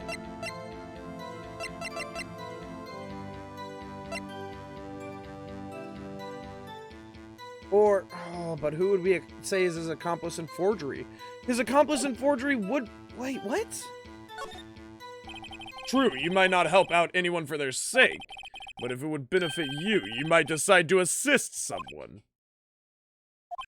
Mr. Wright, it appears you're positively determined to portray the chief as a nice man who likes to lend people a hand.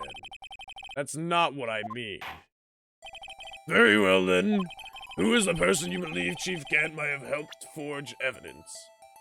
It's Lana. It's the only one that makes sense. Bruce Goodman, like... But Bruce was a detective on it. It would have to be Lana.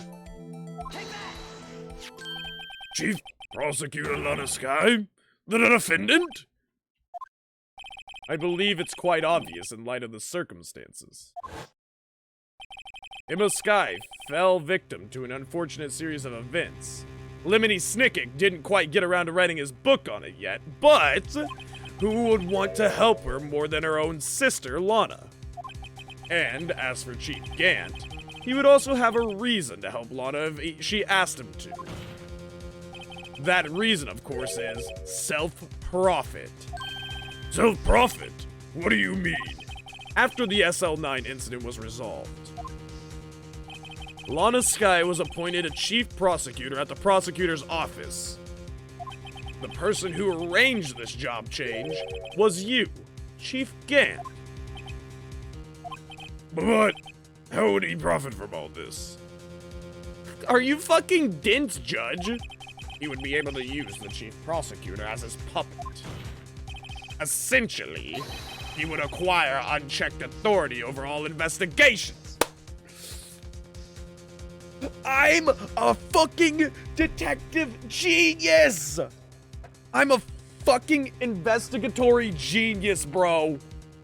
I told you he would have authority over every single fucking case, and literally no matter what, he would get the fucking case ruling he wanted.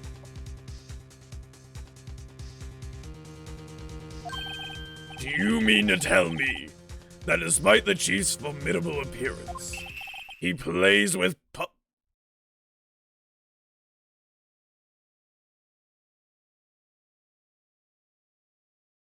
How many times does this guy have to be absolutely fucking oblivious before we just get him off the stand?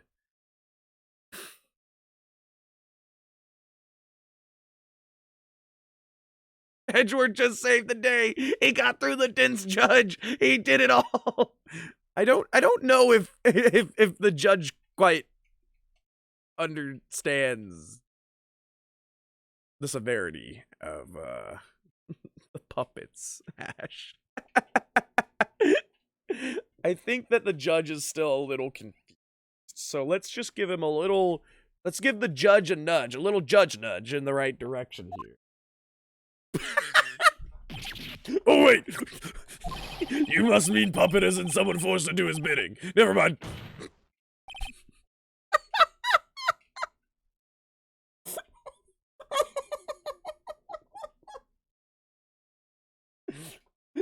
Oh, admit it, Chief.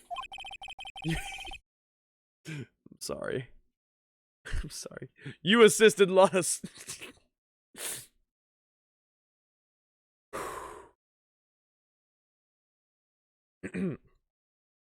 Admit it, Chief. You assisted Lana Sky in forging evidence. Your motive to appoint her as chief prosecutor so you can control her. Righto, my boy. You have quite an imagination. Let me ask you something. What? Do you have any proof of this? That I controlled Lana? For example, is Lana testifying that I've done such a thing? Lana, she's keeping quiet to protect Emma. There's no way she'd testify against Gant. I'm afraid without any proof, this all amounts to nothing more than mere conjecture. Unless that is also what happened in this incident. This incident? Which one would that be? I mean, we have, you know what, I can't even blame the judge for not following this one, because we've jumped back and forth from SL9 to the present day, to Emma, to SL9, present day, SL9, into the fucking evidence room, present day, SL9, evidence room. Like, I don't blame him for this misconception, because I've gotten lost a few times. It's like Mario jumping through a painting, bro. You don't know where you're gonna end up, but Jesus fucking Christ, are you along for the ride? Oh my god, you're 3 kindergartners in trench coats, and then Gant is just like, hello, I didn't seem to have done anything wrong. The judge understood. It took him a few decades, but he got there. Listen, You don't get this wise without a few mishaps, okay? what's going on, Leslie? It's nice to see you. I hope you're having a wonderful day. Welcome to the stream. Of course, I'm talking about the murder of Detective Bruce Goodman. The chief prosecutor has been acting strange throughout this entire trial. Almost as if someone has been controlling her. Worthy, you'd better watch your tongue. I wouldn't want you to get hurt.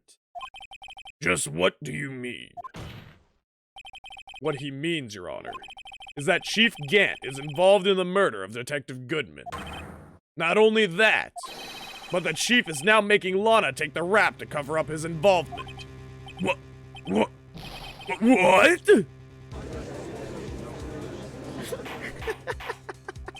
Order! Order, I said! Order! Mr. Wright, you can't be serious. Huh? This is an affront to the highest-ranking officer in our law enforcement agency.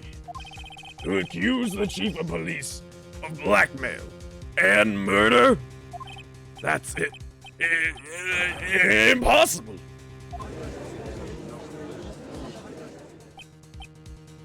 Your Honor, I was merely reiterating what Mr. Edgeworth said in easier to understand language. It's too late, Mr. Wright.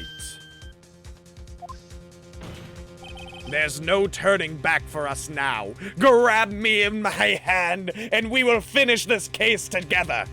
Oh, Edgeworth, I've been waiting for you to say this my entire life. It looks like he's the one who's decided to go through with this.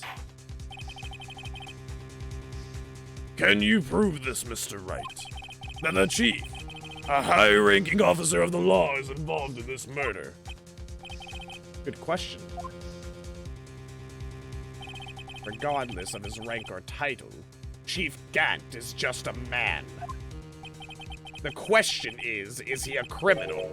I believe the evidence will tell. I see. All right, then. Let's see what Mr. Wright's got. And it better be good. Show us this evidence that ties Chief Gant to the murder of Detective Goodman. It's the knife, right?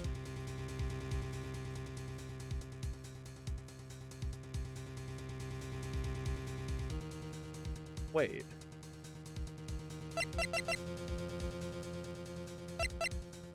Okay, it could be a few different things. We can't tie the knife to the chief yet. We do have an ID card record of him entering, and a huge suspicion that it's him. And then after he's entered here, we also have this screwdriver. But it would be the ID card record, right?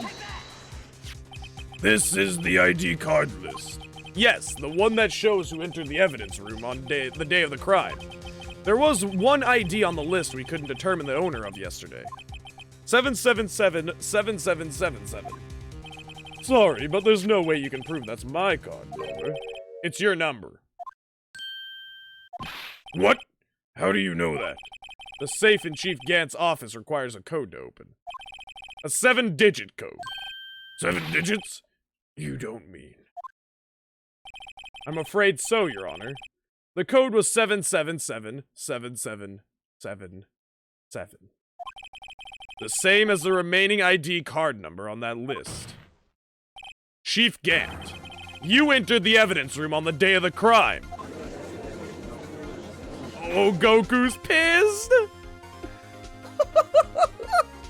Order! Order! Chief Gant, what do you have to say? Nothing. The defense search of my office was in violation of regulations. And I will demand Mr. Wright be punished to the maximum extent of the law. But right now, this court demands an explanation from you about the use of this ID card. Chief Gant, so you admit it. You entered the evidence room on the day of the crime. What about it? I'm chief of police. Whether it's the evidence room or the bathroom, what's the difference? I can go anywhere I want. Tell me, when you entered the room, were you alone? I always go to the bathroom alone, as I do with the evidence room. Detective Goodman wouldn't have happened to be with you that day, would he? Of course not. Why would he be? I hadn't seen him in days. You hadn't seen him in days, Chief Gant? I'm afraid you've just undone yourself. On that day, you had to have met with Detective Goodman. What do you mean? This trial's purpose is to determine Lana Sky's guilt. No, it isn't, Your Honor. This trial's purpose is to determine the truth. If Chief Gant met with the victim on the day of the murder, then we need to determine one thing. What transpired during that meeting? In that case, Mr. Wright, I'm going to have to ask you for evidence. Show us proof that the victim went to meet Chief Gant on the day of the crime.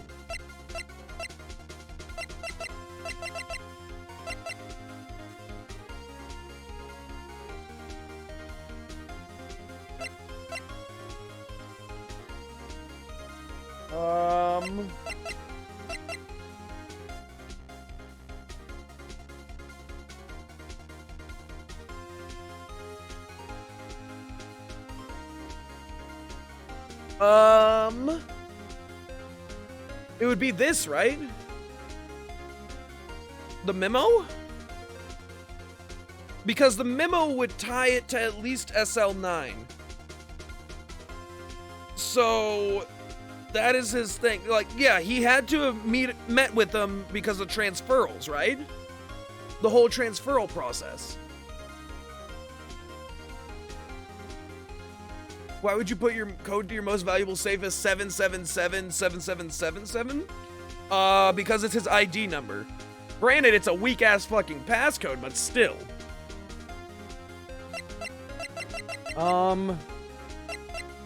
Fuck.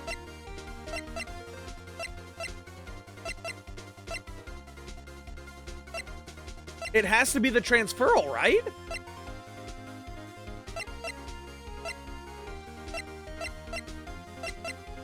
It's this. It has to be this.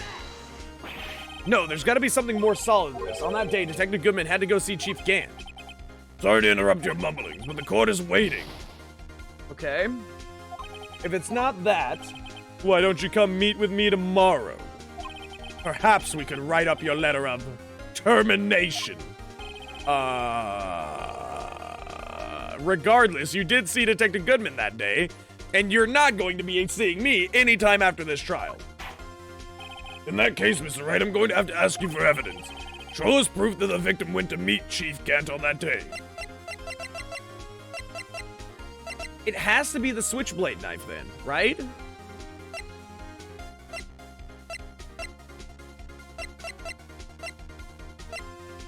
None of this other stuff makes sense.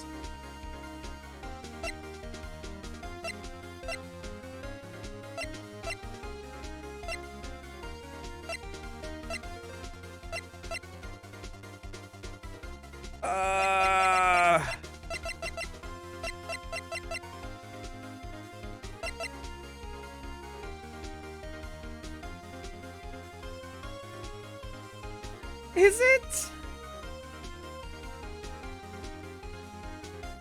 In reality, IDs are saved on a server with the owner's info linked to the ID, and the only person with access to that are typically security, sometimes IT, just saying. Yeah, but this is also done in a time where that is probably a different story. I feel like it has to be the switchblade knife, but I don't know how it ties the chief here. This is SL92, which was also the knife in the back of Neil Marshall. But why would, if it's in the back of Neil Marshall, would it also be in the chest of Bruce Goodman? Is the question.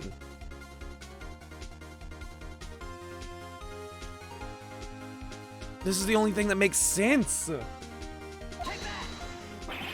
What?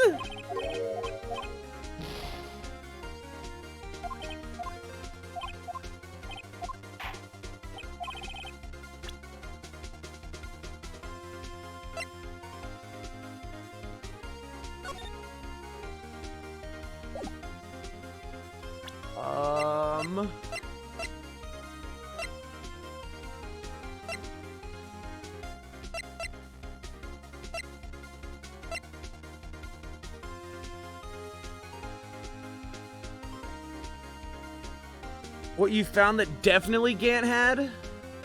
Chlamydia? Is that what it was? I found that, but like, did Gant have it?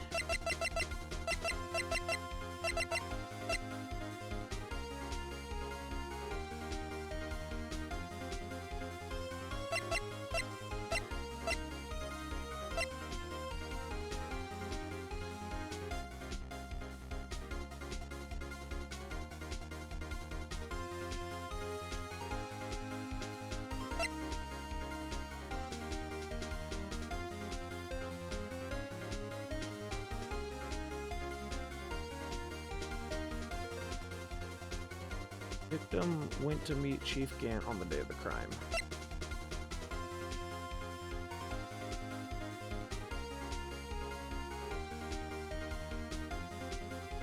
He would need the evidence list from SL9? He would need... wait, no, that's not it, because that's...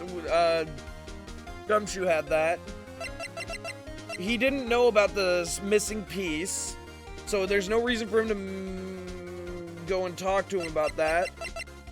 He didn't know about the piece of cloth, so there's no reason to go talk to him about that. The only thing that makes sense is the evidence list.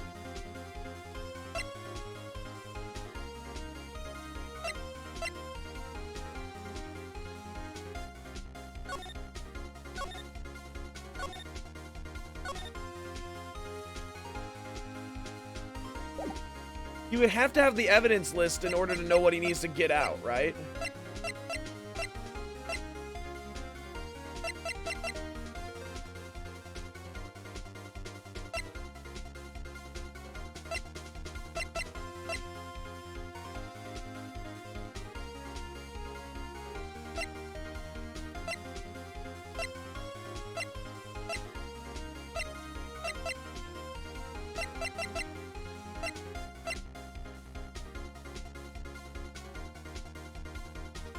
Wait, this. He lost his ID. And in order to get into the room, he needed to get Chief Gant to get him access to the room.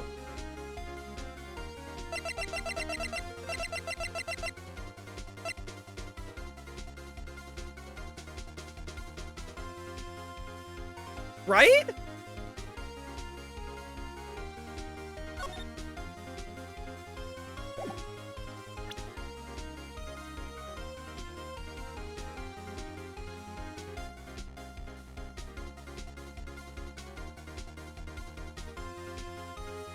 What do you mean I was so close a bunch of times?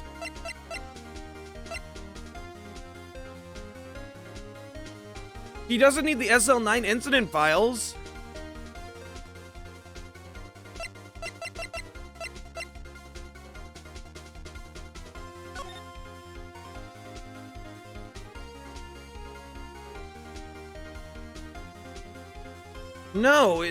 No, he didn't happen when he was writing this to the chief. This gives it to the chief of police, not chief of detectives. He's chief detective. He just stopped. Hint lost. Well, yeah, that's what I'm saying. It's his ID card, but this is what I would say is the thing. Like, I've already figured out it's the ID card. He needs the chief to give him access into the room.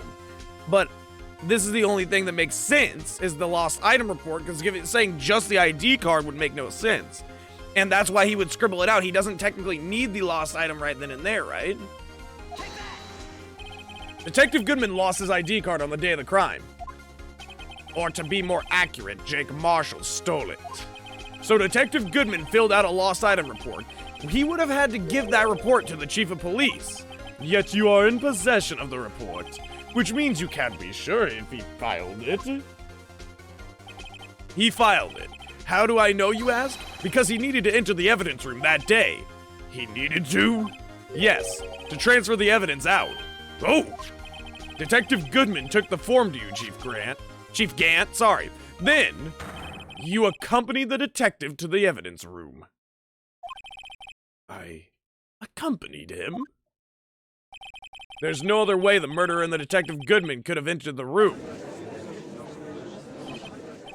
Hold on. Let me guess what you're going to say next. I, the chief of police, murdered poor Goodman. Yup, exactly. But wait, the chief didn't necessarily need to accompany him to the evidence room. Could have just lent him his ID card. Yes. Now that you mention it, I believe I might have done something of the sort. Sorry, but that's not possible. According to the record, your card was only used once. Yet you showed us your ID card earlier. If you had really lent it to Detective Goodman, it would have been found on his body.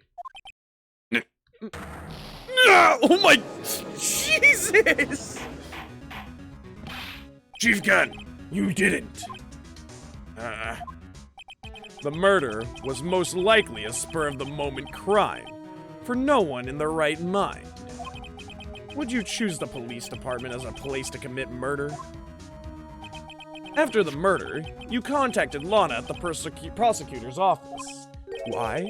To dispose of Detective Goodman's body, of course. You're forgetting, Mr. Wright, that the victim's body was discovered in the prosecutor's office parking lot. How did he manage to move it there? I was at the police department the entire day, you know. And everyone's aware that Lana stayed in the prosecutor's office after the ceremony. Everyone except me, it seems. Still, you're the chief of police. You have an entire police force at your disposal. Oh, so you think I just ordered an officer to do it? Hey, you, take this here dead body over to the prosecutor's office. I don't think so. Chief Gant, you left all the evidence we need to prove how you moved the body to the prosecutor's office. And all this time, I thought it was just a useless clue just taking up space. How could Chief Gant have moved the body? Mr. Wright, show us this evidence. To move the victim's body, Chief Gant used this. and then we use the screwdriver, right? Because it was brought back to his office by Gant's request.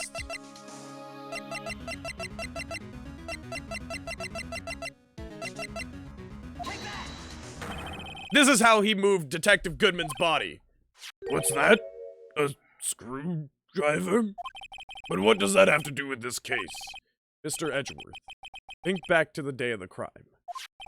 What is this screwdriver doing here? It's here because... Ah! I was asked to go by Chief Gant, no less. He told me he wanted me to keep it here in the prosecutor's office. In any case, on the day of the stabbings, I brought this back here. After the ceremony ended that day, I didn't plan to return to the prosecutor's office. But you did, because Chief Gant asked you to. You mean The body was found in the trunk of Mr. Edgeworth's car. I think it's obvious what happened. The body was moved by that car.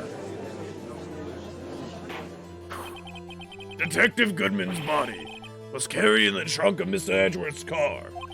Yes. Unless, of course, you have another explanation, Chief. Why else would you have asked Mr. Edgeworth to transport evidence from a closed case? There's only one plausible explanation. To transport the body to your accomplice, Miss Lana Skye. Order! Order! What is going on here? Is there no room for rebuttal to the defense's outrageous accusations? Think back to the photograph Miss Starr took at the prosecutor's office. This was not a photo of the body being stuffed in the trunk to be taken away. It was exactly the opposite. It's a photo of the body being taken from the trunk. Chief Gant, please, say something. I believe your time's up. My time's up? Sorry, Righto, but I'm having lunch with the District Attorney General after this. We have to get going if we're to make it in time for the early bird special. He's refusing to fucking testify, isn't he?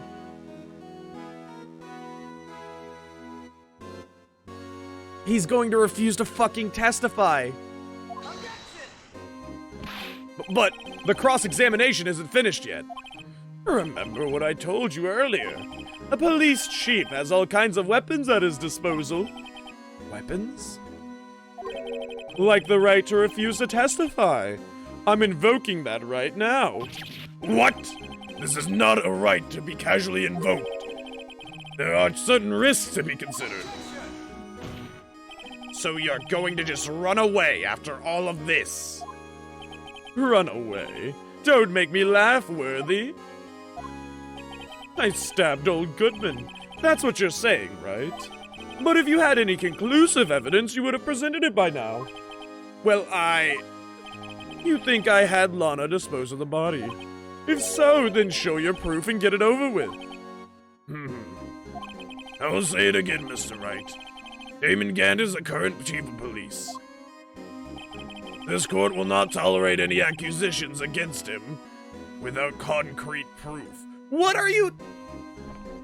Is the fact that he is refusing to answer not some form of proof or just any form of motive or anything? He is literally saying, fuck y'all, I'm headed out to eat. Like, that's okay?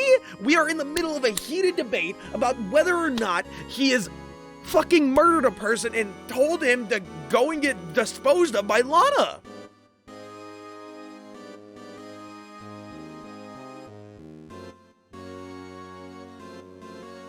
Makes him sus, of course. The problem is, in a court of law, you have to prove guilt.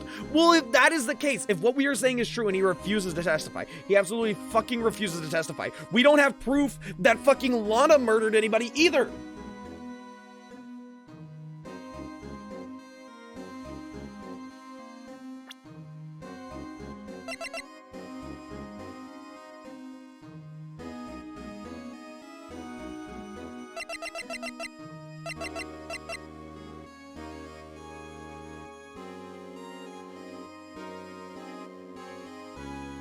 We can prove that Lana is innocent. We can prove that Lana's innocent with all this.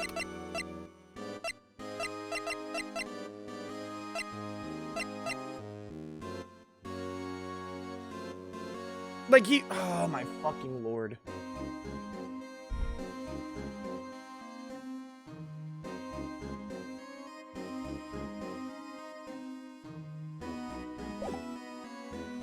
Oh my god. Well, Mr. Wright, Your Honor.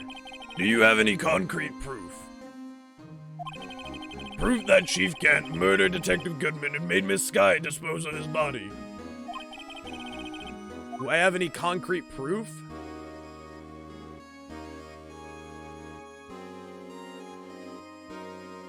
The phone lines were cut.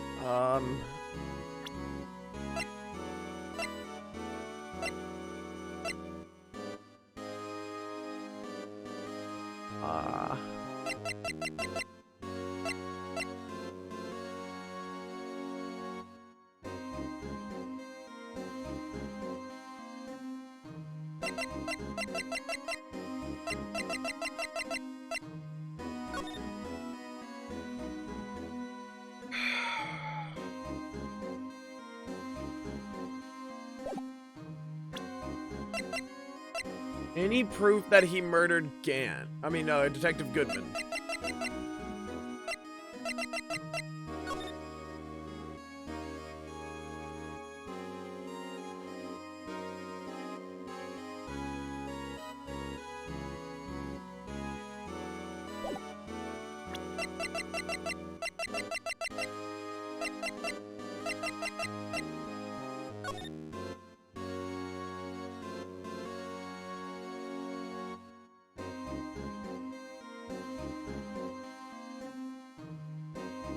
Do we have proof?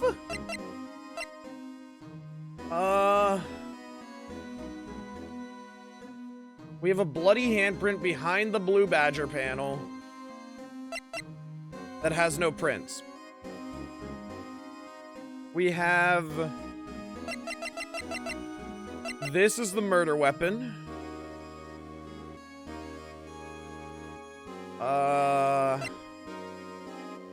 It seems like...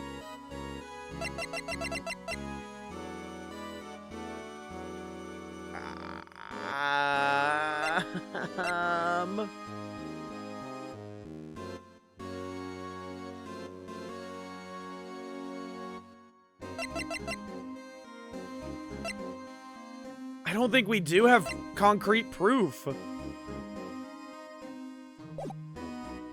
Okay, before we say we don't, I'm gonna save.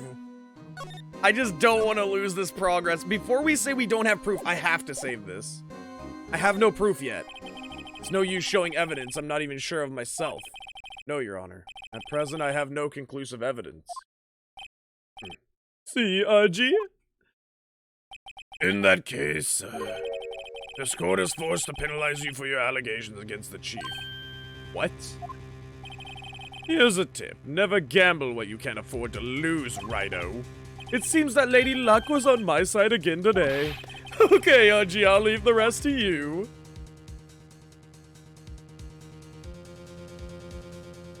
Do we just... I warned you earlier, Mr. Wright. This is an affront to a senior officer in our nation's law enforcement agency. What?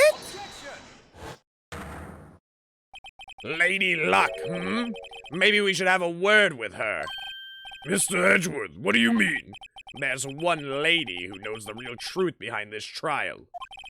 We haven't yet had the honor of hearing her testimony. A lady who knows the truth? Another witness?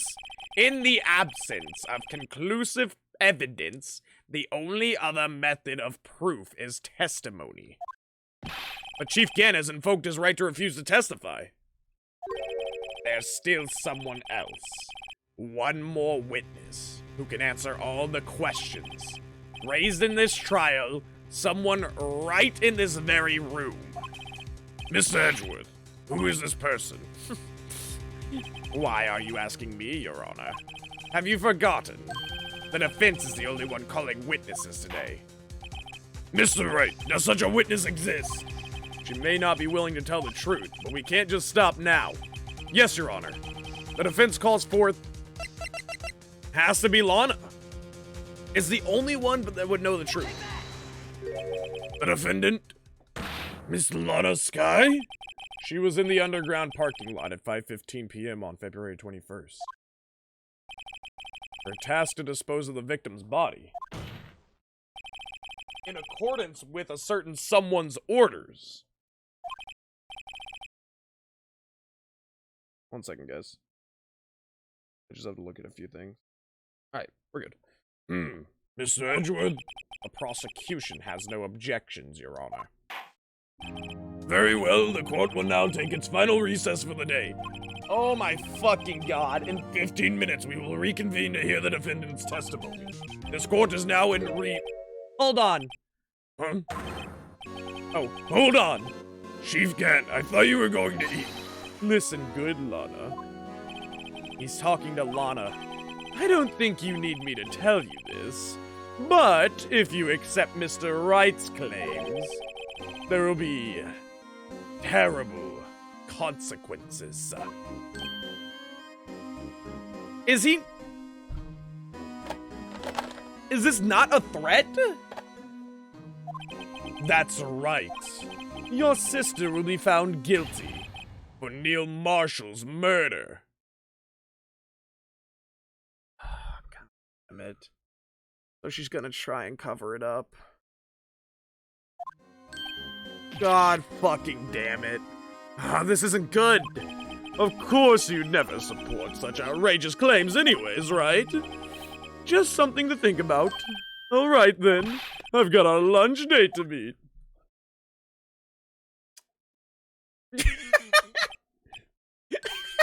Okay, if there aren't any further objections, this court is now in recess.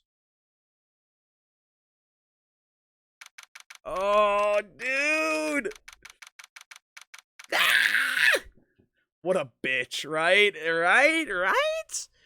Oh, fucking Christ, dude. I have not been making very many asides or comments or anything. But Jesus fucking Christ, this is a good case, man.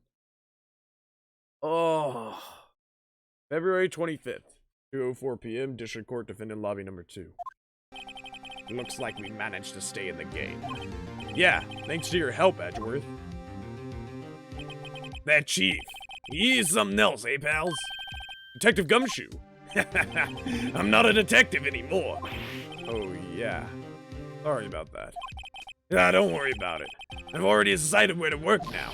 At your office. Wait, what? My office?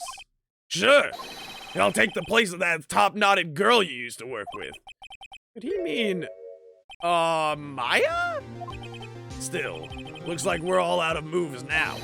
Chief Gant's done it again. How is it he always gets the upper hand? It's not fair he has the right to refuse to testify. Settle down, Wright. Remember what the judge said. But, Chief, that is not a right to be casually invoked. There are certain risks to be considered. Risks? What did he mean by that? It's simple. If the chief refuses to testify, the opposite also holds true. You mean he forfeits his right to say anything, too? Emma! Are you okay? Yeah, when I came to, I was in the medical office. I've been listening to the trial from the gallery. So she heard everything that's been going on. Emma's back! Let's go! Emma. I'm sorry for what I said before. No, don't be. It was the truth. You know, it's funny. It almost feels somehow relieved. Relieved? Yeah, now I finally know what really happened. I think that all this time, my sister was being blackmailed by that terrible man. And she did it all, just to protect me. Ever since her appointment as chief prosecutor, everyone who knew her said she changed. Emma PogChamp, this calls for Apache. There we go, guys. Emma's freaking back. She's on the team. Bring her in here. Holy shit. Everyone who knew her said she changed. Perhaps it was easier that way for her. What do you mean? What do you think I mean? To follow Chief Gant's orders. She must have shut herself up deep inside. To force herself to do anything and everything the Chief told her to do. That must be why she became so cold. It was all my fault. It's all because I murdered Mr. Marshall. Hey, don't go blaming yourself now. If you want to blame anyone, blame society, pal. Yeah, fuck society and all its stupid rules about all these accidental murders are still murders. You know what? We should just take the whole thing down. Rewrite the Constitution. Chief Gant may be able to fool everyone else with his forgery, but he can't fool my memory. I remember now. I knocked Mr. Marshall into that armor. I see. Well, we better get back. It's time for the final act. Emma, why don't you wait No. I'm going with you. Emma, why don't you? No. Nope. Gonna be on that stage right now. You are not shutting me out of this anymore. I want to be there when Lana tells the truth. Let's go, Wright. It's time to end this. Can I just say, I have not mentioned it until now, but boy, is that hairline immaculate. Holy shit. To be continued. Oh, we have one more part. God damn it. Oh, please. This has to be the freaking end, right? Trial Ladder 2. God fucking damn it. February 25th, 2:21 p.m., District Court, courtroom number 9. Now then, will the defendant, Miss Lana Sky, please take the stand? Miss Lana Sky, you are the chief prosecutor. I'm sure you're aware of what is required of you. But Mr. Edgeworth, you already know everything. You know all that I've done these past 2 years. Please provide the court with your testimony, Miss Sky. And remember, you are under oath. We want to hear the truth. Of course. The truth. Lana, no matter what happens, I'll always be your sister. I don't think that helped for some reason. Now then, your testimony, if you will. First, tell us about your relationship with Chief Gant. Everything hinges on your testimony. You're the only chance we have to get Gant. Gant and the fabrication. Holy shit, dude. Can I just say, her outfit is absolutely rocking. I shat on the Imperial Guardsman outfit before, but you know, you pull it off, girl. Fucking kill it. I worked alongside Gant for years. There's no truth to this blackmail theory. I fabricated the evidence 2 years ago all by myself. When I found Prosecutor Marshall's body, I rearranged the crime scene. My only motivation was to get Dart convicted. It had nothing to do with Emma. Are you sure about this testimony? Your Honor, I'm confessing to a capital offense. Of course I'm sure. But Lana! If this is true, then that means Chief Gant has nothing to do with this. That's what I've been telling you from the beginning. Please, Mr. Wright, you've got to help her. She's sacrificing herself because of me. What if she's telling the truth? She's not. I know my own sister. How the fuck are you reading my mind? Whenever she speaks stiffly like that, she's hiding something inside. Deep down, she's really screaming in agony. Yeah, this is no time to start second-guessing myself. The defense may now begin its cross-examination. Okay. So... we'll just go ahead and press Q on everything. How many years exactly did you work with Gant? Ever since I made my senior detective. Let's see, I was 24 then, so that would have been 5 years. Detective Gant and Detective Sky were legendary partners. I personally saw them testify in numerous cases. He must have been good coming from the same school as Mia. Damon Gant was a respectable detective, that's why. There's no truth to this blackmail theory.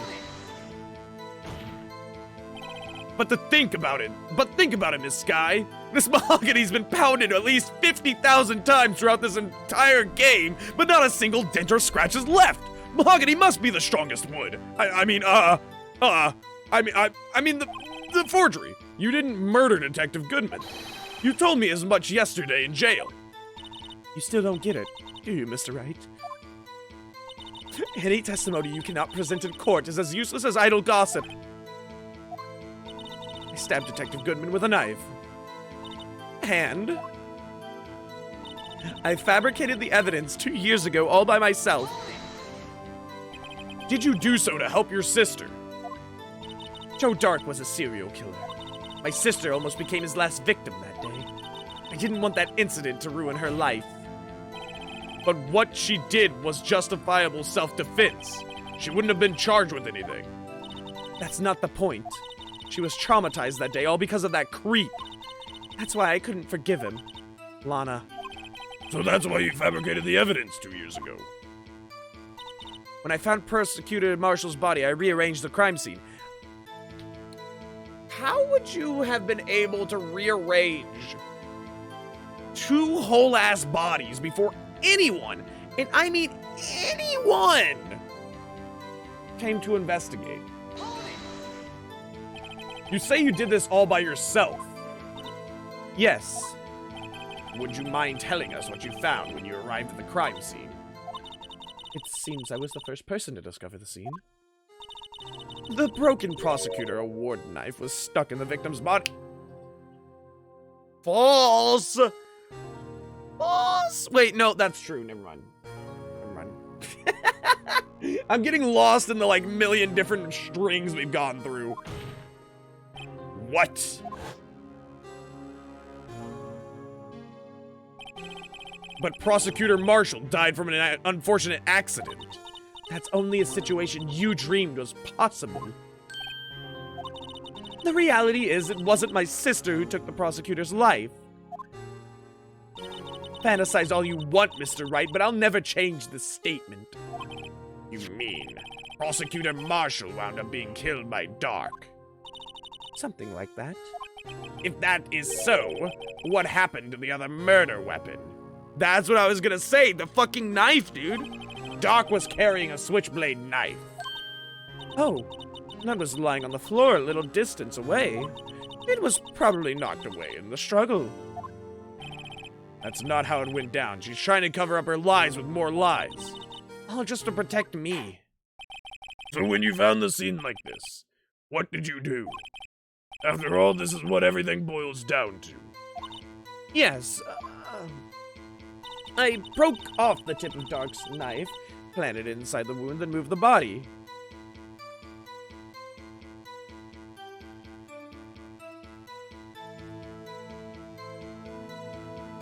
Wait, what?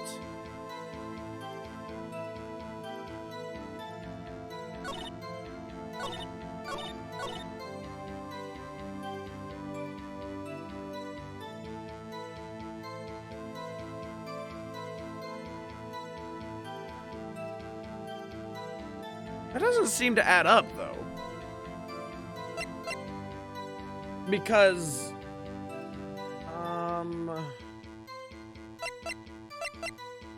No, that does add up, doesn't it? Because she said that the prosecutor's King and Prosecutor trophy was what caused the kill.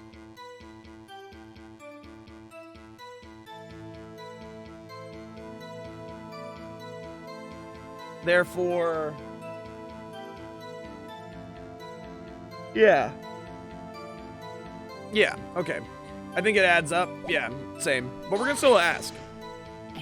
You planted the tip of Dark's knife in the victim's wound, then you moved the body? But why? Why would you do that? You of all people should know, Edgeworth. You've always had a good head on your shoulders. My head isn't that bad, but maybe I ought to ask for the sake of the others. Why did you move the body? Yeah, in this situation, there'd be no need to move the body if that's what happened. When you showed up on the scene, where exactly was the victim's body? It was where you deduced it was, by Chief Kent's desk. But the body was found by your desk. Why did you move it there? The reason for that is simple. Let's have the witness explain this in more detail. The reason Miss Sky moved the body. The pieces of the jar that shattered during the events threatened my plan. But why would he have written Emma on the fucking... Pieces of the jar, you mean?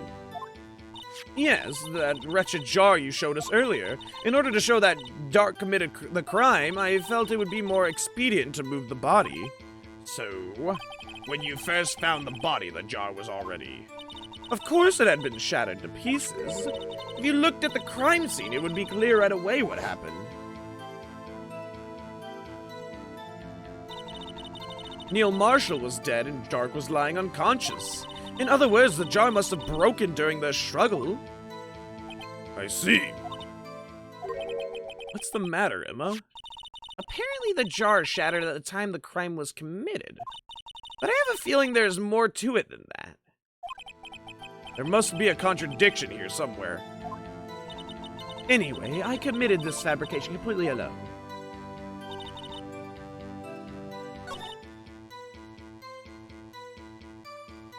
Why would they have threatened your plans? That's the question.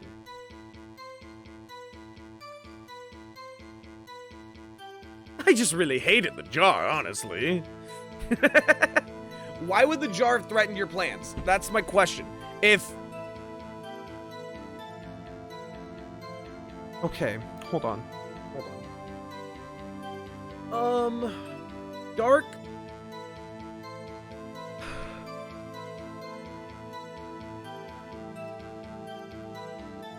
There's something here and I understand that.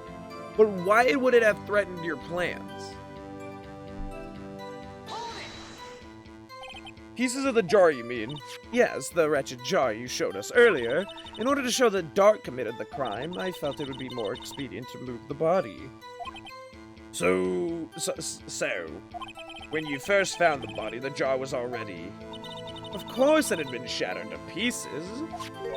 If you looked at the crime scene, it would be clear right away what happened.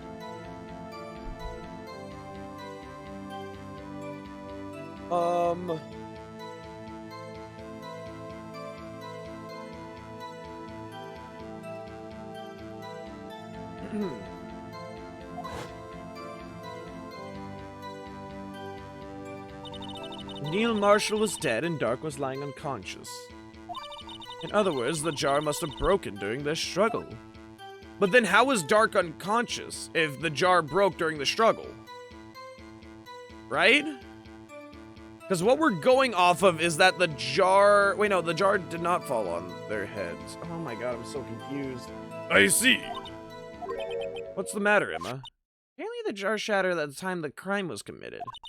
I have a feeling there's more to it than that.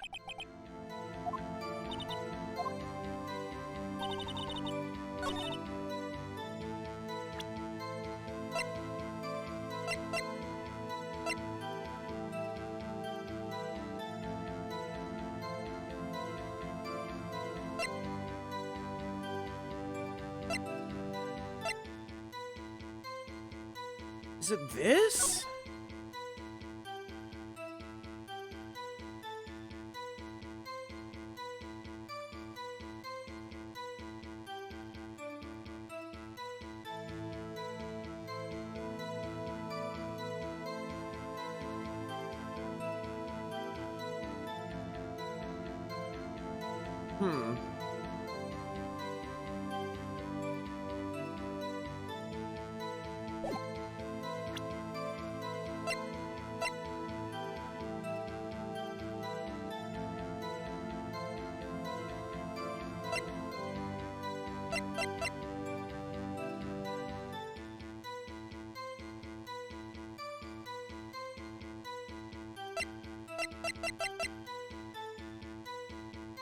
Thank you for the lurk, Star. I appreciate it.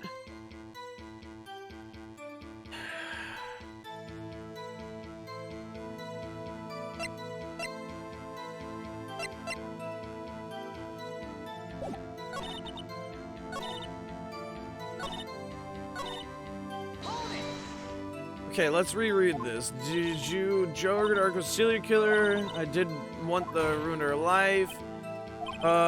Wouldn't been charged with anything. That's not the point. She was traumatized that day all because of the creep. That's why I couldn't forgive him. Lana, so that's why you fabricated the evidence 2 years ago.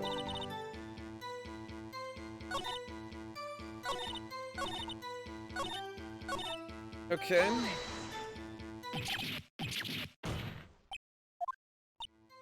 You of all people should know you have a good head on your shoulders. My head isn't that bad.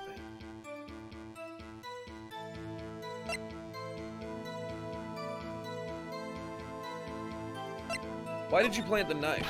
Why'd you do that? Come now, Mr. Wright. Even you should be able to figure it out. Very well, let's add this to the witness's testimony. The reason Miss Sky fabricated the knife. I knew the tip of the weapon found buried in his body would be all the proof we needed. Press this. According to your testimony, Prosecutor Marshall's broken knife was the murder weapon, right? Yes, and leaving that might point the blame away from Dark. I felt the most effective way to get him convicted would be by having the tip of his knife found inside the victim's body. So you buried it inside the victim's stab wound?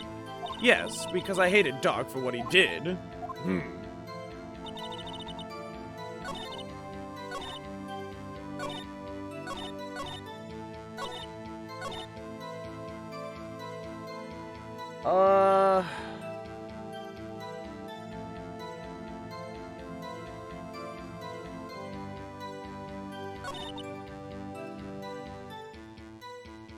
There's 2 branching paths, bro. There's 2 branching paths with possible options in both. If that was the murder weapon, why would they have... Wouldn't it have had blood on it? For one.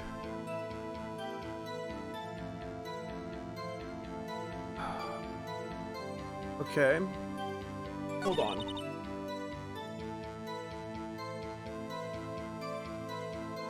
I feel like the movement of the body is more important.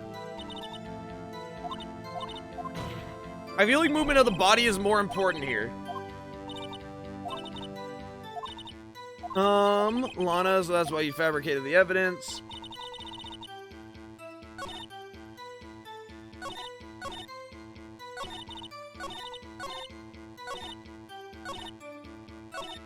Okay, so it's this, right?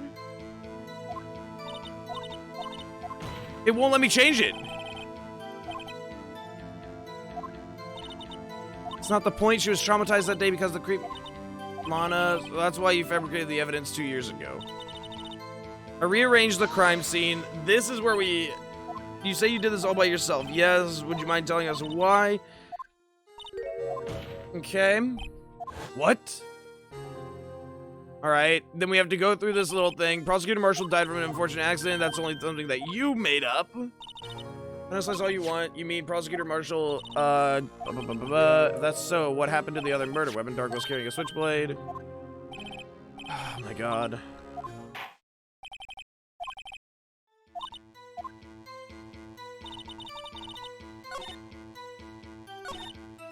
Moved inside the wound, then moved the body.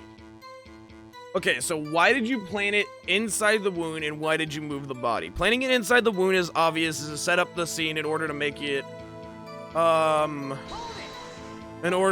seem like it happened, and then moving the body is just weird.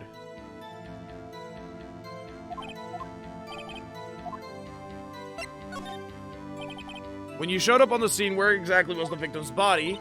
It was where you deduced it was by Chief Gant's desk, but the body was found by your desk. Over there, why did you move it there? The reason for that is simple. Let's have the witness explain more in detail where she moved the body. Pieces of the jar that shattered during the events threatened my plan. Pieces of the jar, you mean? Yes, that wretched jar you showed us earlier. In order to show that Dark committed the crime, I feel it would be more expedient to move the body. So, when you first found the body, the jar was already... Of course it had been shattered to pieces. If you looked at the crime scene, it would be clear right away what happened.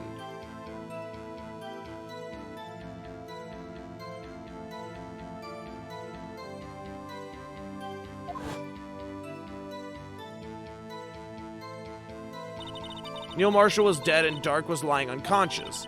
In other words, the jar must have been broken during their struggle. Okay, why would that have mattered, though? I see. What's the matter, Emma? Apparently the jar shattered at the time the crime was committed, but I have a feeling there's more to it than that.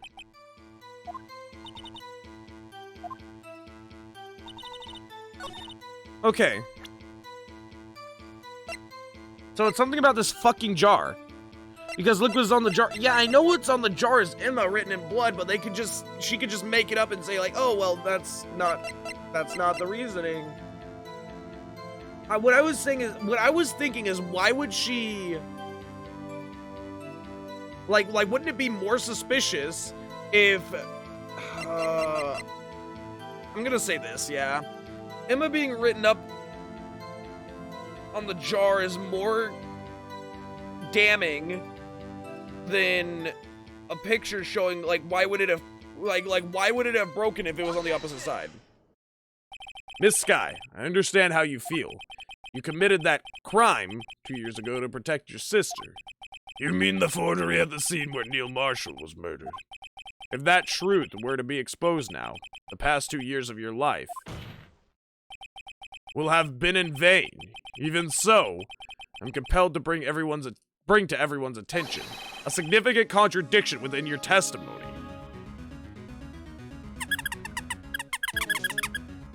Thank you so much for the patch you redeemed, Ash. I appreciate it. Did any major breakthroughs happen? A lot. Oh my god, this fucking case is spicier than some Kung Pao chicken, bro. A contradiction in my testimony? You testified, and I quote, "The pieces of the jar that shattered during the events threatened my plan." That's right. Do you have a problem with that? It's a simple oversight, really. You see, a message was written on this jar with the victim's blood. Yes, the prosecutor must have written it in his final moments. Exactly so. And this is where the contradiction lies. In order for the victim to be able to write this message on the jar, it must not have yet been broken before he died.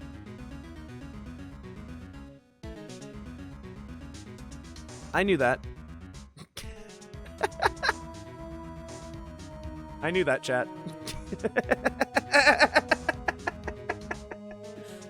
Totally knew that. Duh. Who wouldn't have seen that? You guys are idiots. Like I was just doing that for comedic effect, but listen, I'm getting paid for it. I'm getting paid for the comedic effect. You guys just look dumb. Freaking idiots. Jesus Christ. He couldn't have written Emma's name on a shattered jar. Well, he could have, but that's beside the point. Order! Order! Your Honor, it would appear more information is needed in regard to this jar and its bloody message. We may be missing something critical here. Something critical? Chief Prosecutor, it seems you're as in the dark as we are about the truth towards which we are headed. What? Just tell us exactly what you saw. We'll piece together the information to arrive at the truth. Very well. The testimony may now continue the witness may now continue her testimony. The testimony may now continue her witness as is tradition. Jar and message in blood. I immediately noticed the blood traces on the jar, but it was dark in the room and I didn't have time to check it out. To be safe, I wiped away the blood. The fragments were large, so I'm sure I got them all. Oh, never mind. I was about to ask something really stupid. I was about to ask, if you're a prosecutor, why would you wipe away the blood? But I forgot that she already admitted to forging evidence. Oh, shit. All I could think about was wiping them clean before they were discovered. You mean you were the one who wiped away the message in blood? I wasn't chief prosecutor at the time. She didn't think Dark was the real murderer. That's why she tried to erase the real evidence. Very well. The defense may now begin its cross-examination. Okay.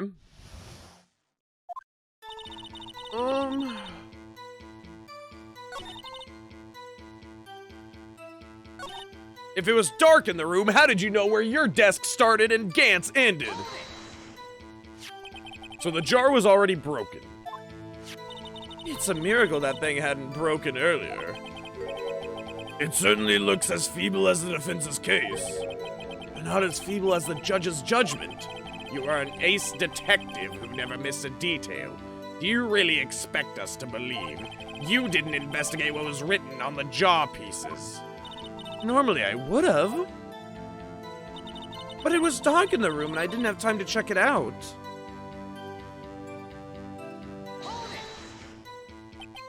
So you didn't know your sister's name was written on the jar? No, if I had known, I would have gathered all the pieces and ground them to dust. Well, that helps my case. Lana, you do that for me? Oh my god, you'd demolish a priceless heirloom for me? Hard eyes. Seems you two might make up yet. Anyway, I had just barely had enough time to move the body as it was. If someone happened upon the scene, you'd lose your chance to erase the evidence. You must have been in a hurry. I was. I knew I had to destroy the evidence before anyone came in. This is rather shocking. I'm gonna be kicking myself, but I have to watch. I wanna know. Dude, same. To be safe, I wiped away the blood. I'm afraid this action of yours reveals what really happened. What do you mean? If you really thought Dart killed Prosecutor Marshall, you wouldn't have wiped away the blood. What else could I have done in that situation? Lana, I only had a few moments. There wasn't enough time for me to do anything else but gather up the pieces. The fragments were large, so I'm sure I got them all. But how could you see with the power out? It should have been pitch black in that office. A detective is always prepared, Mr. Wright. Even now, I always carry a pocket light and a camera with me. Even I carry a bottle of emergency luminol wherever I go. Or a few bottles of luminol, as we've all found out. I never miss anything. I got every last piece. All I could think about was wiping them clean before they were discovered.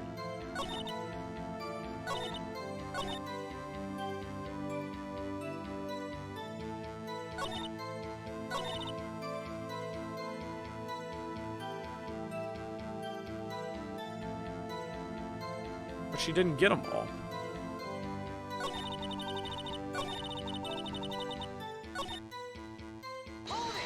I'm gonna go ahead and press this real quick. So you illegally rearranged the crime scene.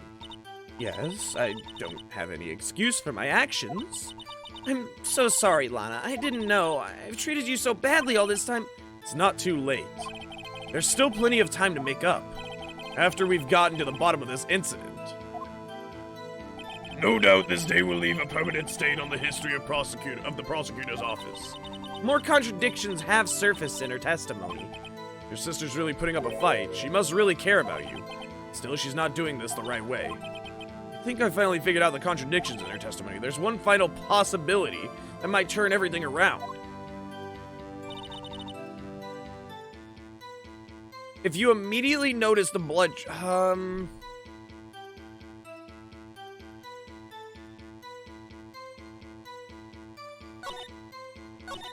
Be safe, I wiped away the blood. The fragments were large, so I'm sure I got them all.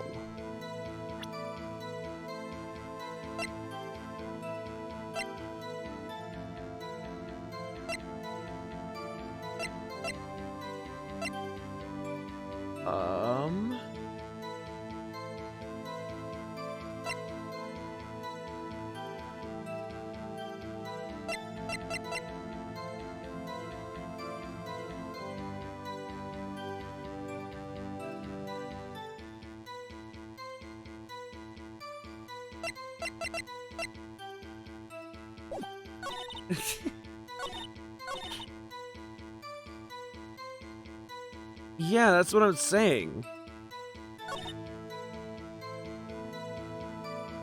She didn't get all of them. That's the only thing that I'm saying, but like... We just used this. Is this really gonna be it? And we're still missing one handle as well. If she's working alone, how to get in his safe? His testimony said that we planted it there. Miss Sky, I believe this jar conceals a truth even you were unaware of. What? We found the final piece of this jar in Chief Gant's safe. But he said that we planted it there, so why would that be relevant?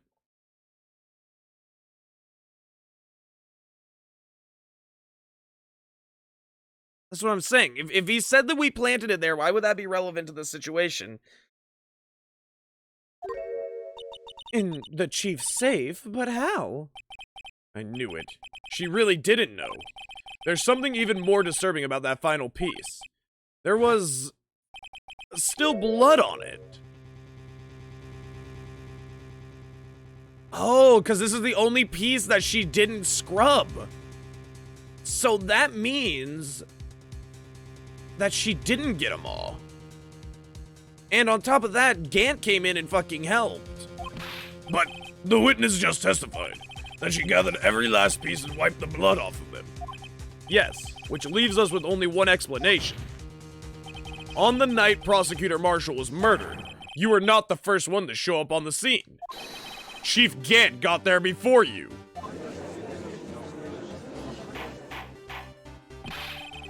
But couldn't that defendant have simply missed a piece? I'm afraid that's unlikely. The pieces are too big for anyone to miss, let alone an ace detective. That may well be, but everyone makes mistakes. Even I once wasted an entire day looking for my dentures. They were in my mouth all along. Can you believe that? Thank you, Edgeworth. Have you forgotten, Your Honor? When this witness arrived at the scene, the jar was already broken. Oh, that? There's no way a name could have been written on a shattered jar. Another person discovered the scene prior to the witness. I hope you're not implying this person was Chief Gant at the time. He was looking for Dark downstairs. Besides, even if he was there first, why would he break the jar? The question is, if he did arrive there first, why did he hide the fact for 2 years? Well, Your Honor, can you answer us that?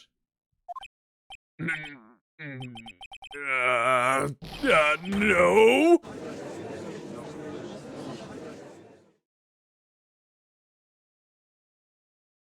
Wait, I'm not the only one on trial here.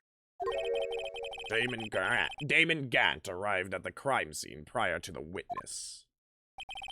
He proceeded to break the jar and purposefully hid one of the broken pieces. Question, what is this action called? Fabrication of evidence. But why would Chief Gant do that? In light of what happened afterwards, isn't it clear? What happened afterwards? Discovering the scene, Lana Skye believed her sister Emma killed the victim. Determined to help her sister, she sought Gant's aid. Lending her his aid, Gant helped her create evidence that incriminated Dark, sparing Emma. And therein lies the reason. The reason why Miss Skye became the chief's puppet. Did she just fucking bleed? No, I did it on my own. Please, sis, stop trying to protect the chief. I can't watch you suffer anymore for my sake. No, you didn't. It wasn't you, Emma. You didn't kill anyone. Don't believe anything Mr. Wright says. Defense attorneys make up their most foul lies to defend their clients. Foul lies? Imagine that coming from my own client. I guess you do seem the type who likes to twist the truth. What? Wait a minute. What if, and a big if, we're still smack dab in the middle of Gant's trap? Is something wrong, Mr. Wright? Lana may be right after all.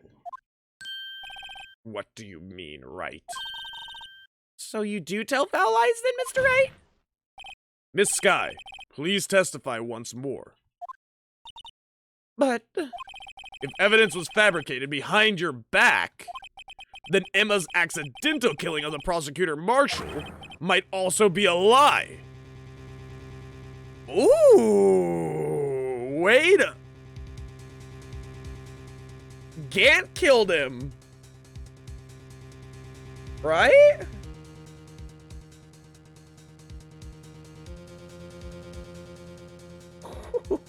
Wait a second. Phoenix, you spicy little boy. Hold the fucking phones. But I do remember knocking over Mr. Marshall. Miss Sky, if you will. I can't. There's nothing to be afraid of anymore. This cross-examination may not change a thing. However, there is a possibility that it will, if you tell the truth. Very well. I'll testify about what I really saw. All right. The witness may testify once more for the final time.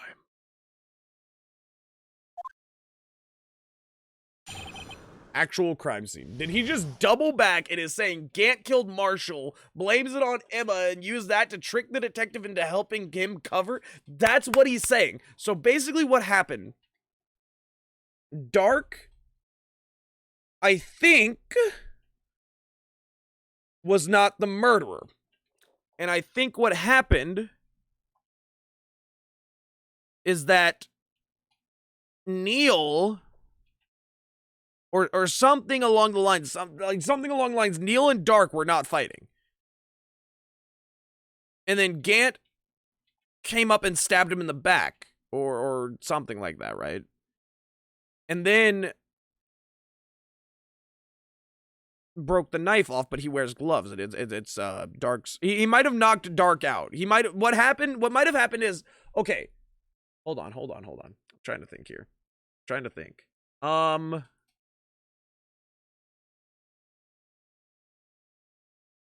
Neil and Dark were fighting. Emma agreed that she pushed him over. What if Dark and Neil both got knocked the fuck out, right? Then Gant could come in and see his opportunity and do all this. But I actually think that Dark was not the murderer. I don't think Dark was the murderer, and that everything that was pointing to Dark was fabricated evidence to point to Dark from Gant. That's what I truly think. I still think that Gant is the serial murderer. That's what makes the most sense to me.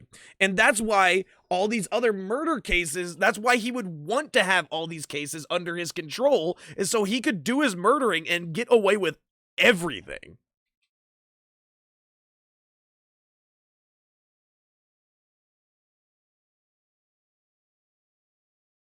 I'm just saying, it makes sense in that regard. But I'm not sure if that's the actual, that's the actual thing. That's the actual process of events. Pow, thank you so much for the Patchy Squeak redemptions. I appreciate it. I hope you enjoyed the Patchy Squeaks. If April and Neil can make Nick all-stars, why no Phoenix Wright for Smash? I think that that's probably something to do with the fact that it's Capcom, because I don't know if there's any Capcom characters in Smash now that I think about it. I would have to look at the roster. But yeah, that's again is just like me in SMP, using my power and underlings to get whatever the hell I want done. I think that he just wants to fucking murder, and this is the easiest way for him to get it easy. When I arrived, I found Mr. Marshall's body impaled on that suit of armor's sword. That immediately contradicts her forgery stuff, so that's fine. Emma and Dark were lying unconscious on the floor nearby.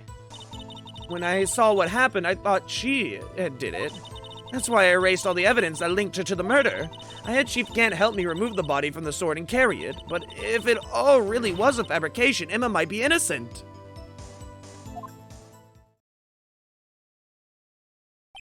Unbelievable.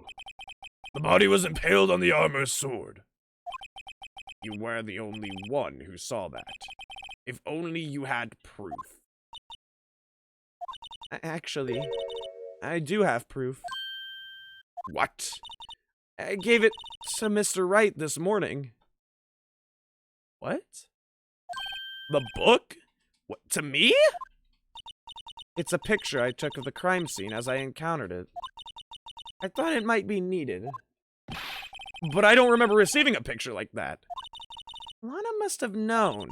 See, Mr. Wright? She really does have faith in you. Very well, Mr. Wright. Please present this picture. I don't remember receiving any pictures from Lana. I feel like I would remember such provocative things. Is my phone off? The hell? Lana said she gave it to you this morning, right? I seem to remember getting something from her then. Let's check that evidence again. There must be a picture in there somewhere.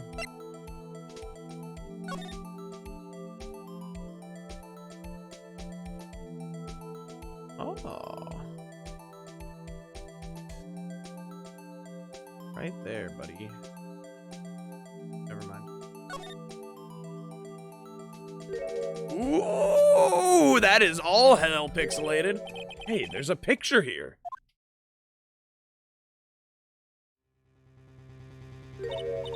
Oh my. This is the actual crime scene.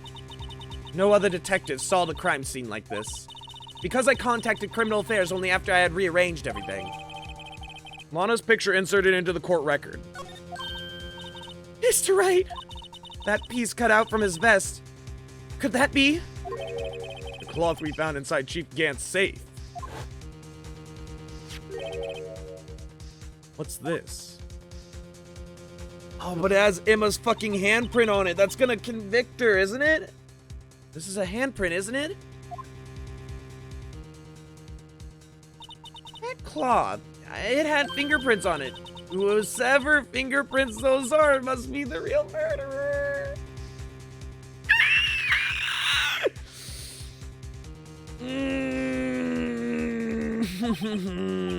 What? Those fingerprints? Yours, Emma. Why are your lips turning all purple, Mr. Wright? Anyway, let's get on with the cross-examination. So long as you tell the truth, we should be able to flush out the real murderer. Very well. The defense may now begin its cross-examination. Wait, no. No, we don't have to worry about anything now, Judge. She already admitted that she already admitted that Gant was fucking forging evidence. And if Gant was forging evidence, then this is forged too, because it was found in Gant's fucking safe.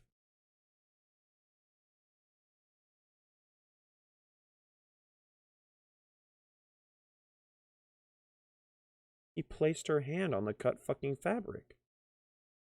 Didn't he? When she was fucking sleeping.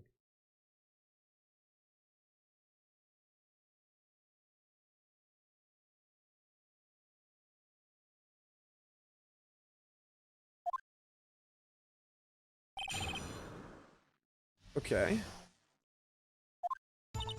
When I arrived, I found Mr. Marshall's body impaled on that suit of armor. What the fuck? Oh my fucking god, Goku, get out of here. Come now, G. This is the poorest excuse for a trial I've ever seen. Chief Gant! What, now you want to make me out as the bad guy too?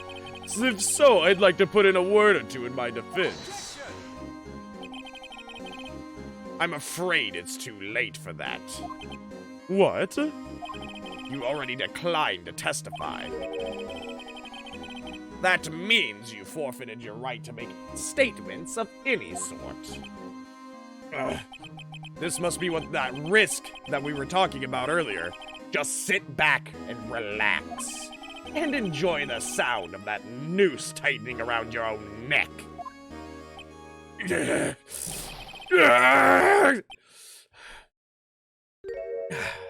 So what? You think I'm worried? Sorry to disappoint you. I don't need to make any statements. What do you mean? The evidence will do all the talking for me. Even if I can't testify, I can still present evidence. Yes, that's true. Wait, you mean you still have some conclusive evidence? No, I don't, but someone does. Someone? So, what's your excuse, Righto? Why have you been keeping quiet about it? But he knows about it. He knows about it. That proves that I didn't plant. That proves I didn't plant the safe stuff. How else would he know? You do have something to show us, right? Something that proves who knocked over Neil Marshall, causing his death? Conclusive evidence that leaves no room for doubt. Is this true, Mr. Wright? If I show that piece of evidence now, Emma's sure to be made out as the murderer. Mr. Wright, if you have any more evidence, present it now, and if you try to conceal anything, you will be in Will 1 appearing before the Board of Inquiries. What do I do now? I better think this through carefully. I can't afford to make the wrong decision. Should I present that piece of evidence? The one that shows who really killed Prosecutor Marshall. Oh, Jesus. I feel like if I show the evidence, it proves that he knew that I had evidence. And therefore he knew that, because I got it from the safe. Therefore he knows that it was in the safe. Therefore it shows that he was forging evidence from the pottery, right? So therefore, if this was in there, it could be also cause for alarm that this would be forged evidence. Because he also hung... Oh...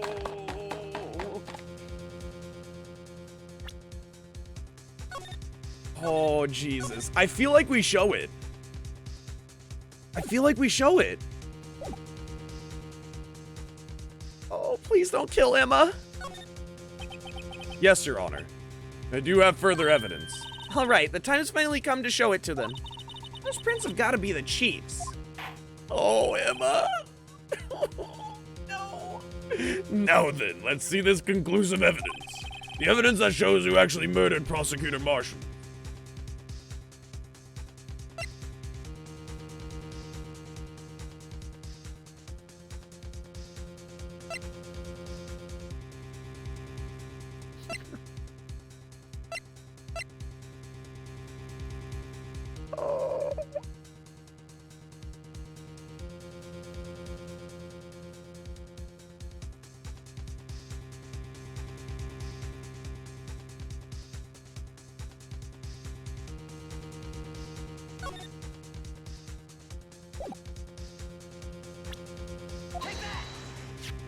It's a piece of leather cloth. Oh. Yes, it most likely was cut from the victim's vest near his chest. What's this? There's a big handprint on it. Surely it must have been left on the cloth by whoever shoved the victim into the sword. What? Whose fingerprints are on this? I'm sure Righto has checked, haven't you? Well, whose are they? Oh, they're Miss Skies. Emma Skies. What? They're mine? So I really did do it. See, I told you it was conclusive. But this was found in your safe. That means it's possible you forged it. I don't know what you're talking about. I don't remember any cloth in my safe. Then how would you have known that it was there? Do you really expect me to believe that? But Give it up, Mr. Wright. It's over. Did I fuck up? Did I fuck up? You shouldn't have presented that. Fuck. By presenting that evidence, you tied Emma Skye to Neil Marshall's death. No. It appears we have our killer. No!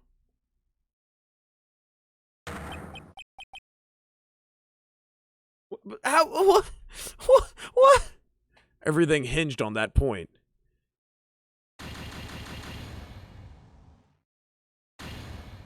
What?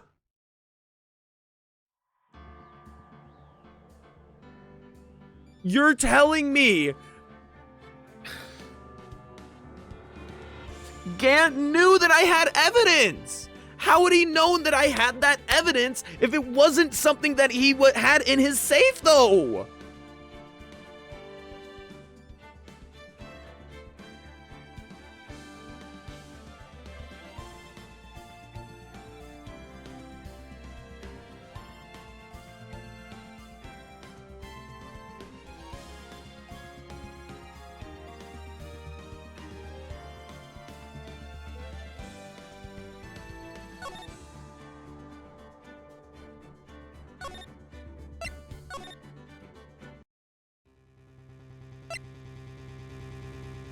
What? I don't understand how that is the logical conclusion. I don't understand how you can sit here and think that that's the logical conclusion, that somebody who has another person that admitted that he fucking forged evidence with her, and then magically everything that she said is thrown out the window. Like, don't get me wrong, she's lying. Yes, she has lied a lot. But oh my god.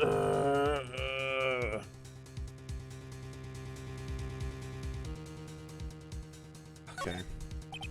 Your Honor, I don't have any evidence I can present at this point in time. What? You lie! Chief Gant, you Opened my safe. You know, I know you. Oh my god. I know you took what was inside. The conclusive evidence. I don't know what you're talking about. Mr. Wright, why don't you show them? We found it together. Oh, I see. It's because you know the truth, don't you? You know whose fingerprints are on it. That's why you won't present it. What are you talking about, Chief Gant? Can't you figure it out? Take a good look at this picture. See the victim's vest? Notice anything odd about the chest area? It looked like part of it's been cut out for some reason. You mean you had this in your safe? What? That means you, the Chief of Police, have been concealing evidence. This is going to be the biggest scandal in the history of the police department.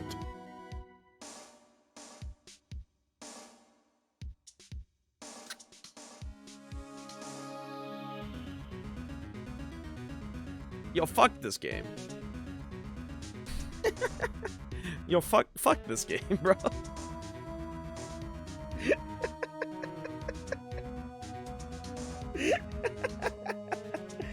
Oh my god.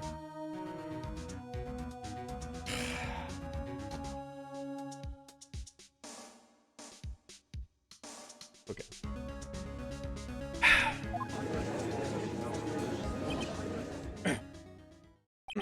Impressive. To be honest, I didn't think you had the gall, Righto. Well, I can't just let you pin me up as the murderer. I'll tell you what really happened. What? You mean you admit it?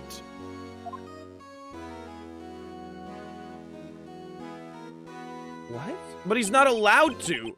I was the first person to arrive at the crime scene that day. It then occurred to me that I could use the situation to control Lana. So you really were manipulating her. I knew Lana. If I made it look like the blame lay with her sister, then when she saw the scene, she would ask for my aid. So you assisted Miss Skye.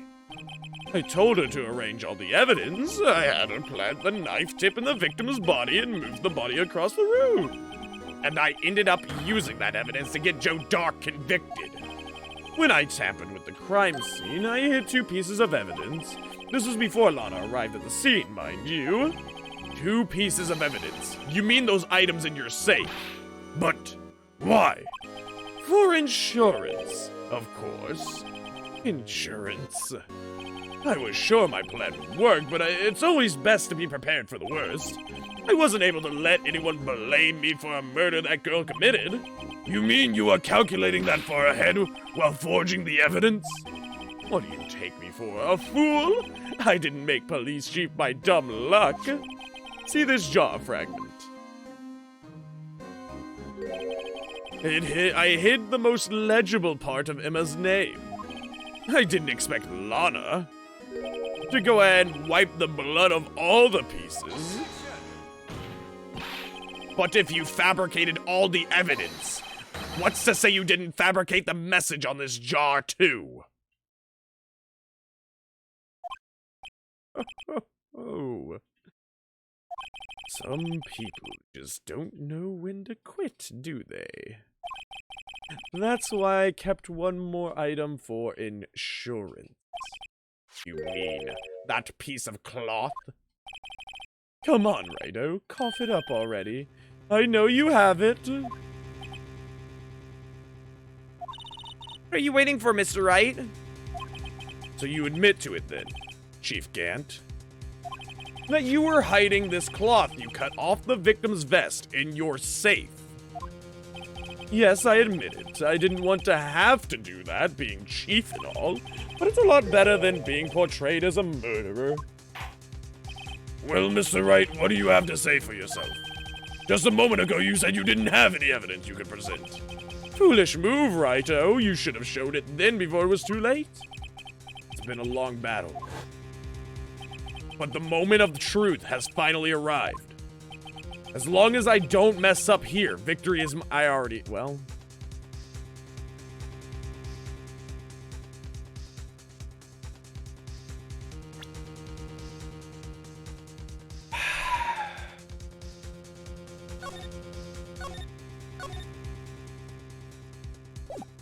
It's late. I am hungry. I am fucking pissed off at this Goku wannabe head ass. I swear to God, game, if you cuck me over this time again, I will have trust issues until the day that I fucking die. Your Honor, I do have evidence to present now. Alright then, let's see this conclusive evidence. The evidence that shows who actually murdered Prosecutor Marshall. Let me verify this once more. On the day of the crime, you personally cut out this piece of the victim's vest. Oh yes, at last you finally brought it out into the open. There's a handprint on this piece of cloth. Your Honor, the prosecution requests that be immediately sent to the lab for analysis. This handprint on the leather, there must have been a strong impact for it to be left so clearly. You mean? It could not have been forged. It must be authentic, conclusive evidence.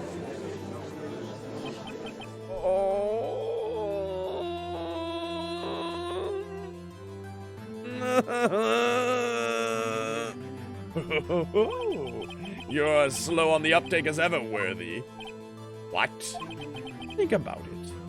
Righto had all this time to present this evidence. Yet he was reluctant to do so. Why would that be? You mean you already know? You know whose fingerprints are on that.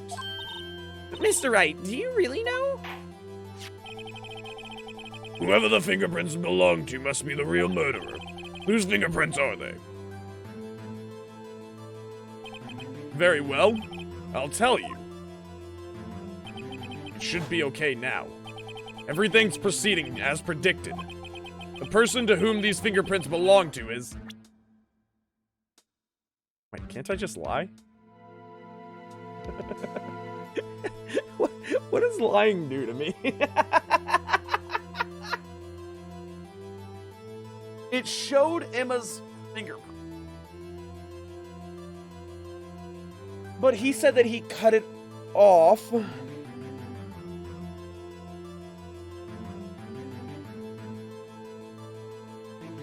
I'm trying to think here, guys. If I tell the truth, Emma is found to be the one that pushed him. But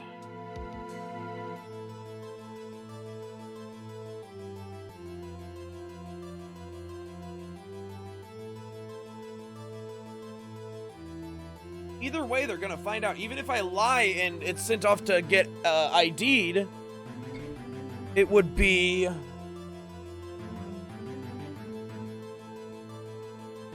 Emma. So no matter what, they're gonna get the truth behind it because there's fucking fingerprints on it, right?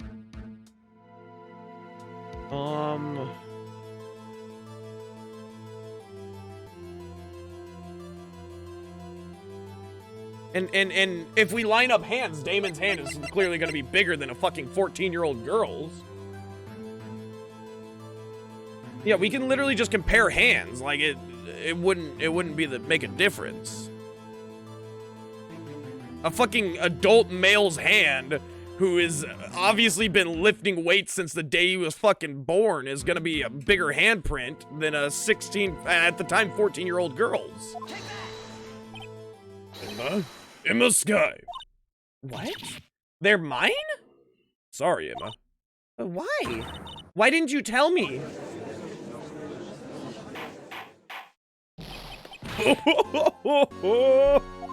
You're really something, Rhino. You knew this girl did it all along, and you still tried to pin the murder on me. So it's true.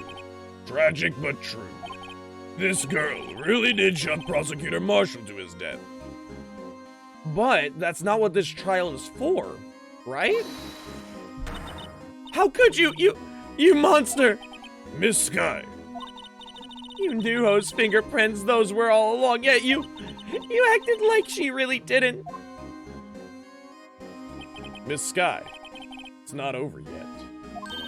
What? I said this trial isn't over yet. But I'm afraid it is over, boy. Not only this trial, but your career, too. You purposely concealed this conclusive evidence. That, my friend, is a serious offense. I'm looking forward to pressing charges after the defendant is convicted.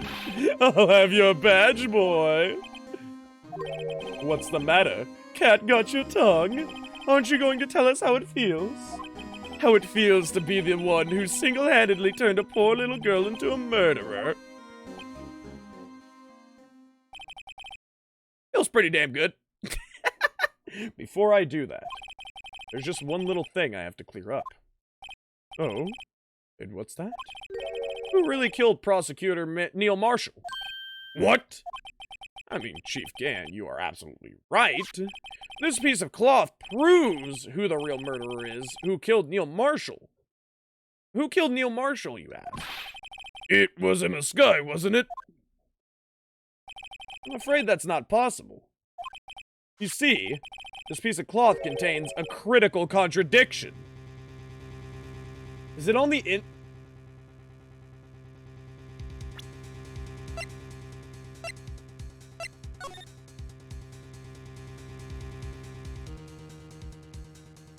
That's on the inside of the fucking fibers, isn't it? Because that's a lighter shade.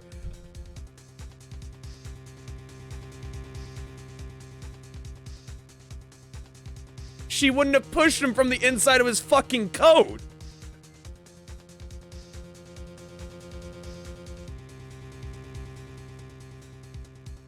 No fucking shot that the game did that.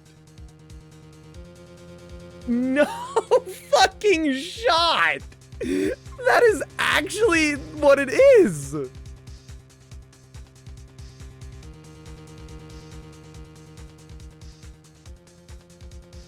Bro,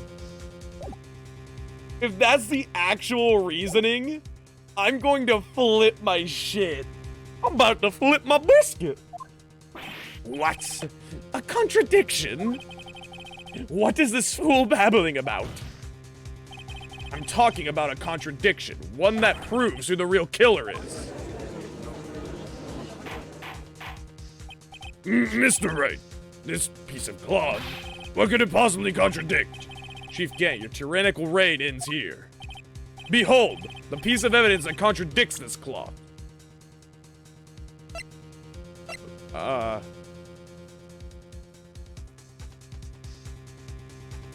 What? The blood! If she shoved him, and if she shoved him afterwards, they would have been stained with blood. Okay, but I thought that mine would have been pretty cool though. Like, to be honest though, if it was because of the inside and she can't shove from the inside of a coat, like, come on guys, that'd be pretty fucking cool. Whatever, whatever. I solved the case. Whatever. And what exactly is that supposed to be? It would have been goated for sure. It would have been so fucking sick if that was the reasoning, dude. Can we just rewrite this whole ending here and just be like, it's on the inside of the cloth? This is the picture Miss Sky took. Take a good look at it. See where the piece of this vest was cut out? Yes. His shirt is showing underneath. It's hard to make out with all the blood on his vest, though. Exactly my point. His chest is soaked with blood. It's only natural for someone who's been stabbed to death. His lungs no doubt were punctured. Blood poured out of his mouth. Oh, but that piece of cloth! Wait, there's no blood on it. Ah! Since Emma Sky's fingerprints are on this cloth, there's no doubt that she shoved the prosecutor aside. However, Mr. Marshall was not impaled on the sword at that time. No, this is nonsense! Now then, Chief Gant, let me ask you something. Prosecutor Marshall was not impaled when he was shoved aside. He most likely hit his head on the ground and was knocked out. If so, then tell me, who could it have been? Who could have arrived at the scene before Miss Lana Sky? Picked up the unconscious prosecutor and impaled him on the armor's sword. Then, to make it look like Emma was responsible for the prosecutor's death, said person proceeded to write her name on the jar with the victim's blood. A jar that then broke on purpose to leave behind a clue. And make Lana believe her sister did it.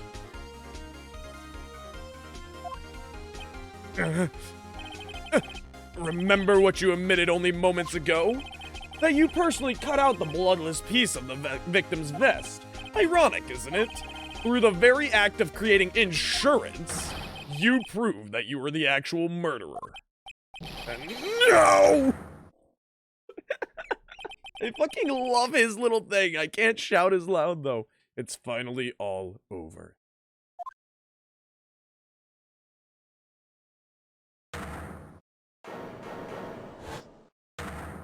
Objection! Oh, that was a close Rhino. You almost had me. So sorry, but you'll have to do better than that. I refute your allegations. What do you mean you refute his allegations? You see that piece of cloth? It is illegal evidence. Order! Order! What nonsense is this? Illegal evidence cannot be used to convict a suspect. Remember, RG? Earlier old Rhino here concealed that piece of cloth. So then, what's your excuse, Rhino? You do have some conclusive evidence, don't you? Your Honor, I don't have any evidence I can present at this point in time. Well, that's true. But Vince did refuse to present evidence. At that moment, that piece of cloth ceased to be legal evidence. But that's not fair.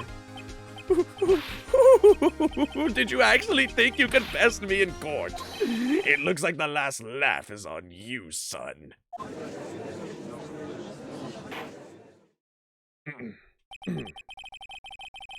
I'm afraid Mr. Gant's claim legally correct.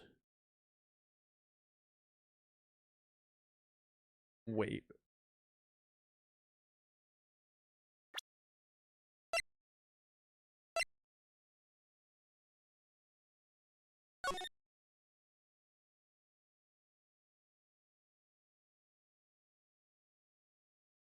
Rule 1. No evidence shall be shown without the approval of the... Hmm.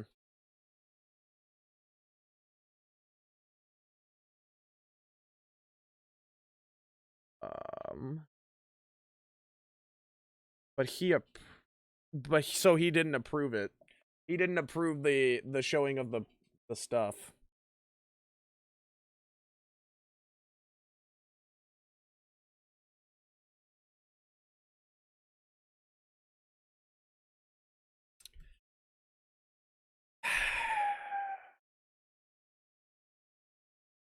But wait.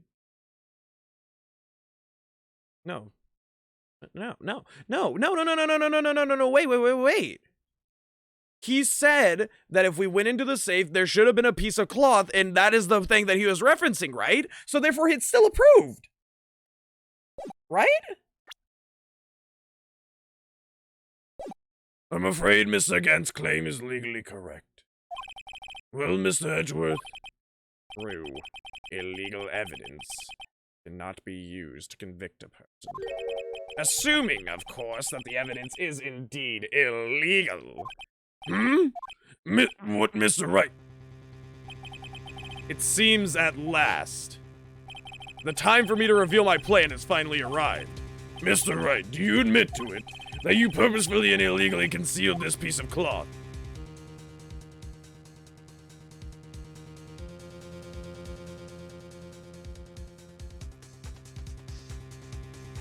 I did, didn't I? No, I did not, because I didn't know that it was conclusive at the time. Right? I did not, because I didn't know it was conclusive at the time.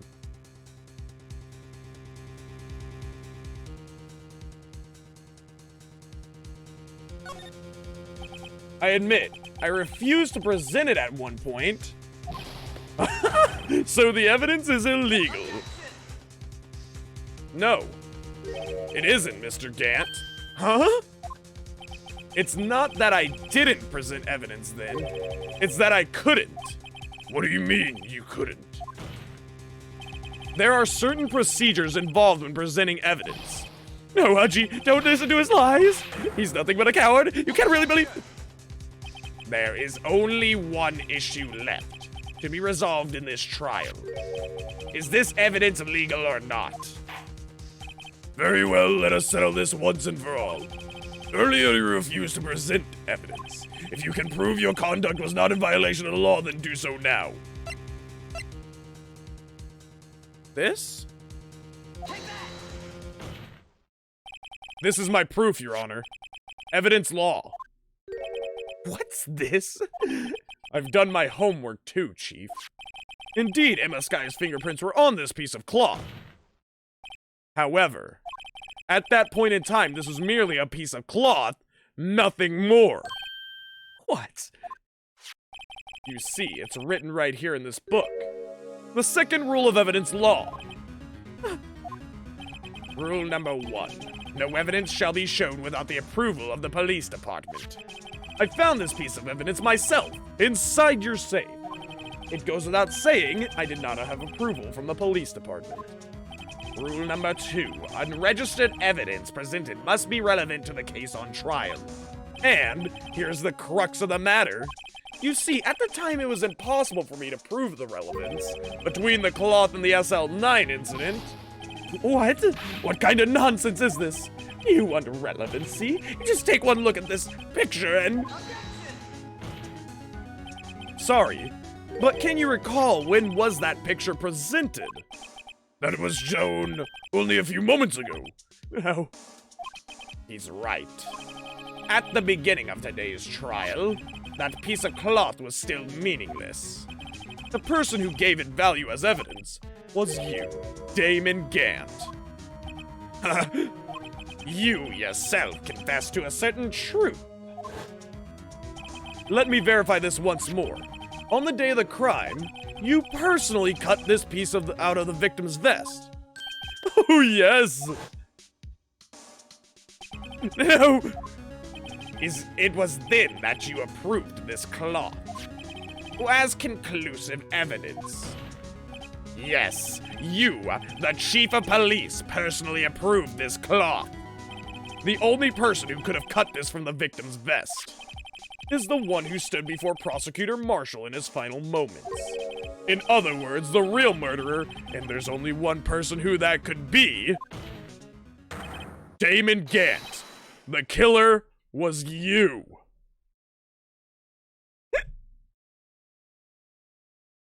I'm fixing to flip my biscuit.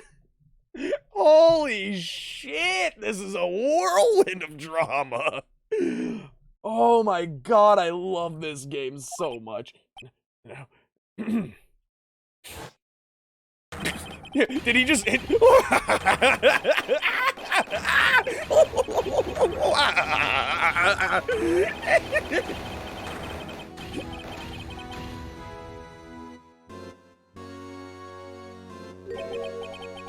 I knew I should have gotten rid of him. That good-for-nothing scum. For 2 years, he's been snooping around the department trying to get something on me. Crimes are being committed every day, yet he insisted on hounding me. Well, your crime wasn't exactly petty. He wanted to reinvestigate the case. He recruited Angel Starr, then convinced Bruce Goodman. Detective Goodman? Yeah, that's right.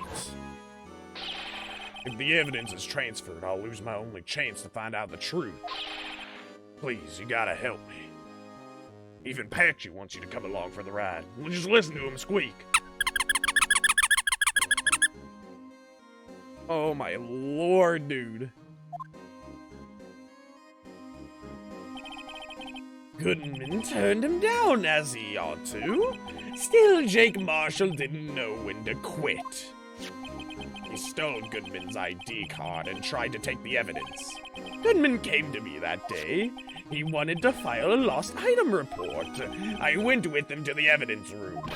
Then all of a sudden, he decided to speak out. What are you talking about, Goodman? Can you please reopen the investigation, Chief? We can't transfer the evidence out. There are too many questions left unanswered.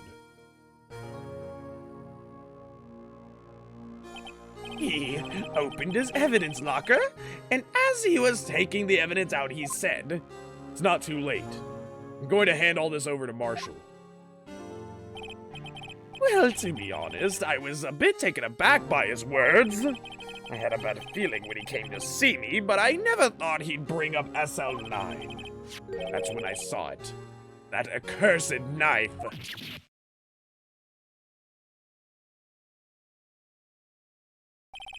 Couldn't just pull it out.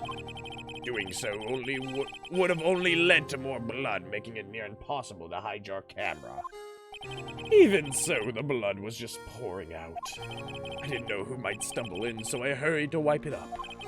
I was worrying so much about the floor, I didn't realize my fatal mistake.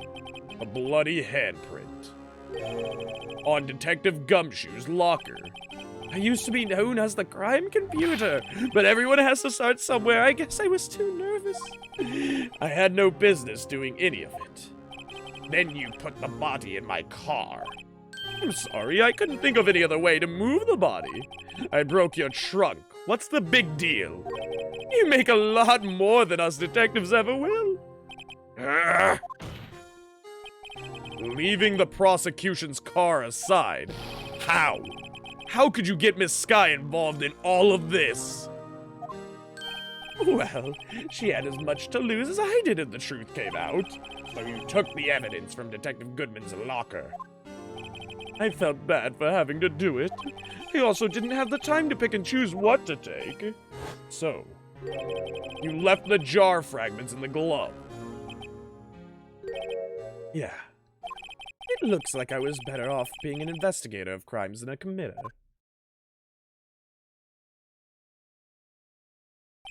They all did their best to get in my way. Gotta hand it to them. They do their jobs well, much to my dismay. Fake evidence doesn't hold up very well upon close examination. You must have known that. Tell me, Worthy, why do you stand in court? Me? You despise criminals? I can feel it. You and me, we're the same. One day you'll understand. Oh, believe me, you will. You're just one man. You'll see what it really takes to bring them down once you try to go it alone.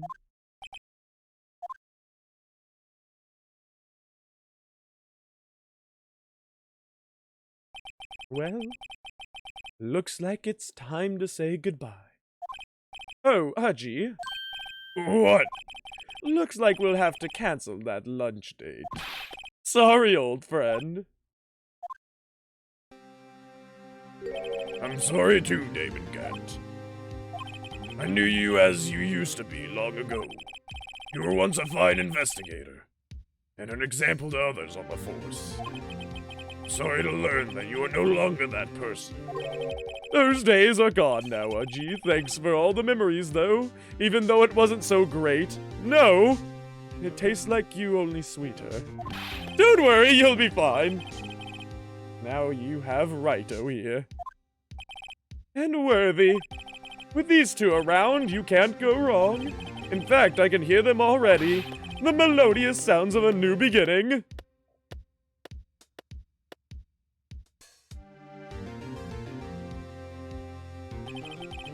There are two things I want you to understand.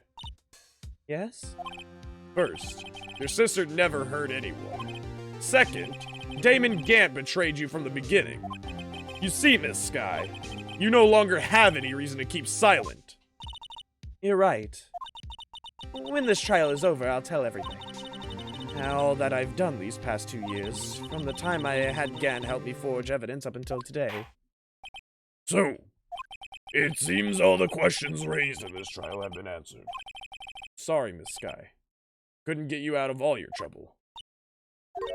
My. What high standards you have for a rookie. I can see why Mia thought so highly of you. Who knows, a few years from now, you just might make it to the top. I owe you my thanks, Mr. Wright. Miss Sky. And to you too, Mr. Edgeworth. You've suffered every bit as much as I have over these past few days. Believe me, I know how much of an ordeal it's been for you. It was nothing. Liar. Liar! I was worried the pressure might break you. And yet, you rose above it all and guided Mr. Wright to victory. You've done well, Mr. Edgeworth. Stop it! I only did my job. Oh, is he gonna blush? Make him blush! Make him blush! In light of this case, it seems a good self-examining is in order for all of us. Miss Sky, Yes, Your Honor. you are innocent of murder. However, although the chief blackmailed you, the fact is still acted as his accomplice. A trial will be scheduled for these crimes at a later date. Yes, I understand, Your Honor. Is there something amusing about all of this? Why are you smiling? It's been a long time, Your Honor. A long time since I felt free of these heavy chains.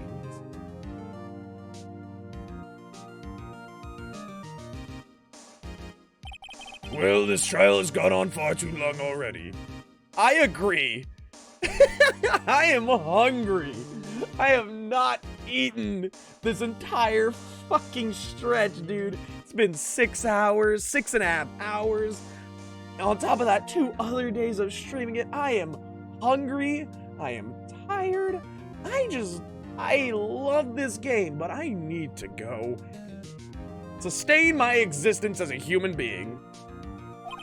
Regarding the charge of murder, this court finds the defendant, Miss Lana Sky, not guilty. Ah.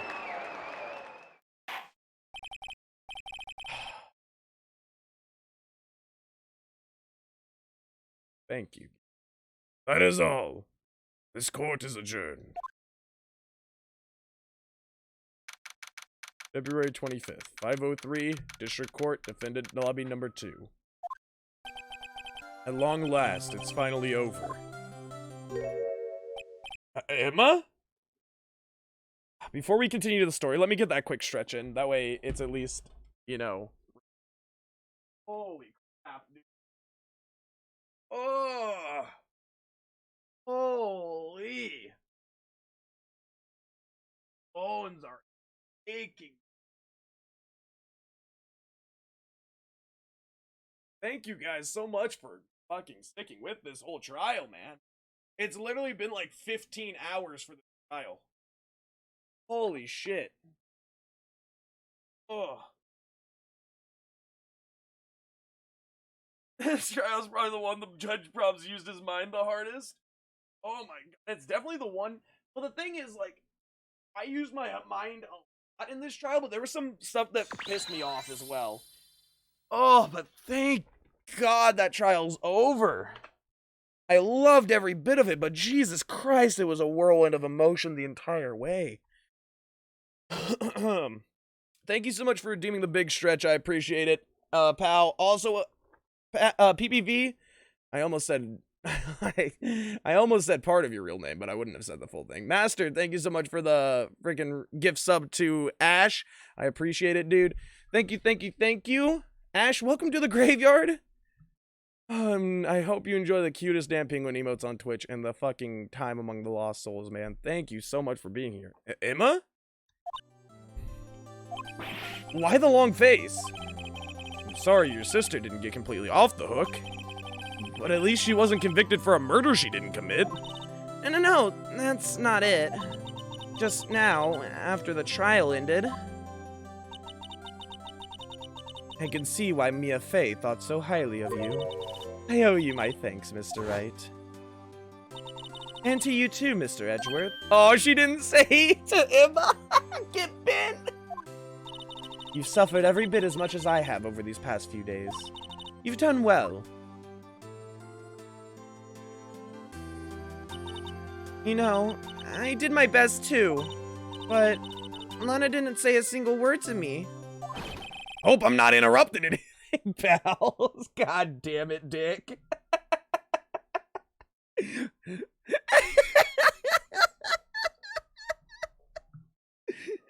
Go on now, get out of here! Guess I am. I'll come back later. Go on now, get going out of here! Wait, Detective Gumshoe. What is it? You're doing this on purpose, aren't you? Making a detective run all around while on duty? And to top it off, you called me here. Seen happier people at funerals. Hey, lighten up, pals. I'm only kidding. Oh, are you here because of my sister again? Nope, not this time. I came today because of, you, pal. Me? That's right. I thought you'd like to see someone.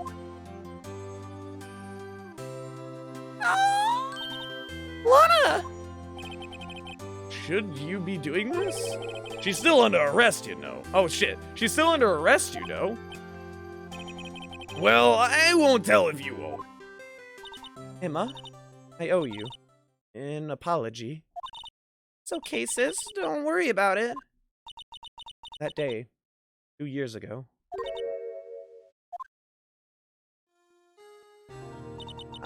was the first time in my life I ever panicked.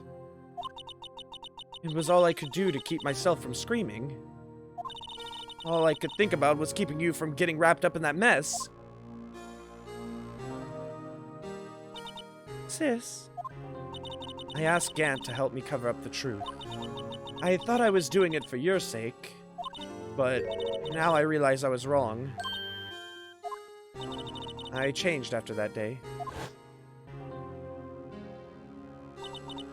I had to. It was the only way I could make it through the past 2 years.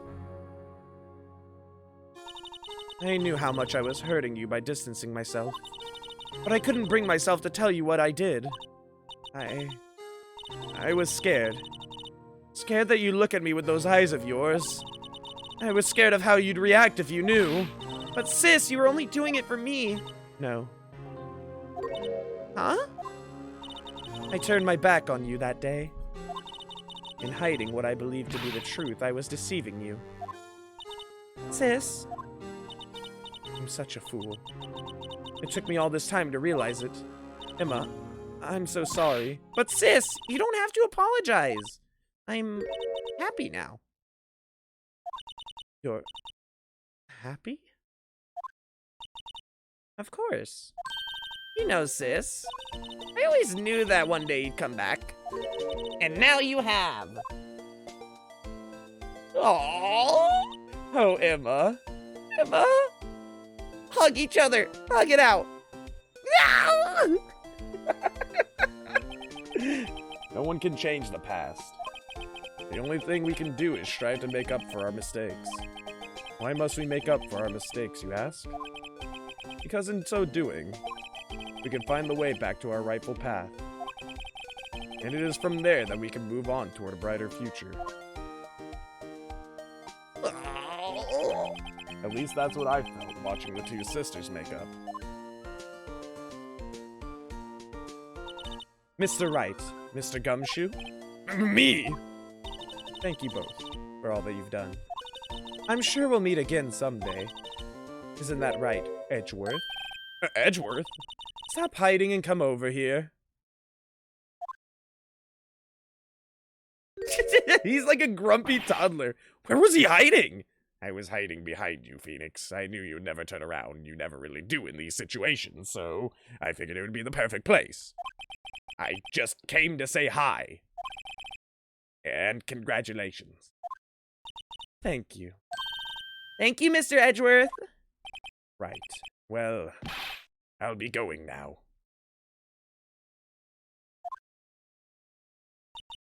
Mr. Edgeworth, I hope you don't blame yourself for what happened. We were the ones who acted corruptly, not you. It's too late for me. No matter what anyone may say, I realize today that I can't correct my mistakes. Mr. Edgeworth. Not only that, but I don't even trust myself anymore. Chief Gant was right. You despise criminals, I can feel it. You and me were the same. One day you'll understand, oh, believe me, you will. You're just one man. You'll see what it really takes to bring them down once you try to go it alone. I do despise criminals. I plan to dedicate my entire life to fighting them. But in order to fight crime on my own, I need a weapon. It's scary, but I've known that to be true for quite some time now. But Edgeworth, who knows? Given enough time, I might have tried to pull something like Chief Gant did. That thought terrifies me. That's why I can't continue on as a prosecutor. Wait. Please tell me he becomes a defense attorney. Please tell me he becomes a defense attorney. Edgeworth? Don't you understand? Damon Gant and your mentor, Manfred Von Karma, were both the best of the best when it came to fighting crime. But they both made the same mistake. You said in order to fight crime on my own, I'd need a weapon. That may be true, but think back to today's trial. You weren't alone. Come on, baby! Come on, Edgy! Come to me! You were working together with Mr. Wright. And because of that partnership, you were able to present evidence that otherwise would have gone undiscovered.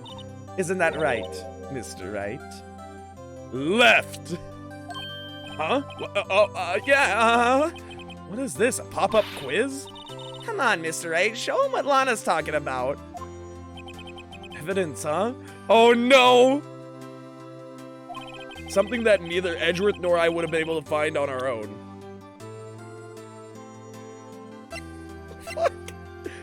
Fuck. Oh, this!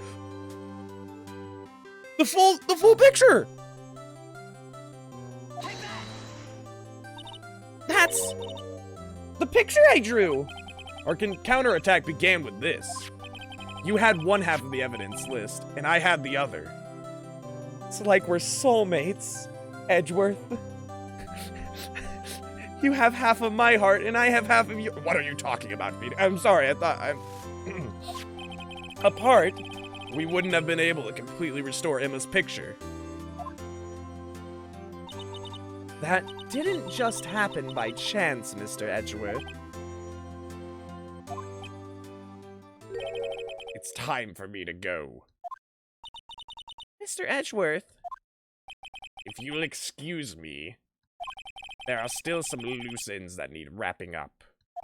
Take care, Chief Prosecutor. Don't leave me hanging like this, damn it! Oh, he just leaves. Edgeworth, what will you do now?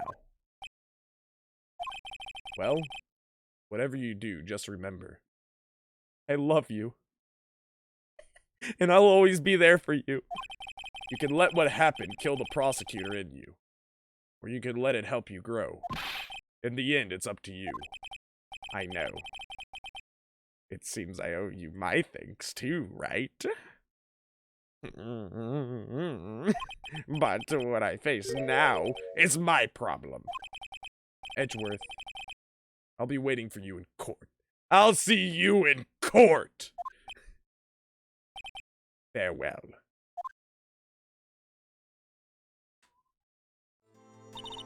I'd better get going too. Okay, but I'll be by to visit soon. It seems we both have a lot to learn and catching up to do. Here, this is a little something for you. Scientific investigation? It's the first book I ever bought. Study it well.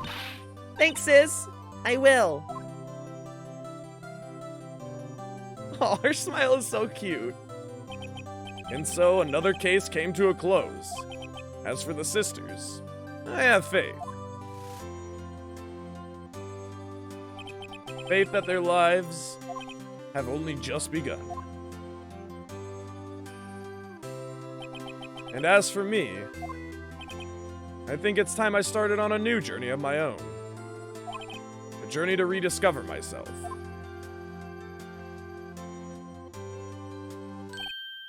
Well, don't go trekking off just yet, pal. Check that book. Hold on. You're telling me to check the book? Wait, this book? I don't have that book. Is there actually something I'm supposed to check? I'm confused. Don't go trekking off just yet, pal. Huh? What is it, detective? There's just a little matter to be resolved about the chief prosecutor. You see, she isn't supposed to be out of jail like this. But I thought you said it was okay. Yeah, well, it may be okay with me, but the folks at the prison are a different story. because he's not a fucking detective anymore. Huh? Basically, I had to bribe a guard in order to sneak her out for 30 minutes. Believe me, it wasn't cheap either. Huh? Way to go, detective. I didn't know you had a wild side. Yeah, well, you see, Mr. Wright here is the one who will be footing the bill. Huh? What, you think I could afford it with my salary? You gotta be kidding me, pal. Huh? Uh-huh? What? Thank you, Mr. Wright. You're the best. Why is it? I suddenly feel like I want to scream. Hey, I got an idea. Why don't we all go pay it off together? Yeah, that's a great idea. Come on, guys. Let's go. Fuck your wallet, Phoenix.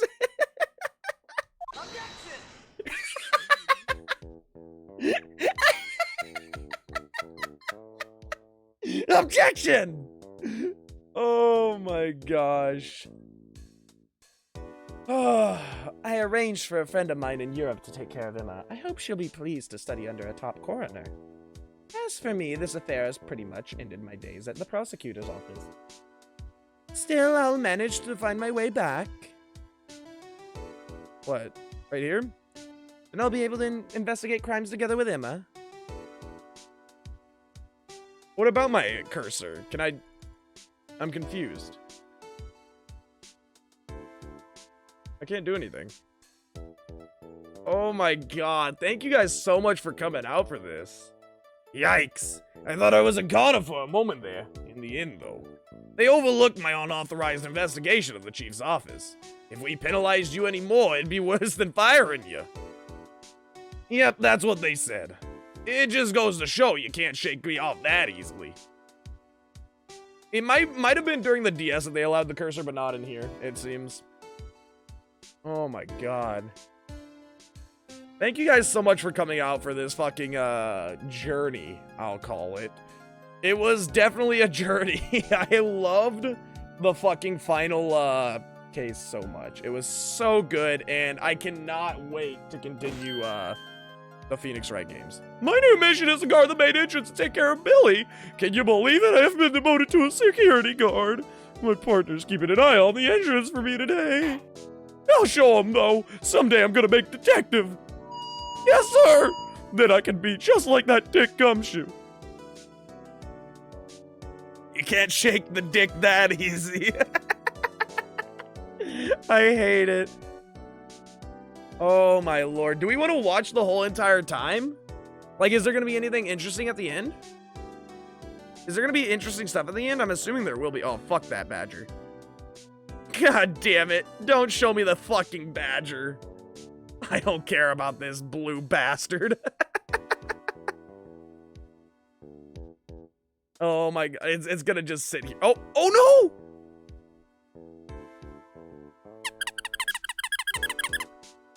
There's the Patchy Squeaks, Pow. I almost said Ash, because Ash has been spamming them today, which I appreciate. But Pow, thank you so much for the Patchy Redemption. I hope you enjoyed it. Thank you for supporting the channel.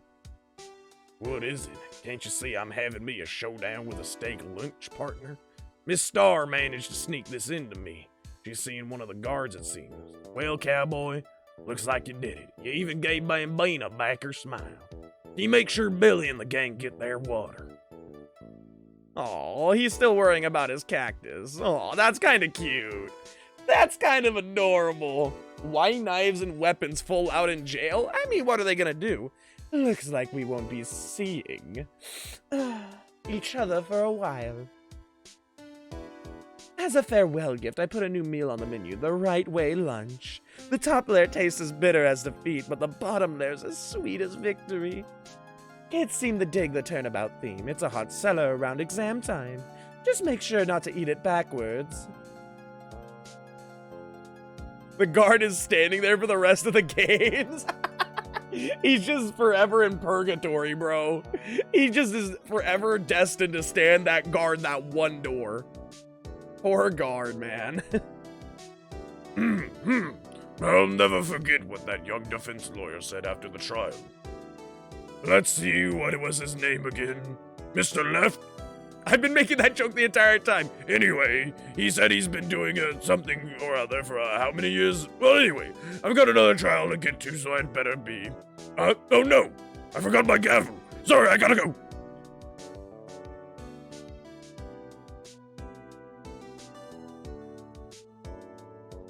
He is the eternal god. Nothing shall sway him. No bribes, no weapons, nothing. Got sentenced to tree for the rest of his life. What? Yeah. He's required to be a tree. You know, I think he's a firm, sturdy oak. Ah, nothing soothes the soul like fresh country air. Still, sometimes I do miss hearing you and your objection. Still, I can't go back until I'm a full-fledged spirit medium. Mystic Maya, afternoon training's about to begin. Coming! Well, see you around, Nick. Oh, Maya and your fucking bowl cut. Heimdall. He is Heimdall. He sees all, the all-seeing eyes.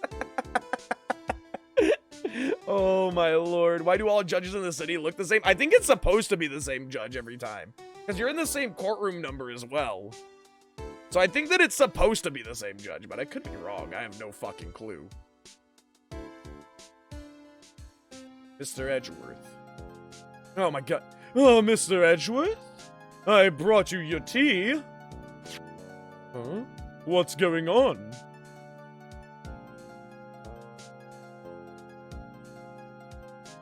Dude. Oh, I can't put into words how much I enjoyed this, guys. I'm excited for Justice for All, but I would not be surprised if it just cannot top this game, dude. I would not be surprised. I hope it does. Thanks for coming to see me off. I can't believe I'm going to Europe. Thank you, Mr. Wright. Thank you so much for everything. I'm a little sad, but I'll be alright. Whenever I want to see Lana, all I have to do is open this book.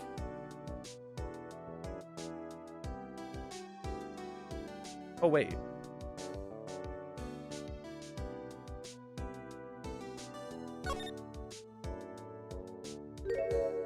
The hell is this?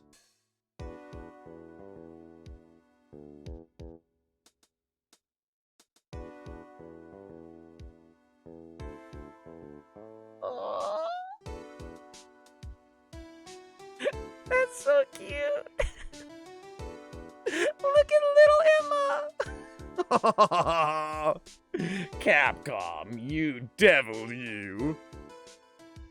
Oh my lord. God damn it. Kawaii. Well, that, guys, was Phoenix Wright, Ace Attorney. The first in a trilogy of hopefully all gonna be great games. And it is done.